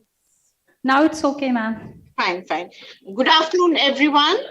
And at the outset, I congratulate AIU for organizing this wonderful conference, which is very relevant and timely. Chairperson of this technical session, Professor Nageshwar Rao, Professor Najma ji, Professor Atul Khosla, Mrs. Pankaj Mittal ji, Professor Suranjan Das, Dr. Preeti Bajaj, Vice Chancellor of this great university, Professor G.D. Sharma, other Vice Chancellors of various esteemed universities, other delegates and participants. Really, I feel honored for giving me a chance to address to this August gathering. As I said, I feel this meet is very relevant and timely. When I choose these two words, relevant and timely, I mean, it's been organized at a very proper time because all the universities are preparing themselves for a new education policy. So are we. The different ideas since morning, the different speeches which we have listened are of great importance and great information. So was the earlier two speakers whom I listened to. Although much of my matter has been covered by them, so I will try to be very brief. We say that we have to make India an attractive destination for higher education study. Of course, as many of the speakers said, in the past also many efforts have been made in this, and it's not that. India has a good number of foreign students, but we can improve more so that we compete at the global level. At present, the most common directions of cross-border student flow is from what we see the world scenario is from developing to developed countries. India envisages to enroll around 5 lakh international students by year 24, which is of course a great challenge for us. And definitely the new education policy has been the main objective of new education policy is one of it, for which we all universities have to prepare. Internationalization is a process by which nationally produced knowledge is transmitted to people and countries other than where it is produced. And when I talk about this is, we have to prioritize the areas where we can globally attract the foreign students into our country for knowledge transmission. Of course, there are many courses, and many of them can be more. After the proper research and the proper, the global scenario is kept into mind. If you see right now, Malaysia is now international educational hub. Dubai has almost housed 20 international universities. Definitely the number of Indian students abroad has increased. So this shows why we are not able to make our higher education to compete at global levels. Of course, many of the earlier speakers have addressed these issues with the solutions. We definitely. Nilofer, I just want to inform you that your slides are not moving. No, they will move. I'm first talking and then I'll move to them. No, thank you. I'll move to them later. Is it okay? Yeah, it's okay, fine. Fine. So this shows why we are not able to make our higher education to compete at global levels. This is what the earlier speakers were talking about. 73% of students are studying in USA, UK, Australia, and Canada. Now, a good number of our professors teach abroad. The earlier speaker said we have very hardworking faculty working abroad with, all the good acumen. But why we are not able to encash their, expertise in our own country, the thought which we have to probe, and we all know about it. So the concerned capacity building of a faculty to foster international capabilities in teaching learning process is very important. Develop infrastructure step by step. We cannot at once, develop our infrastructure. Very good points were raised by the earlier speaker about health and hygiene, nutrition, and so on. Because it cannot happen at the same speed in all countries or institutions. We are very well aware of it. What we offer or our higher education institutes offers at global level has to be career-oriented and skill-oriented. Every university and every state can see where they can really offer good programs to the international students. We at the university of level, we at our own university level, because our university is very rich in arts and crafts, rich I say about the paper mache, about the quill work, about the other arts and crafts. So we are trying to, like, there was an idea before, could be a short program of 2 to 3 months. We are working on it, and definitely we are going to, throw this type of an idea at international level, at national level also, so that we can rope in some international students also. When I talk about my own university, our university is the premier institute of higher learning in JNK UT. Recently, the university was ranked 53rd, 53 ranking, and university, university ranked 51 to 55 in QS India ranking, 21 ranked as A+. under NAC 2019. So when I see the potential of my own university, it has immense potential to work in different fields. Of course, research, we have international collaborations, but we definitely, the idea which has been put forth by the AIU in this present meet, definitely there are lots of opportunities where our university can take a lead and move forward.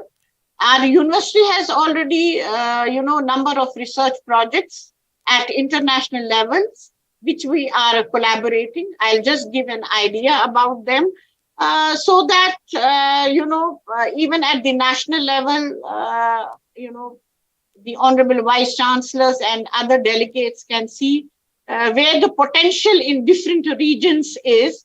Like you can see, we have some major international collaborative projects. So this gives an idea that India and our country is already at the scenario of international higher education level. And in some of the universities, maybe they are taking more lead at the research level. So you can have an idea. Can we just go to the next one? Yeah.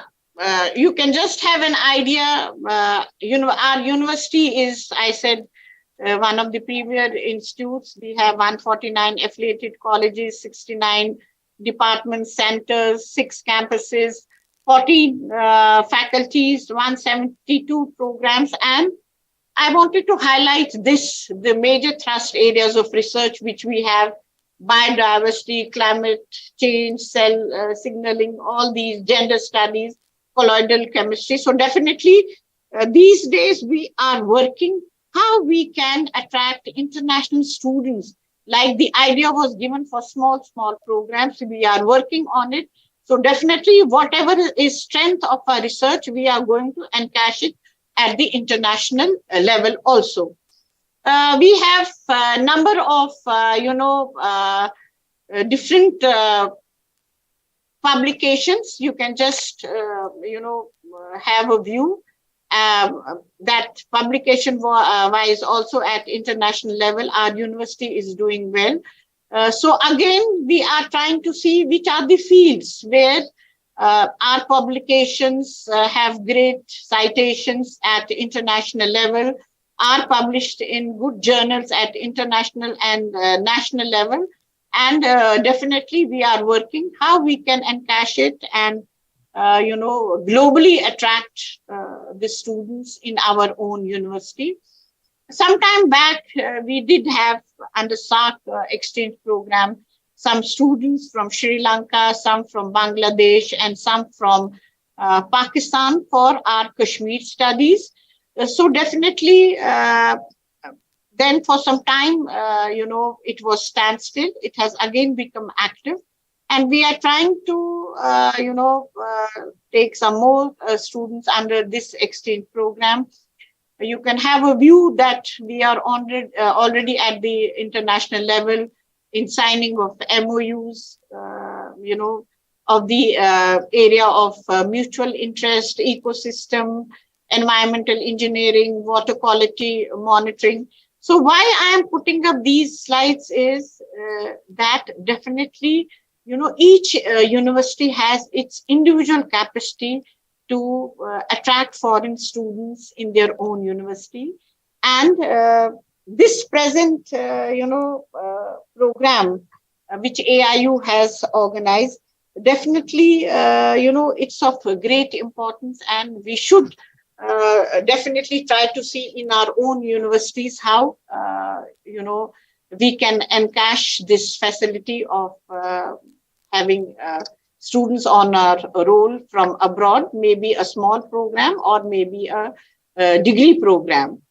Now, some of the challenges which are there, for this internationalization of higher education. When I talk about region-specific situations, I talk about Kashmir. We have our own, problems.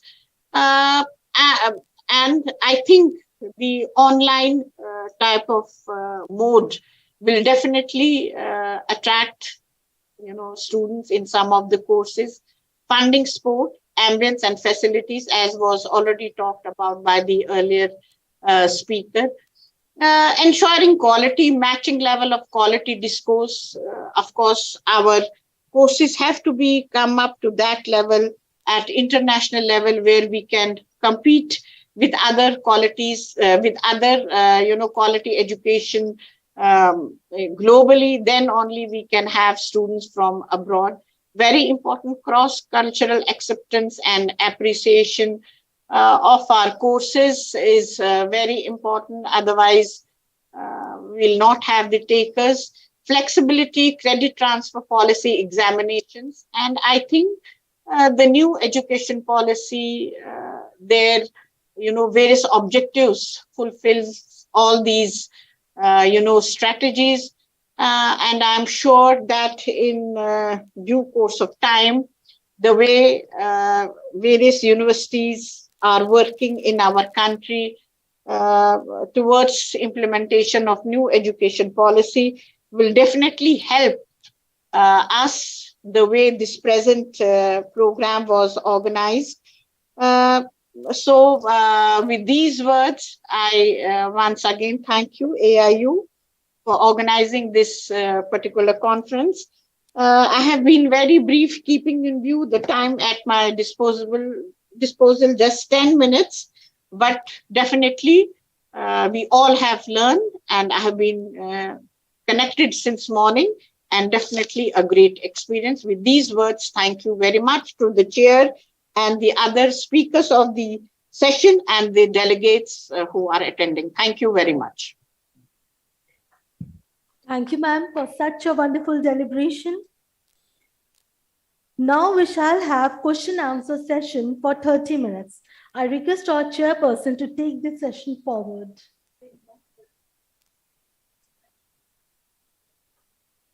Due to time constraint, maybe we can have one or two questions because 15 minutes. Yeah.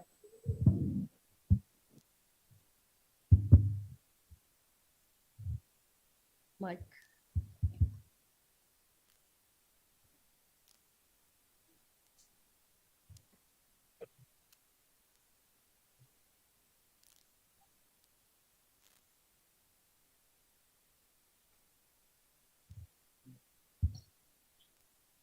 Okay, I have few facts, then I'll come to my question, because we are talking about the international student. Why students are not coming? And when we see out of 13 lakh students going every year from India, but hardly we are able to attract 50,000. Okay, let us have a case study. We have seen many universities in India now, their offshore campus. They have opened in Dubai, they have opened in UK and US also. And they're not struggling with the admissions. So even for the developed nations, the students are coming and joining those campuses. So where is the gap?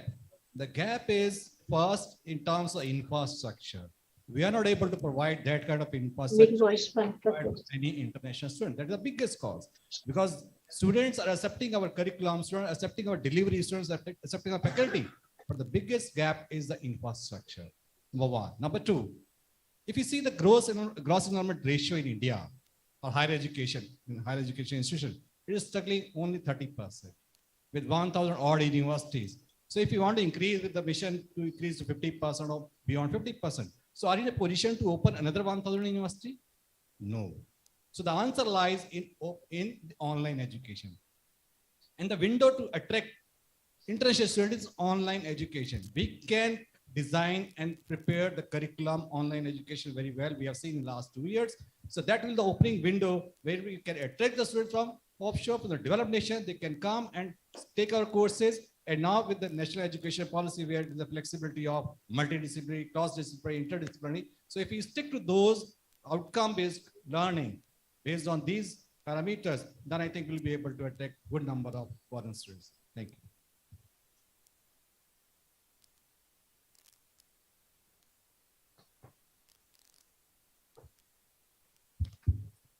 Yeah, we have one more question.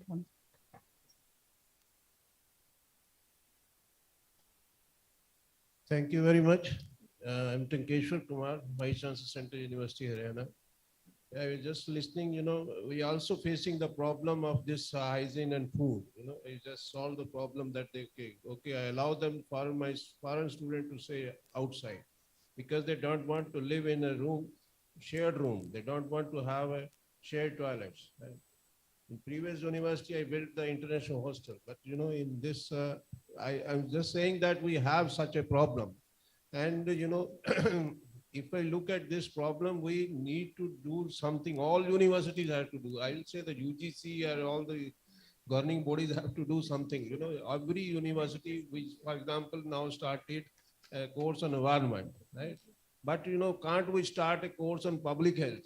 I know what is cleanliness, but my supervisor who is getting all these things cleaning, he's not having that IQ because he has never visited any good institute or good country or good hotel even, right? So he has no vision of that, what kind of the hygiene I want, what kind of the cleanliness I want, what kind of food want. So we should have a public health department, a public health course in every where we can produce such manpower. When we know we have our country, the Prime Minister from the Lal Killa said toilets, right? He made so many toilets in this. Can't the educationist make such a program where we can make this, hygiene problem to come to that level that we can have a better hygiene for our students and for the whole of the country. We have to really make a program for all the university to run in a public health where can produce manpower, where know what we want, and then we can only solve this problem. So I'll just take half a minute responding to what you said.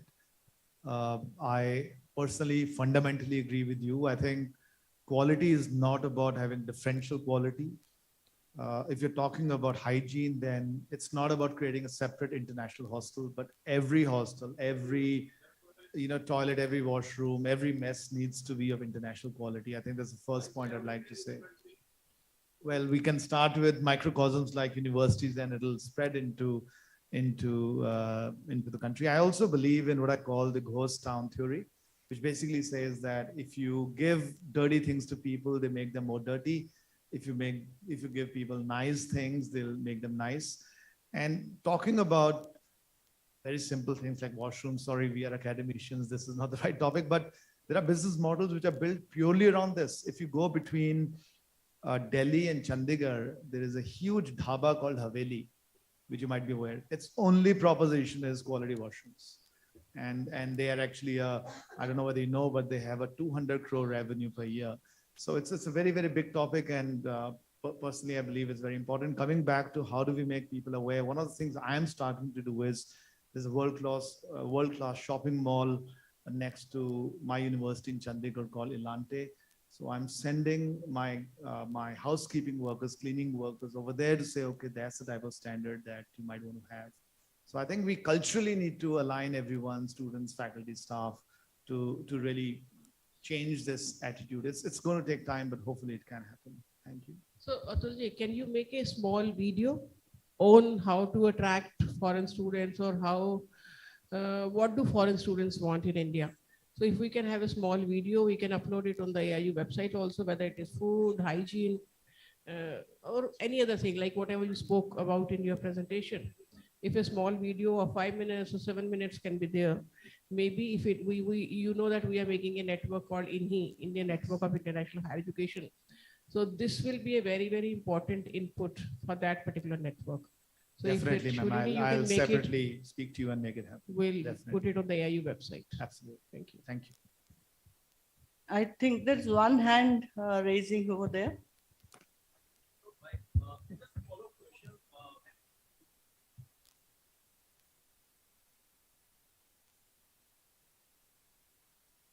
Thank you so much.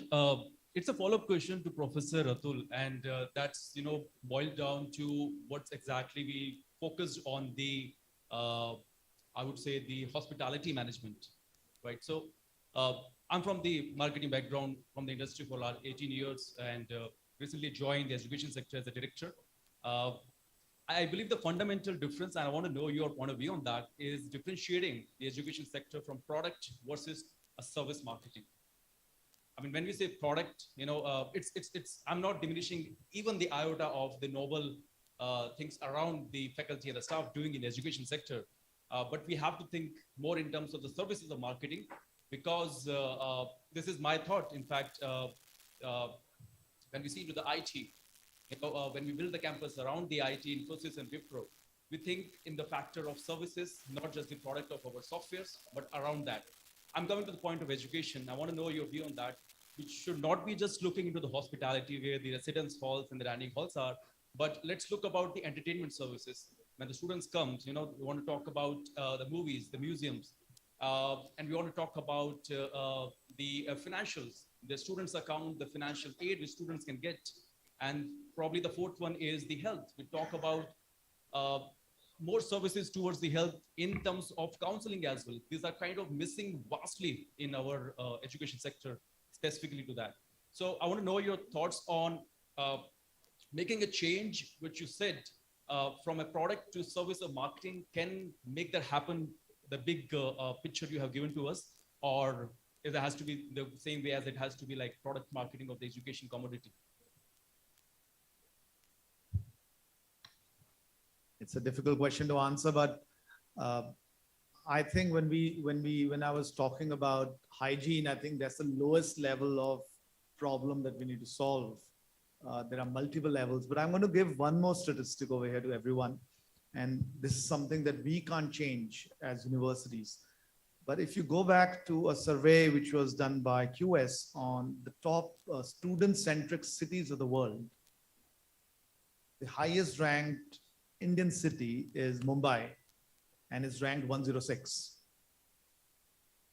Seoul in South Korea has moved up from ranked, I think 94th or 95th to 5th ranked. And you'll see foreign mobility, student mobility getting into those particular universities which are located in student-centric cities.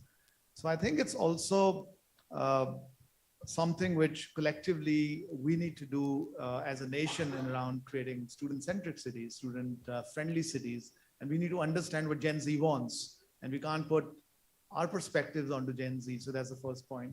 I think the second point is, I call it breaking the gates. All large universities I know of the world, the best universities, just don't have gates, ma'am. The city and the campus merges with each other. And we as universities are very proud to have huge campuses with huge gates, with so many people out there trying to prevent people from coming inside. So somewhere that intermingling doesn't happen. So I think it's a bigger issue. It's a bigger question. There needs to be a change in terms of mindset of our universities, but the product is very, very important. And I think one of my friends said, the good news is the product is there. I mean, the product of IIT Kanpur or Jamia or any other good university is really, really good. So if you can fix some of those basic issues, there is no reason why we can't attract great students. We've got the price advantage. And I think we need to sell that very aggressively. I hope I answered your question. Thank you, sir. Now I request the session chair to give his remarks.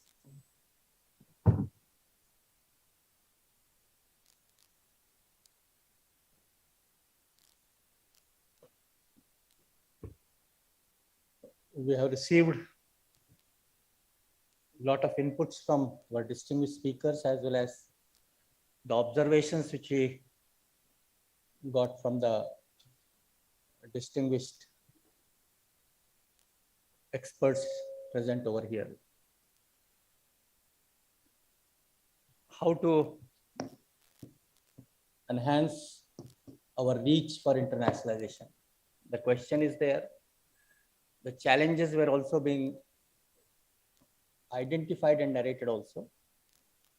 And points were also discussed.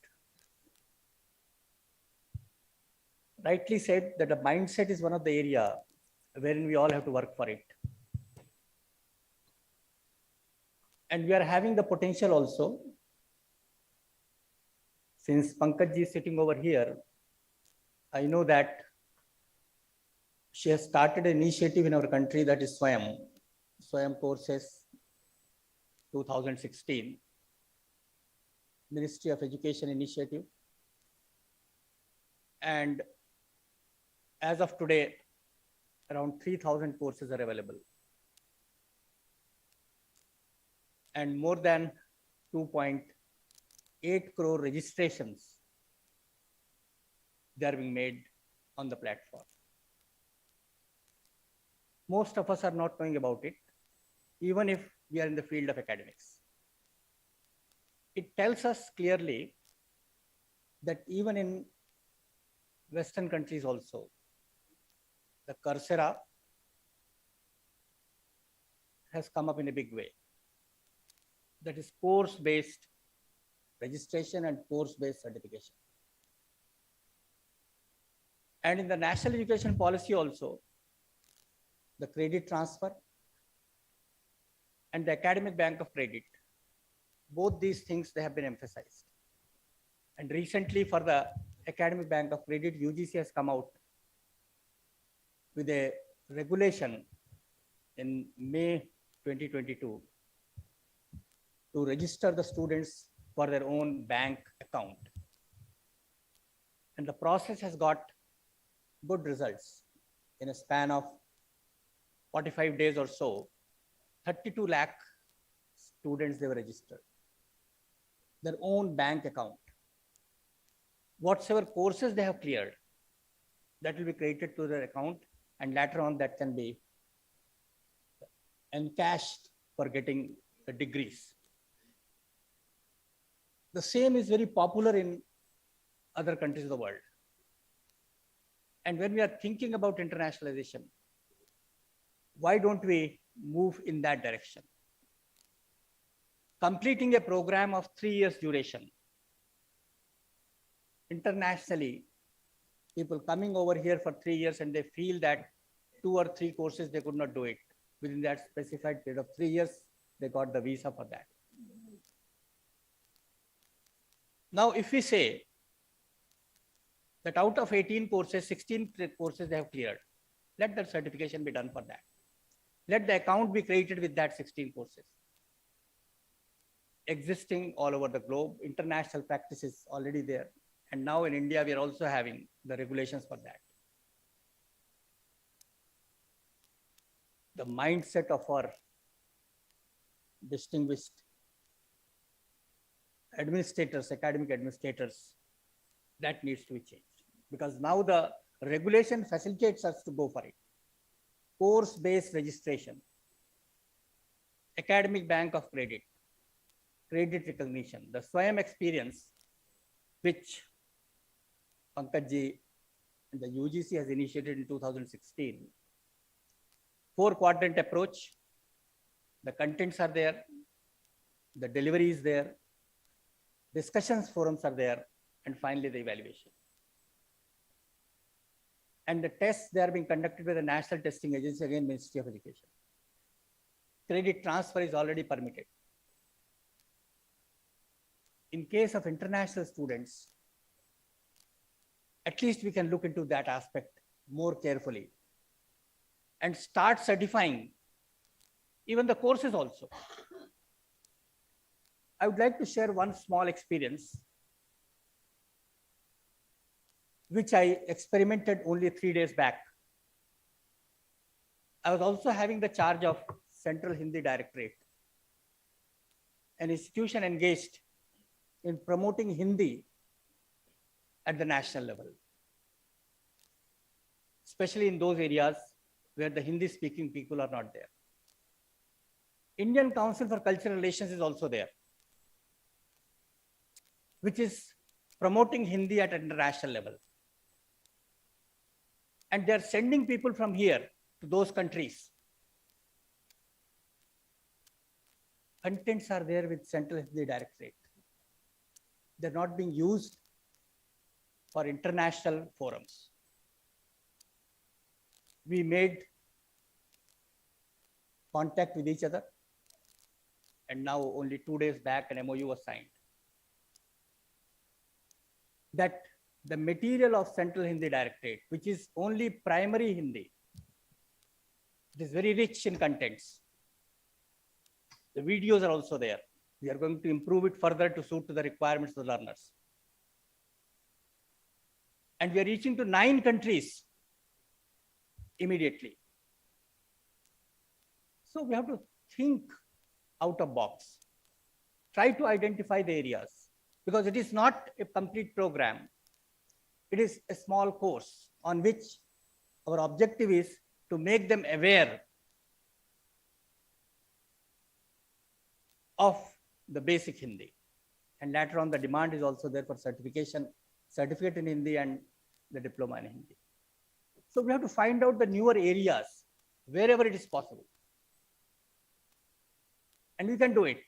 And all these are the tested experimentations which have been made all over the globe and also in our country. Rich resources are available in the SWAYAM. The courses are in humanities, the social sciences, technology, management, and engineering also. And that gives us a lot of flexibility. A student who is doing a PG course in social sciences, he can go for a course in computers. He can go for a course in physics. And that is what our national education policy also tells us. Multidisciplinary education. We can think on those lines also. And in all other countries of the world, that experimentation is going on. We have to simply adapt us, change our mindset, and try to see that how we can put our contents and the delivery mechanism in such a way so that it may suit to the needs of the international learners. Thank you very much. Thank you.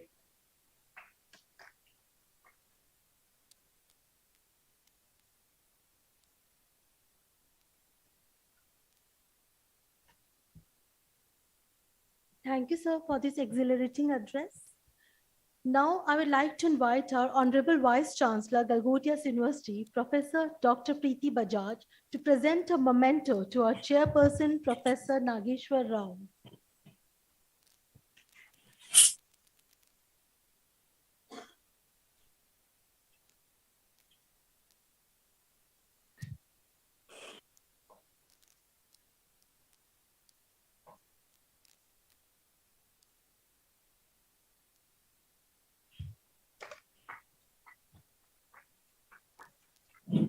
Again, I request ma'am to present a memento to Padam Shri Professor Nazma Akhtar.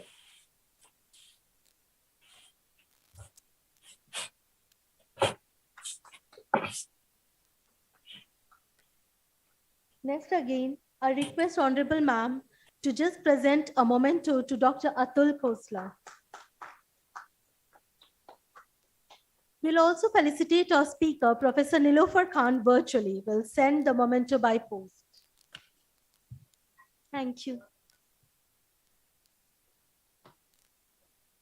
So on behalf of Association of Indian Universities and Galgotias University, I thank the chairperson of this session for so wonderfully conducting this session.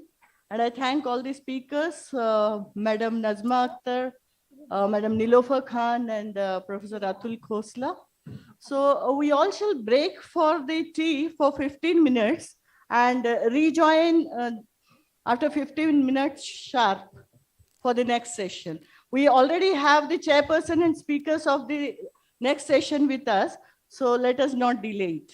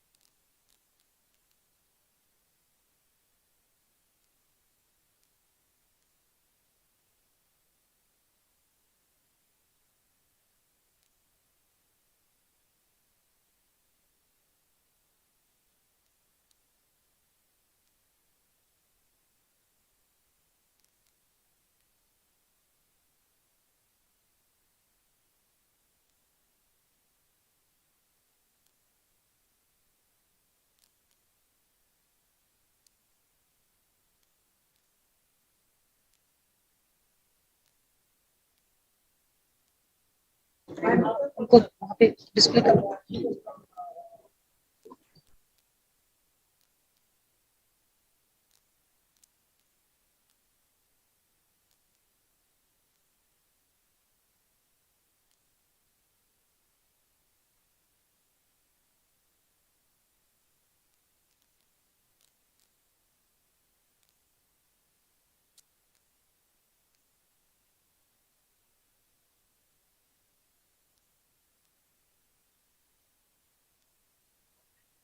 Hello.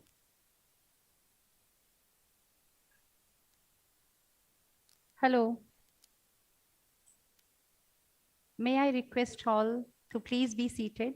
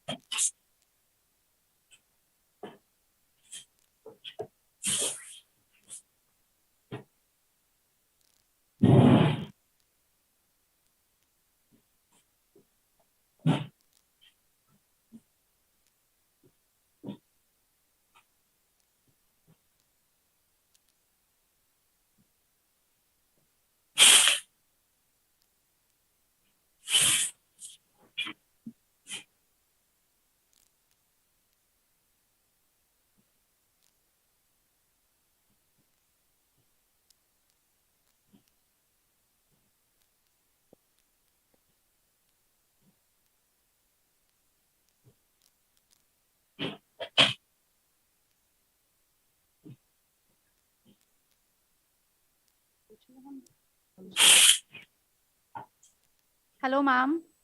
Am I audible? Yes, you are. Thank you, ma'am.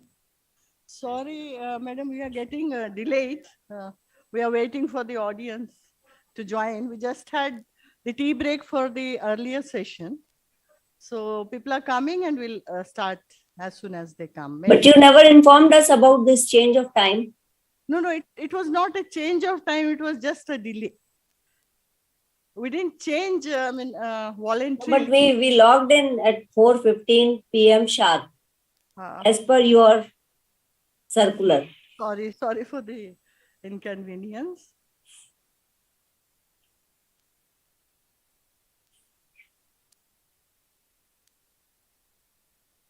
Hello, General Venkatesh. How are you? ma'am? Good to see you. Very good to see you. Good to see you. Good to see you. What else we can do? We can see each other only. yeah.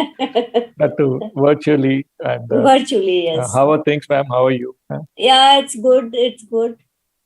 And how are you doing? All good. I keep on hearing a lot about you from my friends like Professor Chintamani Mahapatra. Oh, yes. And Arvind. They talk Yeah. very good things about you. Thank you so much, ma'am. Yeah, Dr. Mahapatra was here for a planning board meeting a couple of days ago. Yeah. He told me. Yeah, very recently. Just a couple of days ago, on the 5th of November, he was here. I know. We had a long session of almost 4 hours on planning and monitoring of the university. And, okay.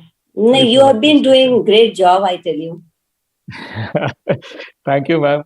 Good to hear compliments from fellow vice chancellors. How much I deserve, I do not know, but yes. No, but the people who talk about you, they know it very well that how much you deserve. Thank you. Thank you so much. I invite you to come and visit our campus sometime. Sure. Sometimes, maybe in future. Yeah, I will also look forward to visiting you sometime. Sure. You're most welcome to visit us anytime. Good evening, Venkatesh. You're muted. Very good evening to you, ma'am. How are you? I'm fine. Good evening. Your article has appeared in this issue of University News. Thank you so much for contributing. Oh, thank you so much, ma'am. Thank you. So we'll just start the session.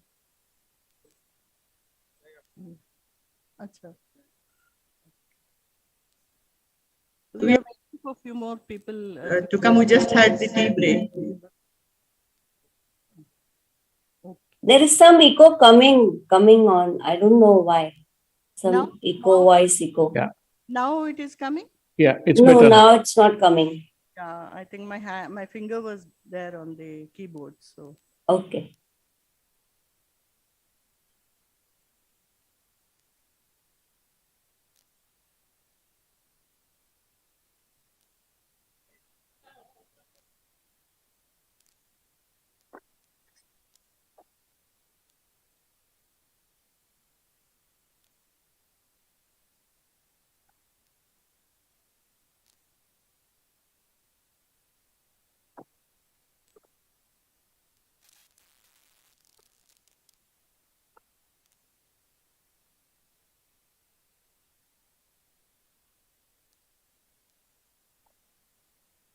Ma'am, shall we start it? So, Amrita?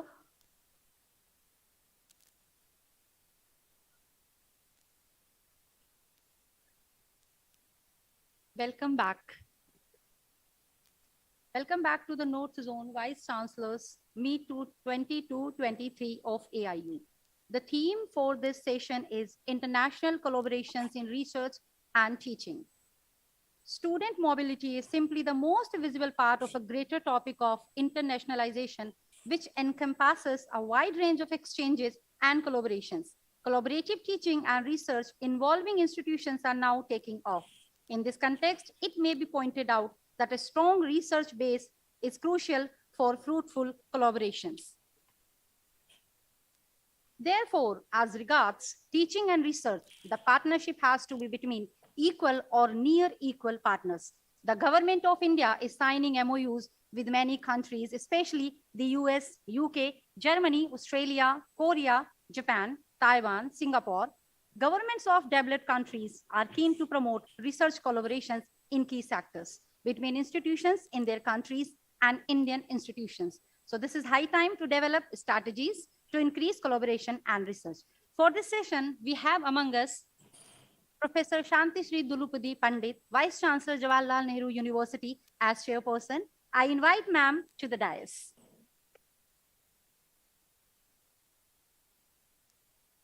We have with us Professor N.V. Varghese, Vice Chancellor, National Institute of Educational Planning and Administration, New Delhi, as one of the panelists. So please come to the dais.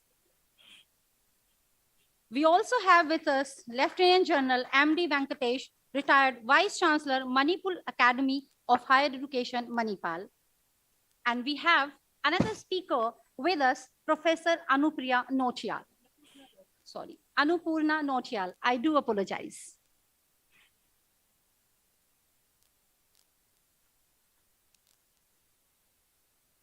Let me introduce our chairperson. It's a matter of great honor.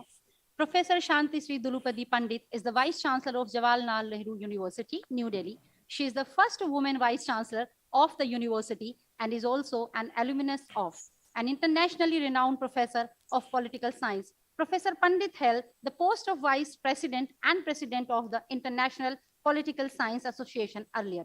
She is the member of several national and international committees and apex bodies like ICSSR, ICCR, IIAS, MAKIAS, MPISS, and has been nominated to several selection committees of journal universities as the nominee or President of India.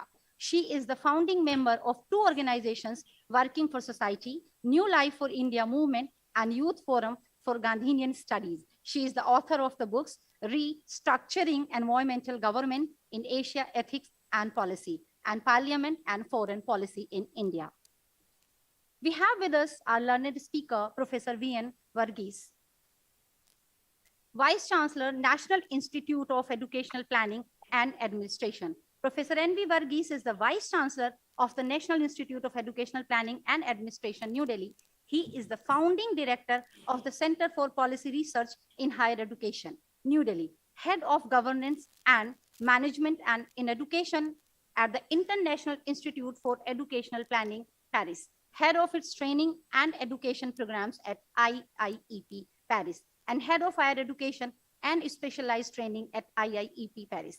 Former professor and head of educational planning at NIEPA, New Delhi, and head of the DPEP cell in NIEPA, member of several international boards, committees, and editorial boards of journals, directed several national and international research projects and carried out research projects in several countries of Africa, Asia, Latin America, and the CIS region. He had published more than 30 books and research reports and more than 200 research papers and articles.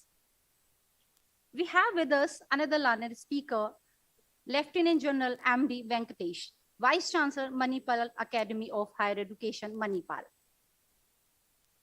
Earlier, he was Vice Chancellor of Sikkim Manipal University and founder faculty of the Department of Medical Education, Technology at AFMC, Pune. He is the recipient of numerous honors and awards, including the prestigious Visist Seva Medal by the Honorable President of India. He was governor in the Board of Governors for the Indian Academy of Otolaryngology and Head and Neck Surgery, member of Medical Advisory Council for National and Medical Commission, member of General Assembly of Indian Council for Cultural Relations. We also have today with us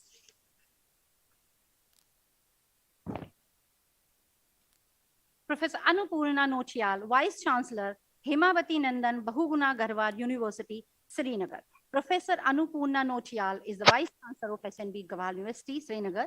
A Fulbright scholar, Professor Notial is a distinguished professor of political science and a visiting scholar in the Department of Public Affairs, Governance and International Relations of George Mason University, Fairfax, Virginia, USA. A great orator, Professor Notial has delivered several invited lectures on India's foreign policy, Indo-US relations, emerging world order, and women issues at national and international forums. She has to her credit 8 books and several research papers in leading national and international journals like Strategic Analysis, Economic and Political Weekly, India Quarterly, China Report, Indian Foreign Policy Journal, International Journal of Disaster Risk Republic. She also contributes regularly to national newspapers like Deccan Herald, Pioneer, Tribune, Times of India, Live Mint. To facilitate our honorable chairperson and learned speakers, I would request Professor Pankaj Mittal, Madam, Secretary General AIU, to present a bouquet as a token of our love and respect.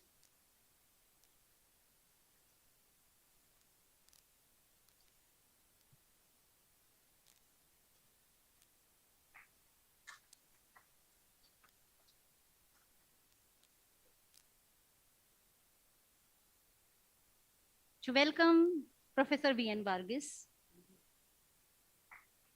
And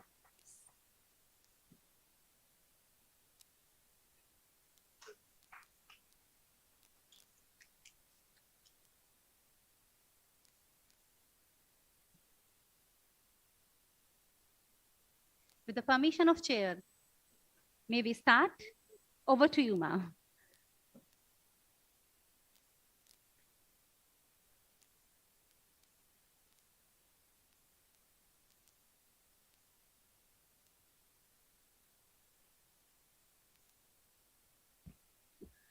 Respected Professor Varghese, Professor Suranjan Das, Madam Mittal, Pankaj Mittal, and other friends and fellow Vice Chancellors.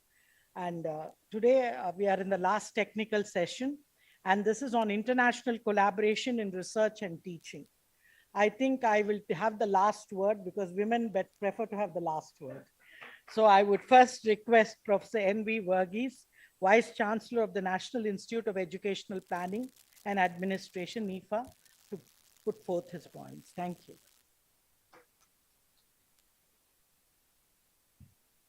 Thank you. Thank you, Madam Chairperson. Professor Suranjan Das, Madam Pankaj Mittal, Dr. Pankaj Mittal, and fellow Vice Chancellors. It gives me a great opportunity to stand in front of you and share some of the issues related to collaborations in research. Friends, it is indeed a new chapter that is getting opened in terms of higher education system in India. The new policy has certainly opened new avenues, but at the same time, the progress that you are seeing is also a checkered progress that is we need to keep in mind.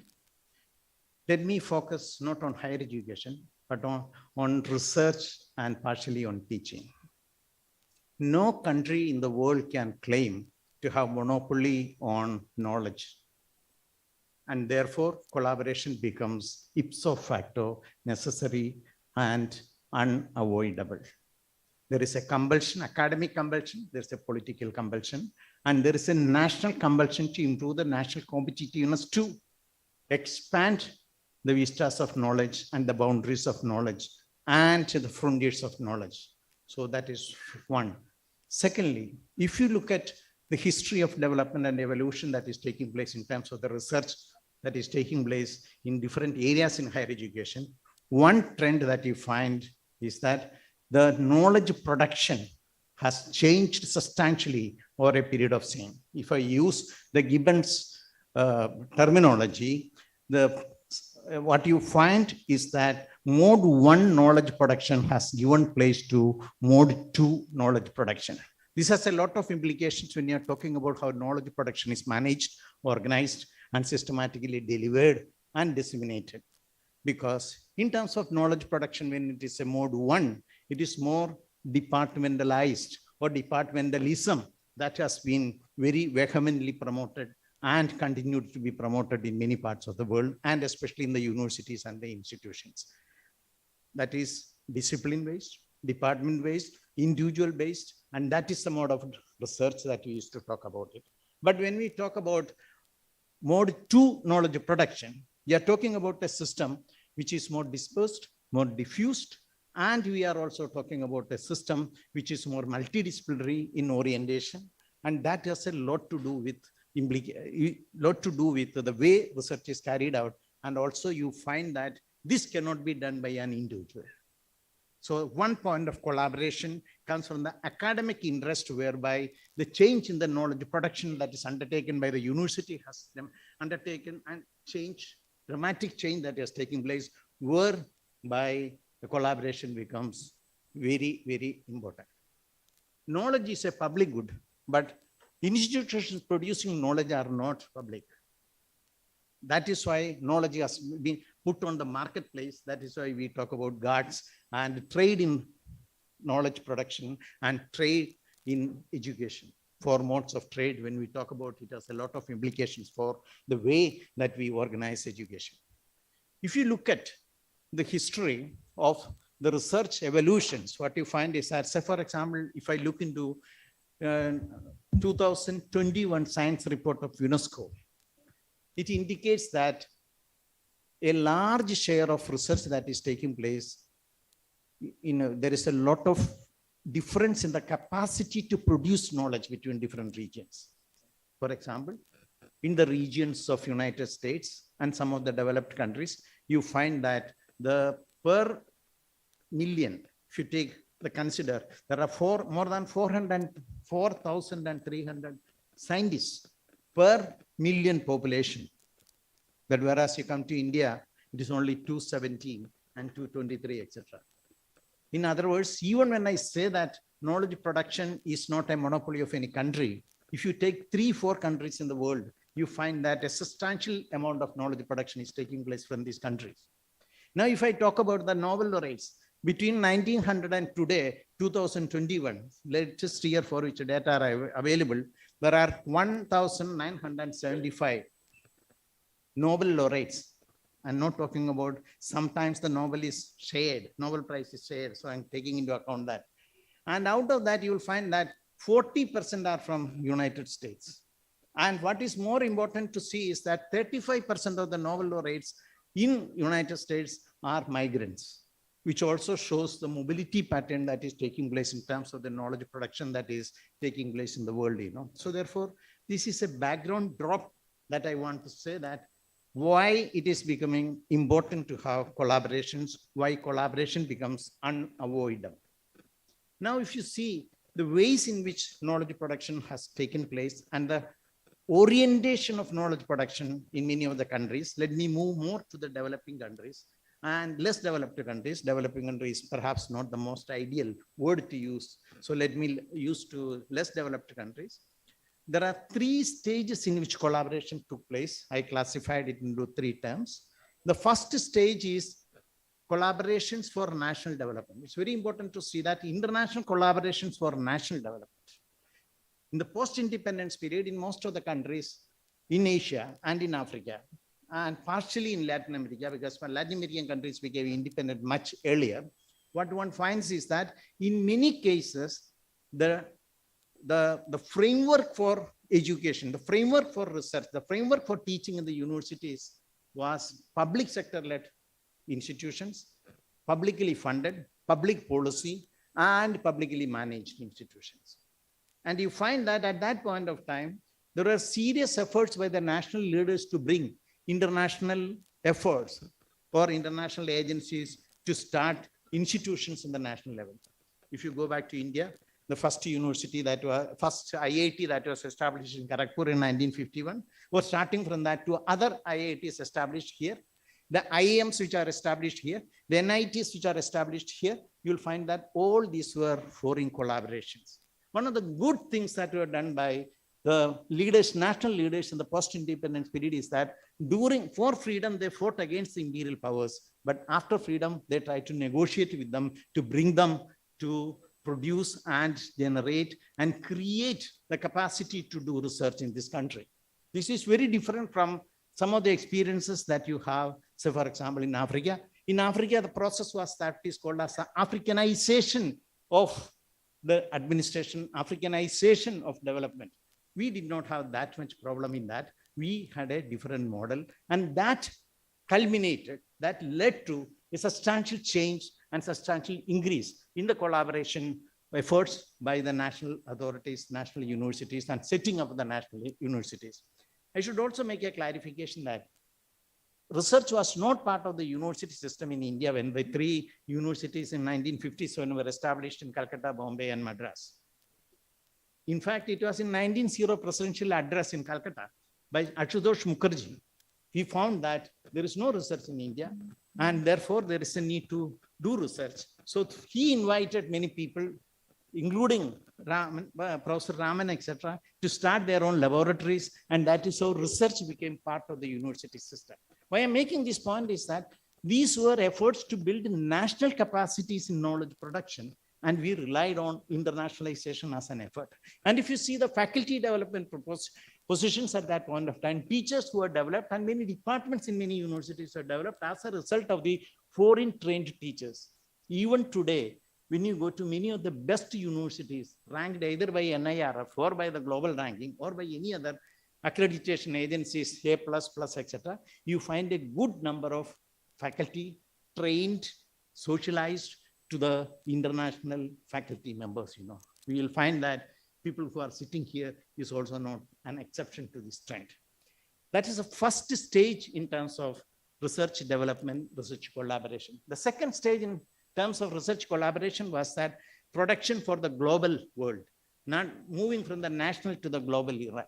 And when you said that knowledge was considered to be an important dimension, and knowledge production became a productive area and also a profitable area, that is the time that we moved away from the state framework of producing knowledge to the market framework of producing knowledge, and knowledge production became a profitable entity, even in terms of the marketized process and corporate processes. And that is the time when we talk about production, not for the national development, but for the global market, global development.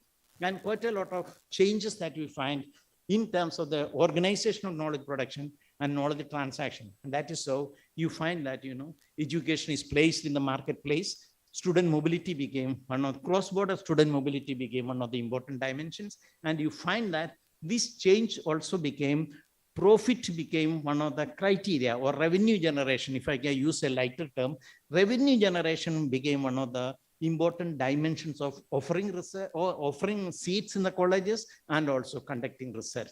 This is a diametrically different orientation from what we used to have in the immediate post-independence period. The third stage, what I like to characterize, since I have only limited time, I cannot get into the details. The third part that I would like to highlight is in terms of, now the collaborations are talked more in terms of improving your status, in terms of your number in the global ranking. Ever since 2003 and 4, global ranking started. 3 of the rankings are the most important rankings. There is an effort in every country to see that how to improve the ranking. There are 2 ways in which national governments in different countries have responded to this. One is that criticize the ranking. Methodology is wrong because we are lower in the ranking. So we will start our own ranking. So that when we start our own ranking, our institutions will be in the top rank, you know. So that is sarcastically, but not without any ground at all, you know. So therefore, this is one response. The other one is that what China did, starting with the 985 project or 211 projects, etc. They identified 100 or 140 institutions, tried to give higher investment to these institutions, tried to de-link undergraduate degrees from these universities, make it graduate degree and research oriented, and they have gone up. The top ranking university today is Peking University in Asia, and among the world rankings, you know, last year it was 22. I think this year the latest one is 19, perhaps. I may be wrong. I should not be quoted on this. So you find that. So how do we go up in the ranking? So what you find is that constructing world-class universities have become a slogan. We talk in terms of India, in talks of institutions of eminence. Previously, it was started in 2016 as world-class universities. Then somebody will be evaluating after some time whether it is world-class. Once it is institutions of eminence, nobody can evaluate, give a negative evaluation. So we moved from world-class universities to institutions of eminence. And we have agreed that in 2017, in the budget, we have budgeted for 20 universities, 10 from the public and 10 from the private. The other point that I would like to say within the limited time is that there is a tendency that we look westward for collaborations, research collaborations and teaching collaborations. Government of India has started several programs like a GYAN, like the Spark, etc. But I don't want to get into the details of this. But one trend that you find is that we look to westward in terms of collaborations. And this is also a trend. Unfortunately, we do not look to Asian countries. But a trend that is emerging recently, if you see that the collaborations with Japan, collaboration with Korea, not to that extent in China, although China has very good institutions for political reasons, what you find is that there is a way of looking to Asian countries for research collaboration. This is a trend that you find, which I have analyzed in one of my articles, try to see that how these changes are taking place, you know. So that is one trend that we find. The second and equally important trend that we find is that social sciences are getting importance in the collaborative efforts. Previously, it was mostly technology or medicine and subjects like that were getting emphasis. A last point that I would like to make is that a source which needs to be tapped for international research collaboration is doctoral study programs. And I think that is not adequately effective. Previously, the government used to support a lot of study programs, doctoral study programs to go abroad with a feeling that they should come back. But you know, this is here, Newton's third theory was proved wrong. Those who went up did not come down, you know. Those who went with fellowships and others to the other countries to study, it did not come back. So we did not support that. But today the change is that it is family funded from your own pocket, that undergraduate studies, graduate studies, even the doctoral studies are funded. And as a result of that, what is happening is that when these students come back or when these students are continuing, these collaborative efforts are becoming more and more important, and that has more sustainability in 2 ways. Even if they are settling down in the foreign countries, the diaspora effect is substantial in terms of the collaborations that are established. And in terms of diaspora, India and China, these 2 countries have the biggest number of diaspora, and also some of them are very well placed in from both these countries. You know, there are 31 million people of Indian origin settled abroad, you know. So we have the largest amount of foreign currency, foreign amount brought to India. It is around 80 billion or plus, you know. So we have that. So these are the areas where we need to tap. I end with saying that government need to strategize which are the areas where we need to collaborate and try to get a benefit out of that. Such fellowships programs, funding, financial support should be extended more in a targeted way rather than in an indiscriminate way. That's one way of creating future. Why I'm saying is that if you invest in a person like me or any other professors, they are in the system for 5 years, 6 years, or 10 years. But when you invest in a doctor student who is in the 20s, they are in the system for 35 to 40 years. They will generate conditions, they will sustain the effort, and they will continue with the collaborative efforts and bring more rewards to the national competitiveness and national development. Thank you. Thank you, Professor Verghese. Many of your points are well taken, and maybe when we have the question and answer session, you can. The next speaker is Lieutenant General Dr. M.D. Venkatesh, Vice Chancellor, Manipal Academy of Higher Education, Manipal. Professor Venkatesh. Yeah, thank you very much, Madam. MC, should I share my presentation or you're presenting from there? You can share. Yeah.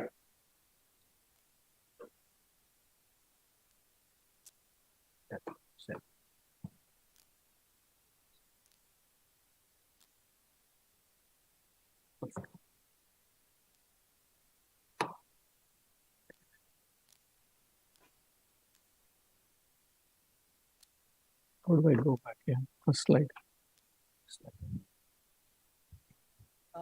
Lieutenant General, please keep to 10 minutes. Yes, ma'am. Yes, ma'am. Thank you very much. I'll try to keep it to 10 minutes. At the outset, warm greetings from Manipal Academy of Higher Education, an institution of eminence deemed to be university. Distinguished chairpersons, academicians, fellow vice chancellors, ladies and gentlemen, let me place on record my sincere gratitude to the organization, AIU and Galgotias University for this opportunity to interact with you today. The topic for today's discussion is internationalization of higher education with special emphasis on research and teaching. Since the discussion has been going on, I'm sure there'll be plenty of overlaps in my talk. So in my short presentation, I would make a presentation on cross-border education, the approaches, opportunities, challenges, policy interventions, and also a brief overview on internationalization at MAHE. So this is the overview. I'm going to speak on what is cross-border education, importance of internationalization, emphasis of national education policy on internationalization, internationalization of the curriculum, internationalization strategy, international outlook and ranking and its impact, and a brief outlook on internationalization at MAHE. It's the movement of people, knowledge program providers, the curriculum across national or regional jurisdictional borders that is referred to as cross-border education or internationalization. It refers to dual and joint degree programs, branch campuses, virtual and online education, and also in terms of mobility, both student and faculty mobility. Internationalization of higher education is linked to the development of cooperation projects, academic exchange programs, and commercial initiatives, which Dr. Verghese referred to. Among the many advances in higher education sector, internationalization has emerged as one of the key drivers of international organizational growth. As we understand, internationalization is one of the big new ideas in the new national education policy. And there is a national aspiration that India has to be promoted as a hub of world-class education in pursuit of excellence. One of the key parameters of any institutional strategy, which is pivotal in the World University Ranking Framework, where diversity of international students and faculty and internationally co-authored research publications and grants have a direct and an indirect impact on the overall ranking outcomes. MAHE's stated commitment to internationalization is to secure global recognition as a reputed organization facilitating knowledge and cultural exchange, recognizing the diversity and being inclusive, creating a very stimulating environment and enhancing partnerships to have meaningful outcomes. With the emergence of cross-border education, there's a significant growth in the mobility of higher education programs and providers through physical and virtual modes of delivery. This has created newer avenues for improved access to higher education, strategic partnerships, formation of alliances and consortia, both to promote student mobility, researchers mobility, faculty mobility, joint research of programs, and also funding amongst partners to enhance research and collaborations. And this will indirectly provide with improvement in the human resource and institutional capacity. Various forms of cross-border education would be on twinning programs, establishing branch campuses, joint and dual degrees, online education. This also includes, co-tutelage of PhD program and co-supervised PhD programs. And when we are looking at setting up a branch campuses, there are different ways in which the branch campuses can function. The program design and delivery is directed by the provider country or the institution. Program design comes from the receiver country, but the program delivery is by the host country. Program delivery is licensed to the local partner. Program is designed and delivered locally, but validated by an overseas provider.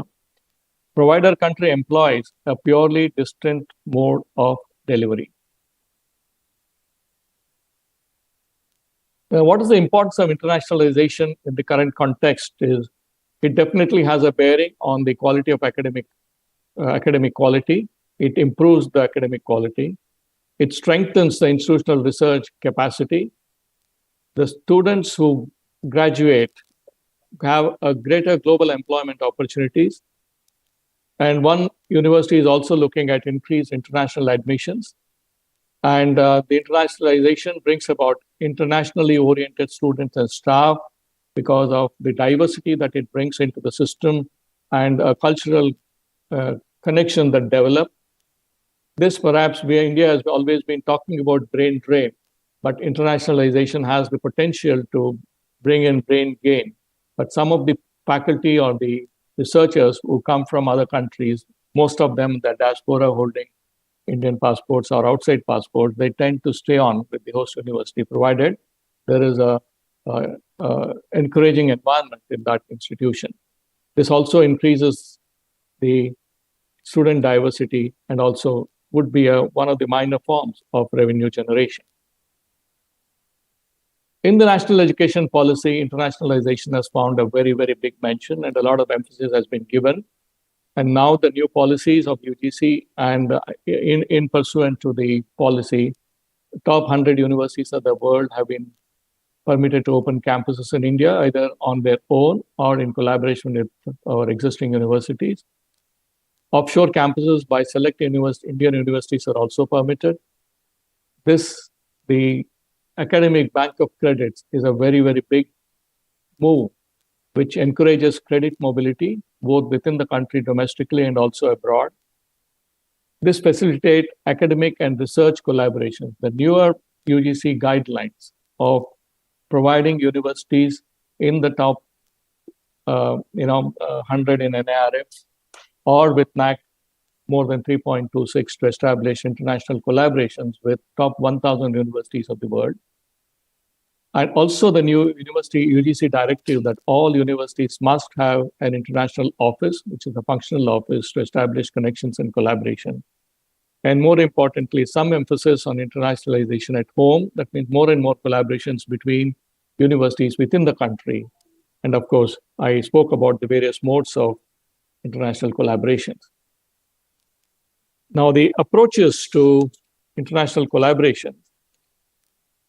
There are four major approaches what one should expect to be employed for internationalization. That is, one is the mutual understanding that offers political, cultural, academic, and developmental aid goals. Skilled migration that gives stronger emphasis on recruitment of selected international students. This emphasis on student mobility. Revenue generating efforts offers higher education services on a full free basis.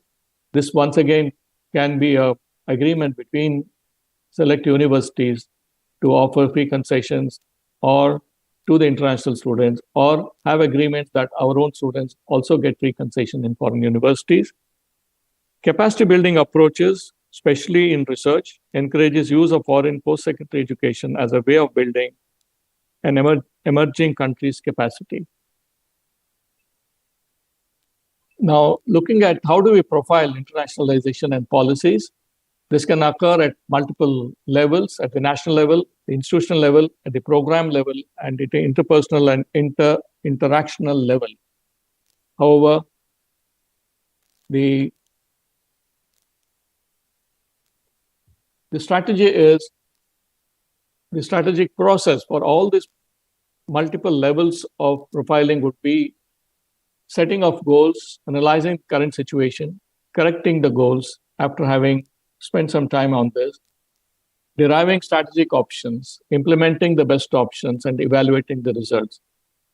The multiple components of internationalization in the form of foreign students, academic exchanges, collaborative programs, international networks, especially for research and collaboration, setting up campuses abroad, and joint research, which all these components have a major influence on internationalization. And of course, other influencing factors are external environment and the resource which the university or the country or the institution can generate to facilitate internationalization. Now, some of the strategies which are very, very relevant to institutions with regard to internationalization are commitment, articulated institutional commitments to go all out into establishing international collaboration, enabling leadership, administrative, with good structure and staffing of the international office. Curriculum, this is very, very critical. For us to invite international students to come to our campus, the curriculum could be so designed and learning outcomes should be so well defined that it will attract international students and they will find that doing such a program or a course in a foreign university, that is especially in India, will offer benefits to them in their own country or in the pursuance of their academic excellence. And the fourth important component is about the student mobility, both inbound and outbound. As of now, much of the student mobility happens in an outbound fashion from India to abroad. Very trickling of inbound student mobility is happening. Therefore, collaborative efforts towards enhancing international student mobility, one way of looking at it is getting into strategic partnership with the universities abroad. Second is to redefine a curriculum and learning outcomes.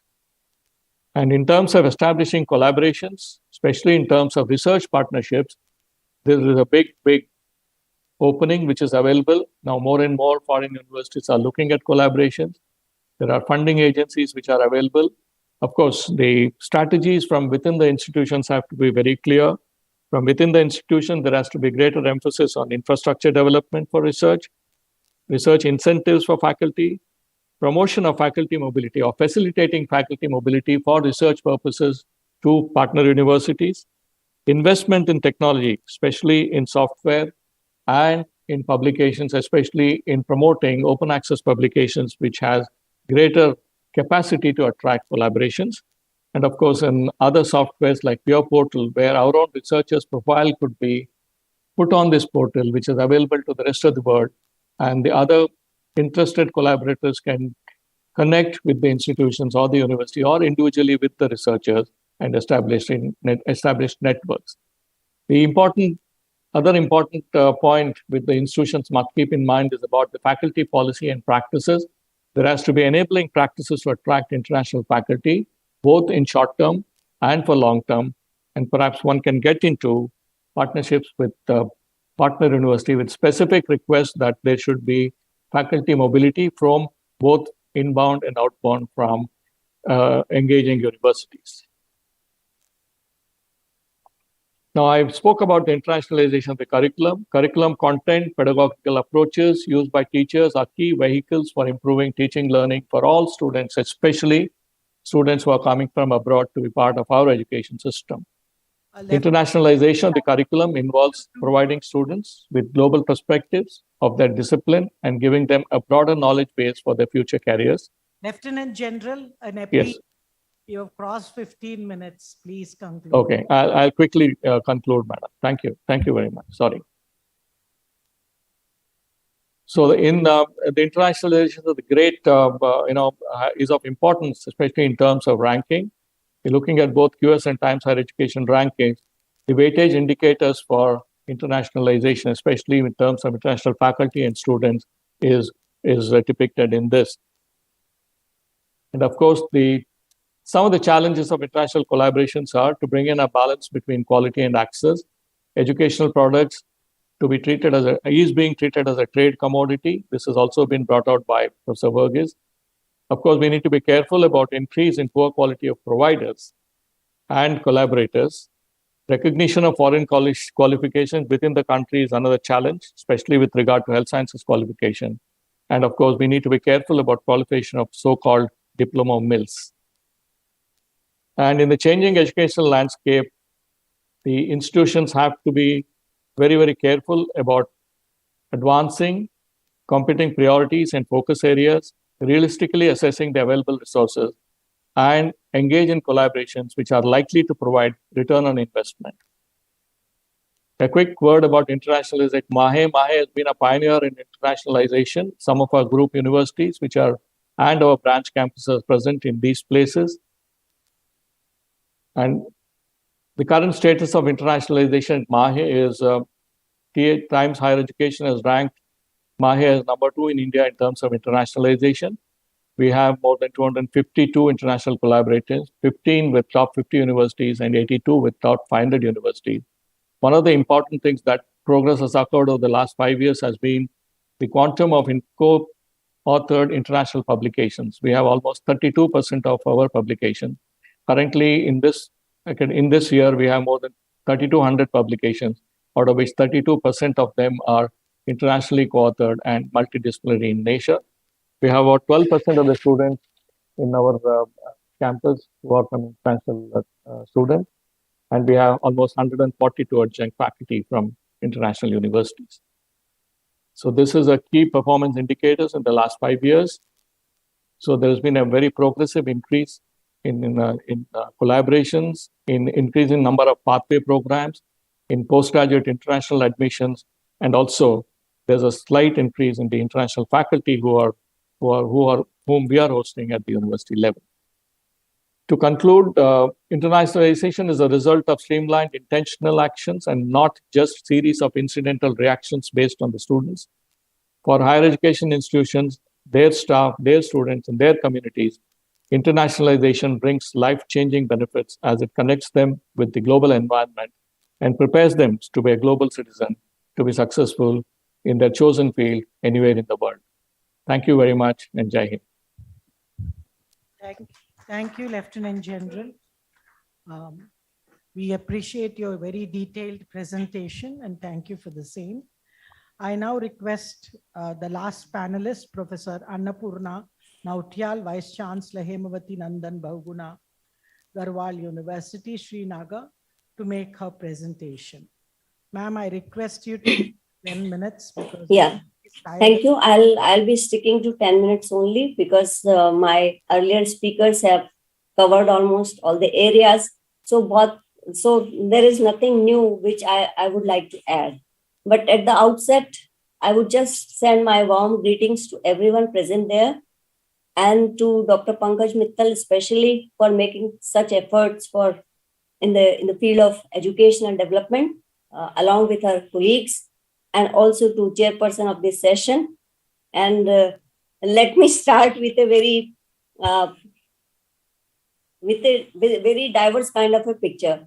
We just saw a presentation by General Venkatesh, and that university has got so many international students and international collaborations, but I am talking as a Vice Chancellor of a university which is located in a very remote area, and we don't have that pool of international students. So we are still striving hard to get those international students, because to me, this era is an era of international collaborations.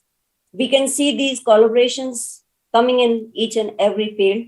Like if we talk about international relations, we have so many international collaborations in the form of like BRI, Belt and Road Initiatives, like ASEAN, BIMSTEC, like Quad. SAR recently in Sharm el-Sheikh, the greatest the conference of the for climate change was going on, COP27. Then we have G20, G4, and United Nations is a greatest example of international collaboration where all the countries are the member of United Nations. But such kind of collaboration we are seeking in the field of education, particularly in research and for teaching. So this is a very important aspect, that why do we want to collaborate in international sectors and how we can do it. The first most important thing is that we have to have something new to offer for international collaborations. And we should have some kind of specialty which can attract the foreign collaborator. Although I'm not saying that the UGC is not making efforts or AIU is not making efforts. We have so many institutions like ICSSR, ICCR is trying its hard to invite the foreign scholars, but the number of foreign scholars is still very limited. We have other schemes also, like Fulbright exchange programs are there, DART exchange programs are there, EU fellowships are there. There are so many things, but still the number of foreign students is less. And we have just 3 poles in the field of education, like US, UK, China, and India is trying hard for becoming the 4th pole of education by attracting the foreign students. And this is a very important aspect. And this will not only be suitable for the metro towns, but also for the universities which are located, like our university is located in a very remote area. And then what we are going to offer, which should be mutually beneficial to our collaborators. So it depends on the specialties. Like I'll talk about my university, then that in which field we can collaborate, and we are collaborating. Like we are located in a Himalayan region, and we have our own advantages in the form of that we have very rich flora and fauna. We have very rich traditional and folk cultures. And besides that, we have the capacity to develop the education of yoga. As you know that Rishikesh is the capital of yoga. So we have started collaborating with the Yogpeeth Rishikesh for attracting the foreign students, because we have a department of yogic science. And our faculties are going to Rishikesh Yogpeeth for educating the foreign students, because they are unable to visit our campuses. And then what we are doing, we are also collaborating in the field of agriculture. And also we are collaborating in the field of climate change, because Himalaya is witnessing climate change in a very big way. And glacial melt and all other events are affecting the whole of India. So the teams are working on these areas which are attractive to other partners also. They are publishing, they are into the exchange mode of students and research scholars. And why they are doing it? They are doing studies on glaciers, and they are training the students in remote science. They are also giving the knowledge of the students of flow modeling, and also the field visits, like how to collect these samples, because studies cannot be only done in the classrooms. You have to have a connect with the area where you are working. So I think my perception is slightly different. The perception is like that why any institution will collaborate with you. So the first question is that what strength we have. Although, as I am saying that the UGC and the AIU are trying their best, but even then it depends on the universities that how they collaborate and what they are going to do to attract the foreign students. And I am very sure that we have to first work on the reforms in our institutions, because there are so many hurdles which prohibit the easy access of students. So we have to first reform, then we have to perform, and then we have to transform the system by exchanges, bringing excellence in the system, and also equity, we should not forget about equity, because it's not the privilege of only the cities or only the metros which are located in good places, they have better facilities. Equity means the equity of every resource. Unless we develop an equitable society, I think the foreign collaboration will be in vain. Because when we visit the foreign universities, they are just located in the remote areas, but they are fully full of facilities. There are every facility which is available to the students, and such facilities we lack. So we need to come at par with that kind of facilities for these kinds of exchanges. And then we also need to develop some opportunities, that how these opportunities will come. No opportunity will come to your door knocking. We have to find out some ways to get that kind of opportunity, to connect with the international universities and with the international students. And we have to have that kind of knowledge, capacity, and we have to have that kind of critical thinking and curiosity that should be developed in the students. Then only they can be at par with the foreign students. Why do they study? Why do they work in a particular area where they are working? So the capacity of probing, the capacity of finding out purpose, and also to make it possible, which is impossible, we have to make it possible, and also to solve the problem. So the most important thing is that we have to go in a way where international collaboration can be beneficial mutually. It should not be beneficial to only one pole. It should be beneficial to other pole also equally. Unless it is not based on equity and equivalence, I think it is not worth taking. We are going in a big way for international collaboration, but then we have to see that what we are investing and what we are going to sacrifice or what we will lose. And without this kind of exposure, I think we will not be able to develop ourselves. And as the NEP has come out in a big way, and NEP has given us that kind of a thinking platform where we can think about international collaborations, and everything has been made easy, like dual degree program, twinning, opening of campuses, and other schemes like GYAN and LEAP programs. So these programs are always helpful for the faculty and for the students itself, that they can take advantage of these programs and then go in a big way for international collaborations. Because unless we get exposed, our knowledge will be limited to ourselves only. And as India has to become a Vishwa Guru, that Vishwa Guru India can become by expanding the knowledge base. And this knowledge base will be expanded only when we work on our weaknesses as well as on our strengths. Because we have to sell our strength, not weakness. So we have to work on that. So as I said in the beginning only, that the two speakers have given enough hint, and they have talked about all the issues they have covered. So I have nothing new to add to it.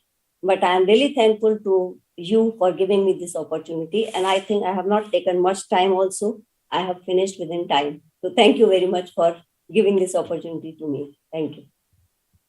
Thank you, Professor Purna Nautiyal. And any questions? How many questions can we take, ma'am?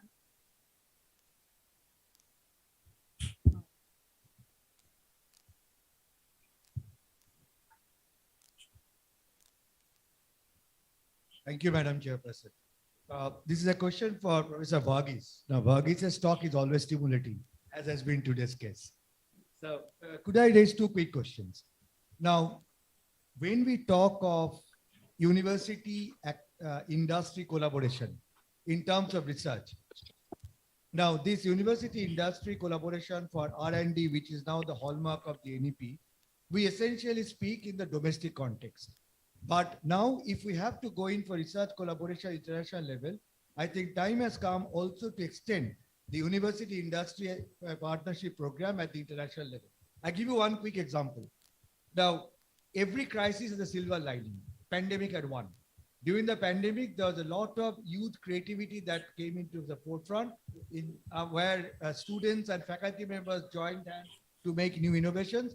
And in Jadavpur University, for example, the students and faculty members joined hands to develop a low-cost ventilator. I made an appeal to each of the chambers of commerce in Bengal to help us in patenting it. There was no response. Now, this particular venture got an award in hackathon. An American company, with the help of an American university, wrote to us, got the design and got the patent. So I think time has come to also to extend the contours of university, industry, academic program to the international level. The other point, the research collaboration at the international level is a sine qua non for Indian research to survive. But again, when we go on for the international research collaboration, we should also be careful that this research collaboration is not detrimental to Indian interests. I give you one example. Take the case of GM seeds. Monsanto, the company which produce GM seeds, they are forbidden to experiment in the developed countries of the West. But they are experimenting in developing countries like India to make profit. So yes, we should collaborate, but we should also ensure that this collaboration is done in tune with Indian interests, in tune with Indian needs, and in a way that it does not stultify the Indian knowledge system. Thank you. Thank you, sir. Thank you very much. Thank you also for the positive comments that you're making about my presentation. Let me take these two issues. The first one is that what is national today is very difficult to define, given the character of knowledge. I started by saying that knowledge is a public good. We say it is a public good. You go by Samuelson's definitions of 1954, etc., you find that non-rivalry is one of the characteristics of a public good. And therefore, if you see rivalry in another person, we cannot develop that person's capacity. So one has to make a borderline. So for example, there are certain scientific findings which are kept very secret.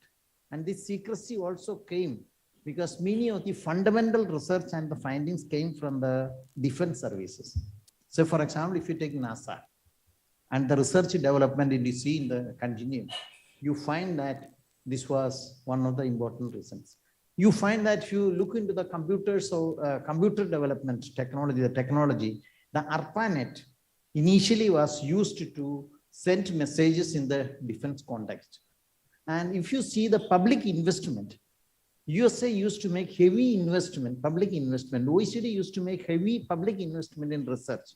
But when they found that the Russian or the ex-Soviet Union was dismantled or disappeared, and when they found that there is no political mileage or reward that they get out of it, what you find is that now it is more privatized. The research is getting privatized. Say, for example, if you take the 2006 Lisbon Agreement, it said that the OECD countries should spend 4% of their GDP for R&D activities. And if you see further, it is 2.6% of the 4% should be from the private sector. Only 1.4% should be from the public sector. So if you see the evolution from a historical perspective, what you find is that there is a change that has taken place. In other words, the political reward that the capitalist countries used to get by investing public money declined. As a result of that, the market intervention became important and corporate sector became the dominant player in many cases, So therefore, one has to see. So I'm not saying that if India is doing research on defense services, we cannot share it.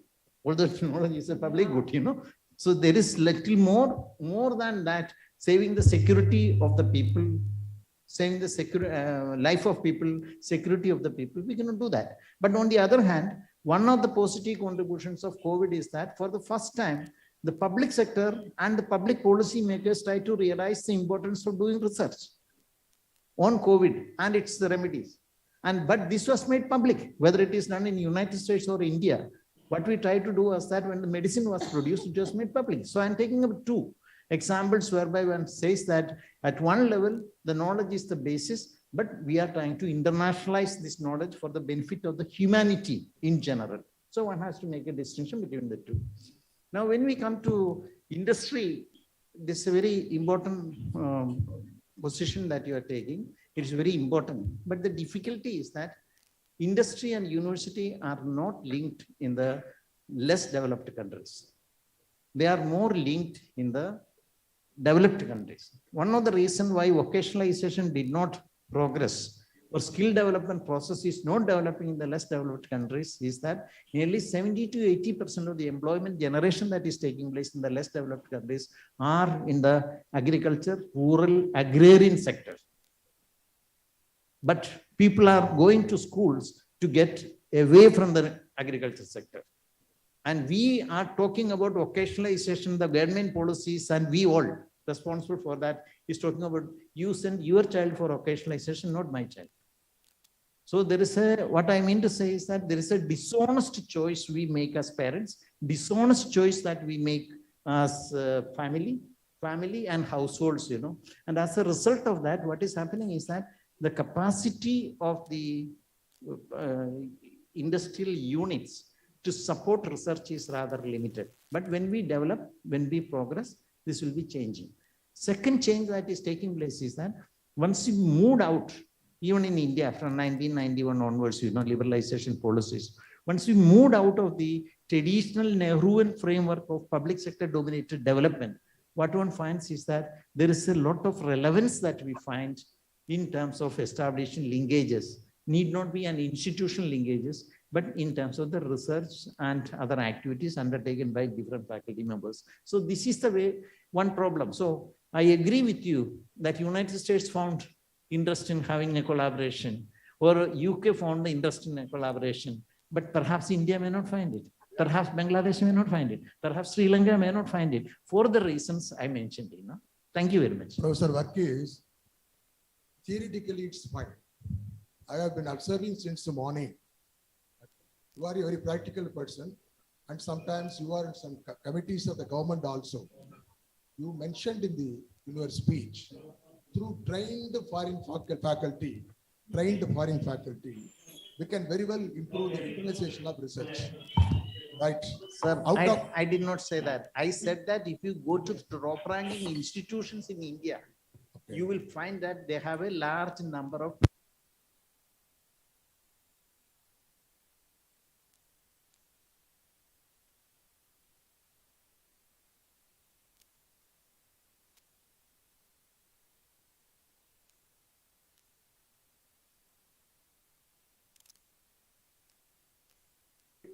they don't have the fund even to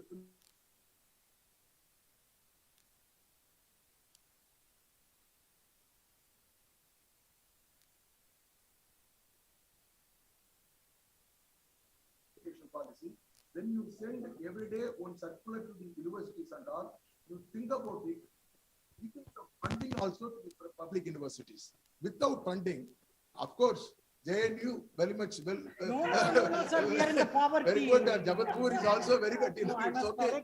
That is fine. But not all public universities are like that. We cannot engage even faculty from abroad. You are telling that we have to engage, keep them for 3 months, 6 months and all. That's a GAN program. Programs are okay, sir. That is running. No. Who will give funding for it? Even sir, as a vice chancellor, I want to recruit a person from abroad, but I must follow reservation policy. I have to give appointment only on reservation policy. There is no provision. Visa is not being given like that. What I am requesting you through our president and all, give me a reply to UGC, give me a response to chairman UGC, not only giving notification, but also giving funding to the universities. Then only we can carry out, implement national education policy with real spirit. I think also for Sir only, my friend, we have to attract foreign students. Yes, as per statistics, only 46,000 students alone enter into our own country from foreign countries. Whereas we sent 2 lakh students outside. Fine. Why we are not able to attract? We don't have that much of facilities what the foreign students want here. They want air-conditioned facilities. Of course, we have them. They are beginning our good courses, traditional courses. Most of them are not like that. If we want to attract, we have to provide them state-of-the-art facility. That is happening in Galgotias University, in few universities of Tamil Nadu, all are private universities.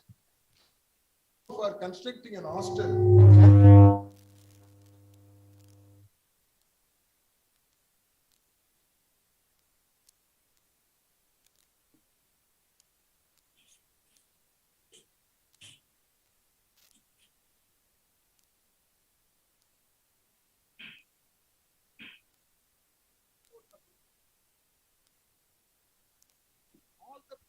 state universities.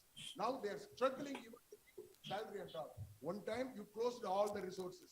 Another time asking us to spend a lot for other things. So please be practical and recommend such things to the government. Sir, basically, let me tell you that there is a big misunderstanding that has taken place, what I said and what you perceive to be what I said. Let me complete. Let me complete. What first thing is that I never said that by publicly these students are sent abroad. Or on the other hand, what I argued is that the large jump that has taken place in terms of student going abroad or faculty going abroad, not because of the Indian public funding. On the other hand, I very clearly said that funding from the household sector and own pocket has gone up. That is the reason why we could jump.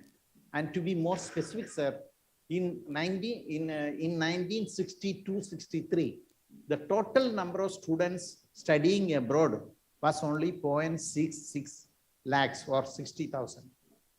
But it took nearly 30 years for that number to double because it depended upon the funding sources from the less developed countries.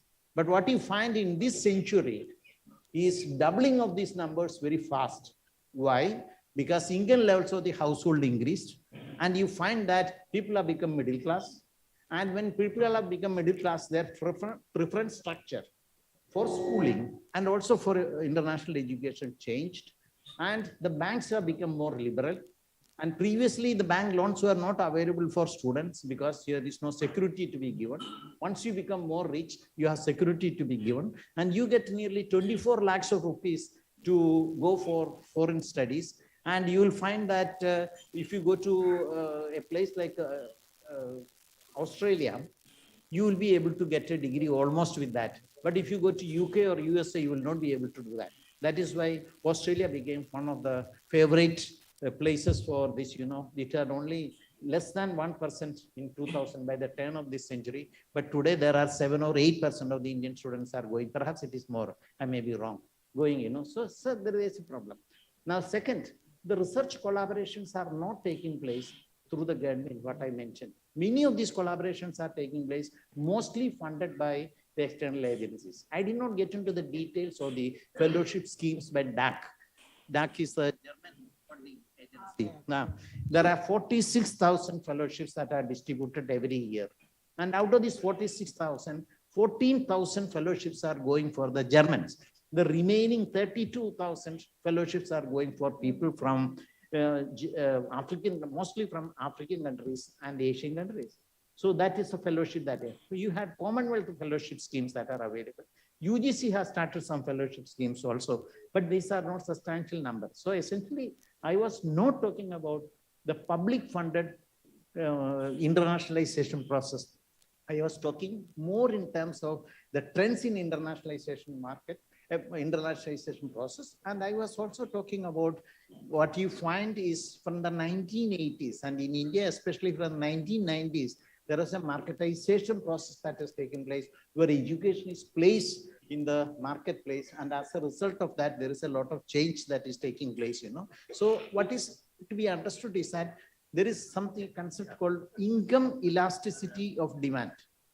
And what does that mean? When your income goes, you prefer for quality rather than quantity.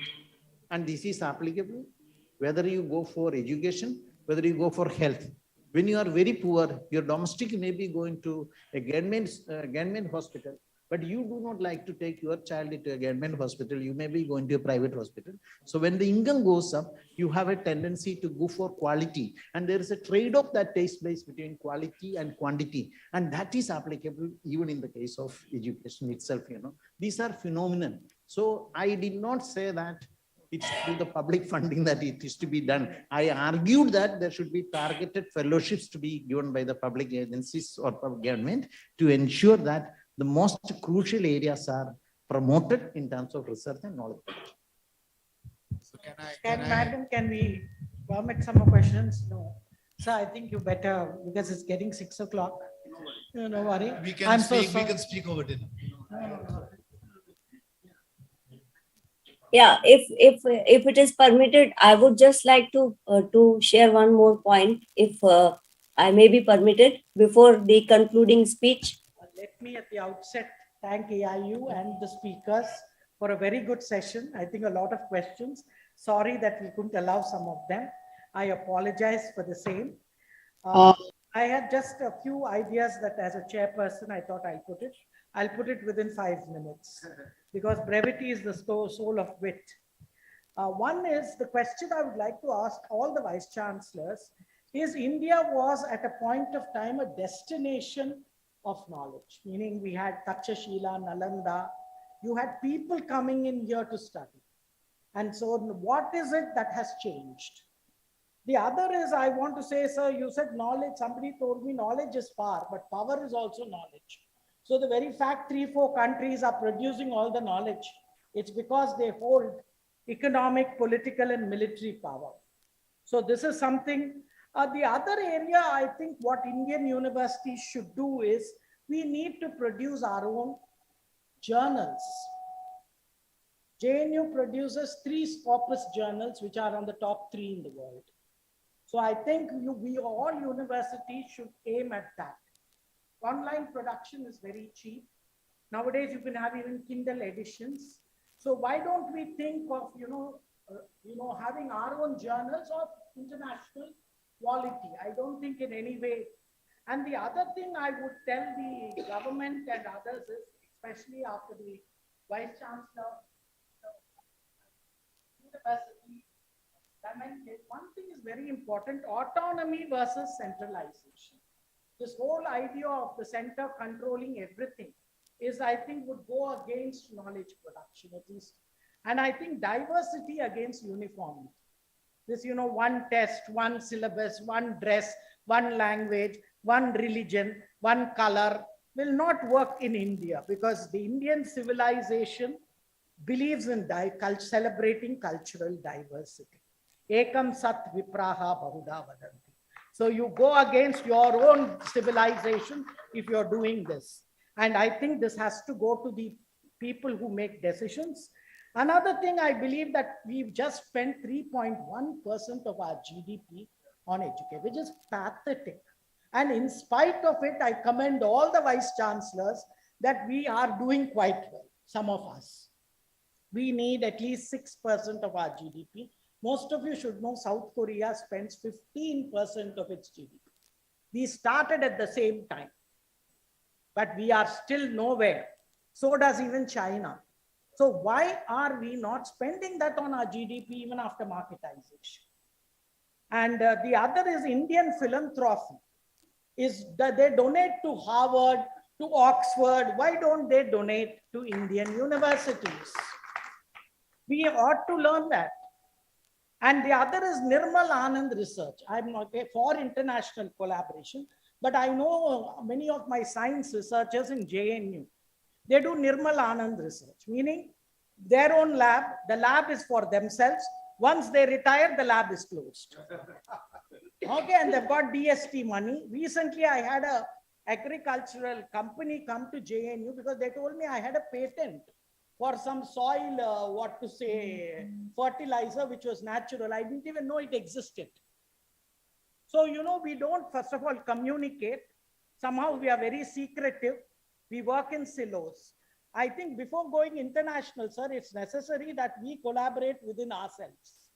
This is something I would rather suggest, and I would also say that students be 15% over and above quota. We are talking about international students coming. The Indian policy does not permit it. JNU cannot take, we are basically a research-based university. We cannot take foreign students because of that cap done by UGC, 8, 6, and 4. You can't get them into the Indian quota because it's so competitive that, we have too many, we have 1 student to 1 lakh applications. And in that competition, how are we going to bring in the international students? So this is something where we need to, I think, look into policy and also maybe give universities autonomy. I don't think any one of us are going to do something that is against. I would only like to say that because everybody that, JNU has jumped the QS ratings. This year, just a week ago, we jumped from 580 to 361, beating all the IITs except two. That is Bombay and Delhi. Delhi is just 2 ranks above us.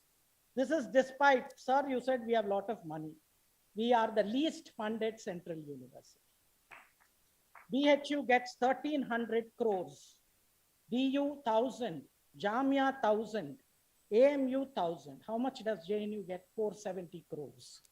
And despite it, we are the number 1. So I've told the minister, no rank, give me money. If I'm number 1, give me money. Saraswati, I told the Adnan Sami song, Kis kis ko lift kiya, mujhe bhi lift kara do. And I would only end up with what to say that if we want to really better our standards and compete with the global community and others, we would need to, what to say, bridge the gap between the conception and the creation, between the emotion and the response, because there falls the shadow between what we say and what we do and the research. And here I would only thank once again AIU for giving me this opportunity. And I hope we work together, Indian universities work together, private, public, share our knowledge, maybe have a common dashboard before we go international. Thank you so much. Thank you, ma'am, for chairing such an interactive session. Now, as a token of our appreciation for the time and input you all have shared with us, I request Professor Dr. Preeti Bajaj, our Vice Chancellor, ma'am, to present our memento to the chairperson, Professor Dhulupati Pandit.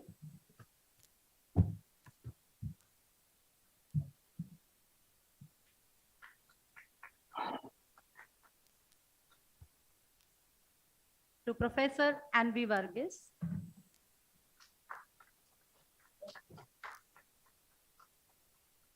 We also like to honor the speakers, those who have joined us online. So the memento will be sent by post. Thank you all. On behalf of AIU and Galgotias University, a big thank to all, to the chairperson and learned speaker and the audience. Thank you. Tomorrow we'll meet for the next session at 10 a.m. sharp. Thank you.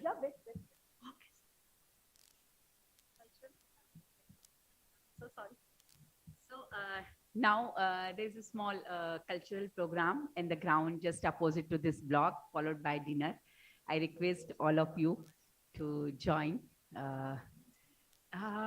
Might be after 5-10 minutes, but then the team is there. So just for a small cultural program might be, and it's just some fun time as well for the all those who have been day long, they were here. Thank you. Thank you very much. Thank you.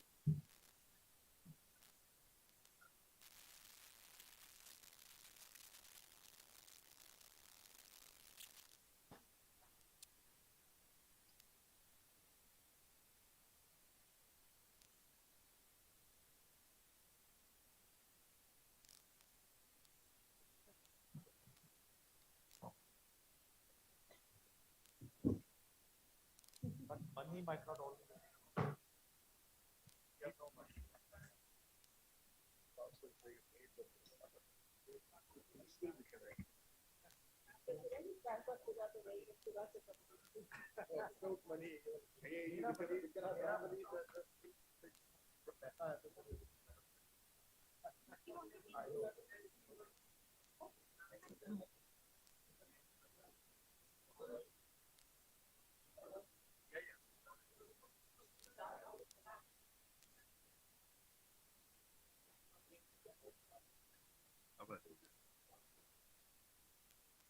जी आ जाएगा ना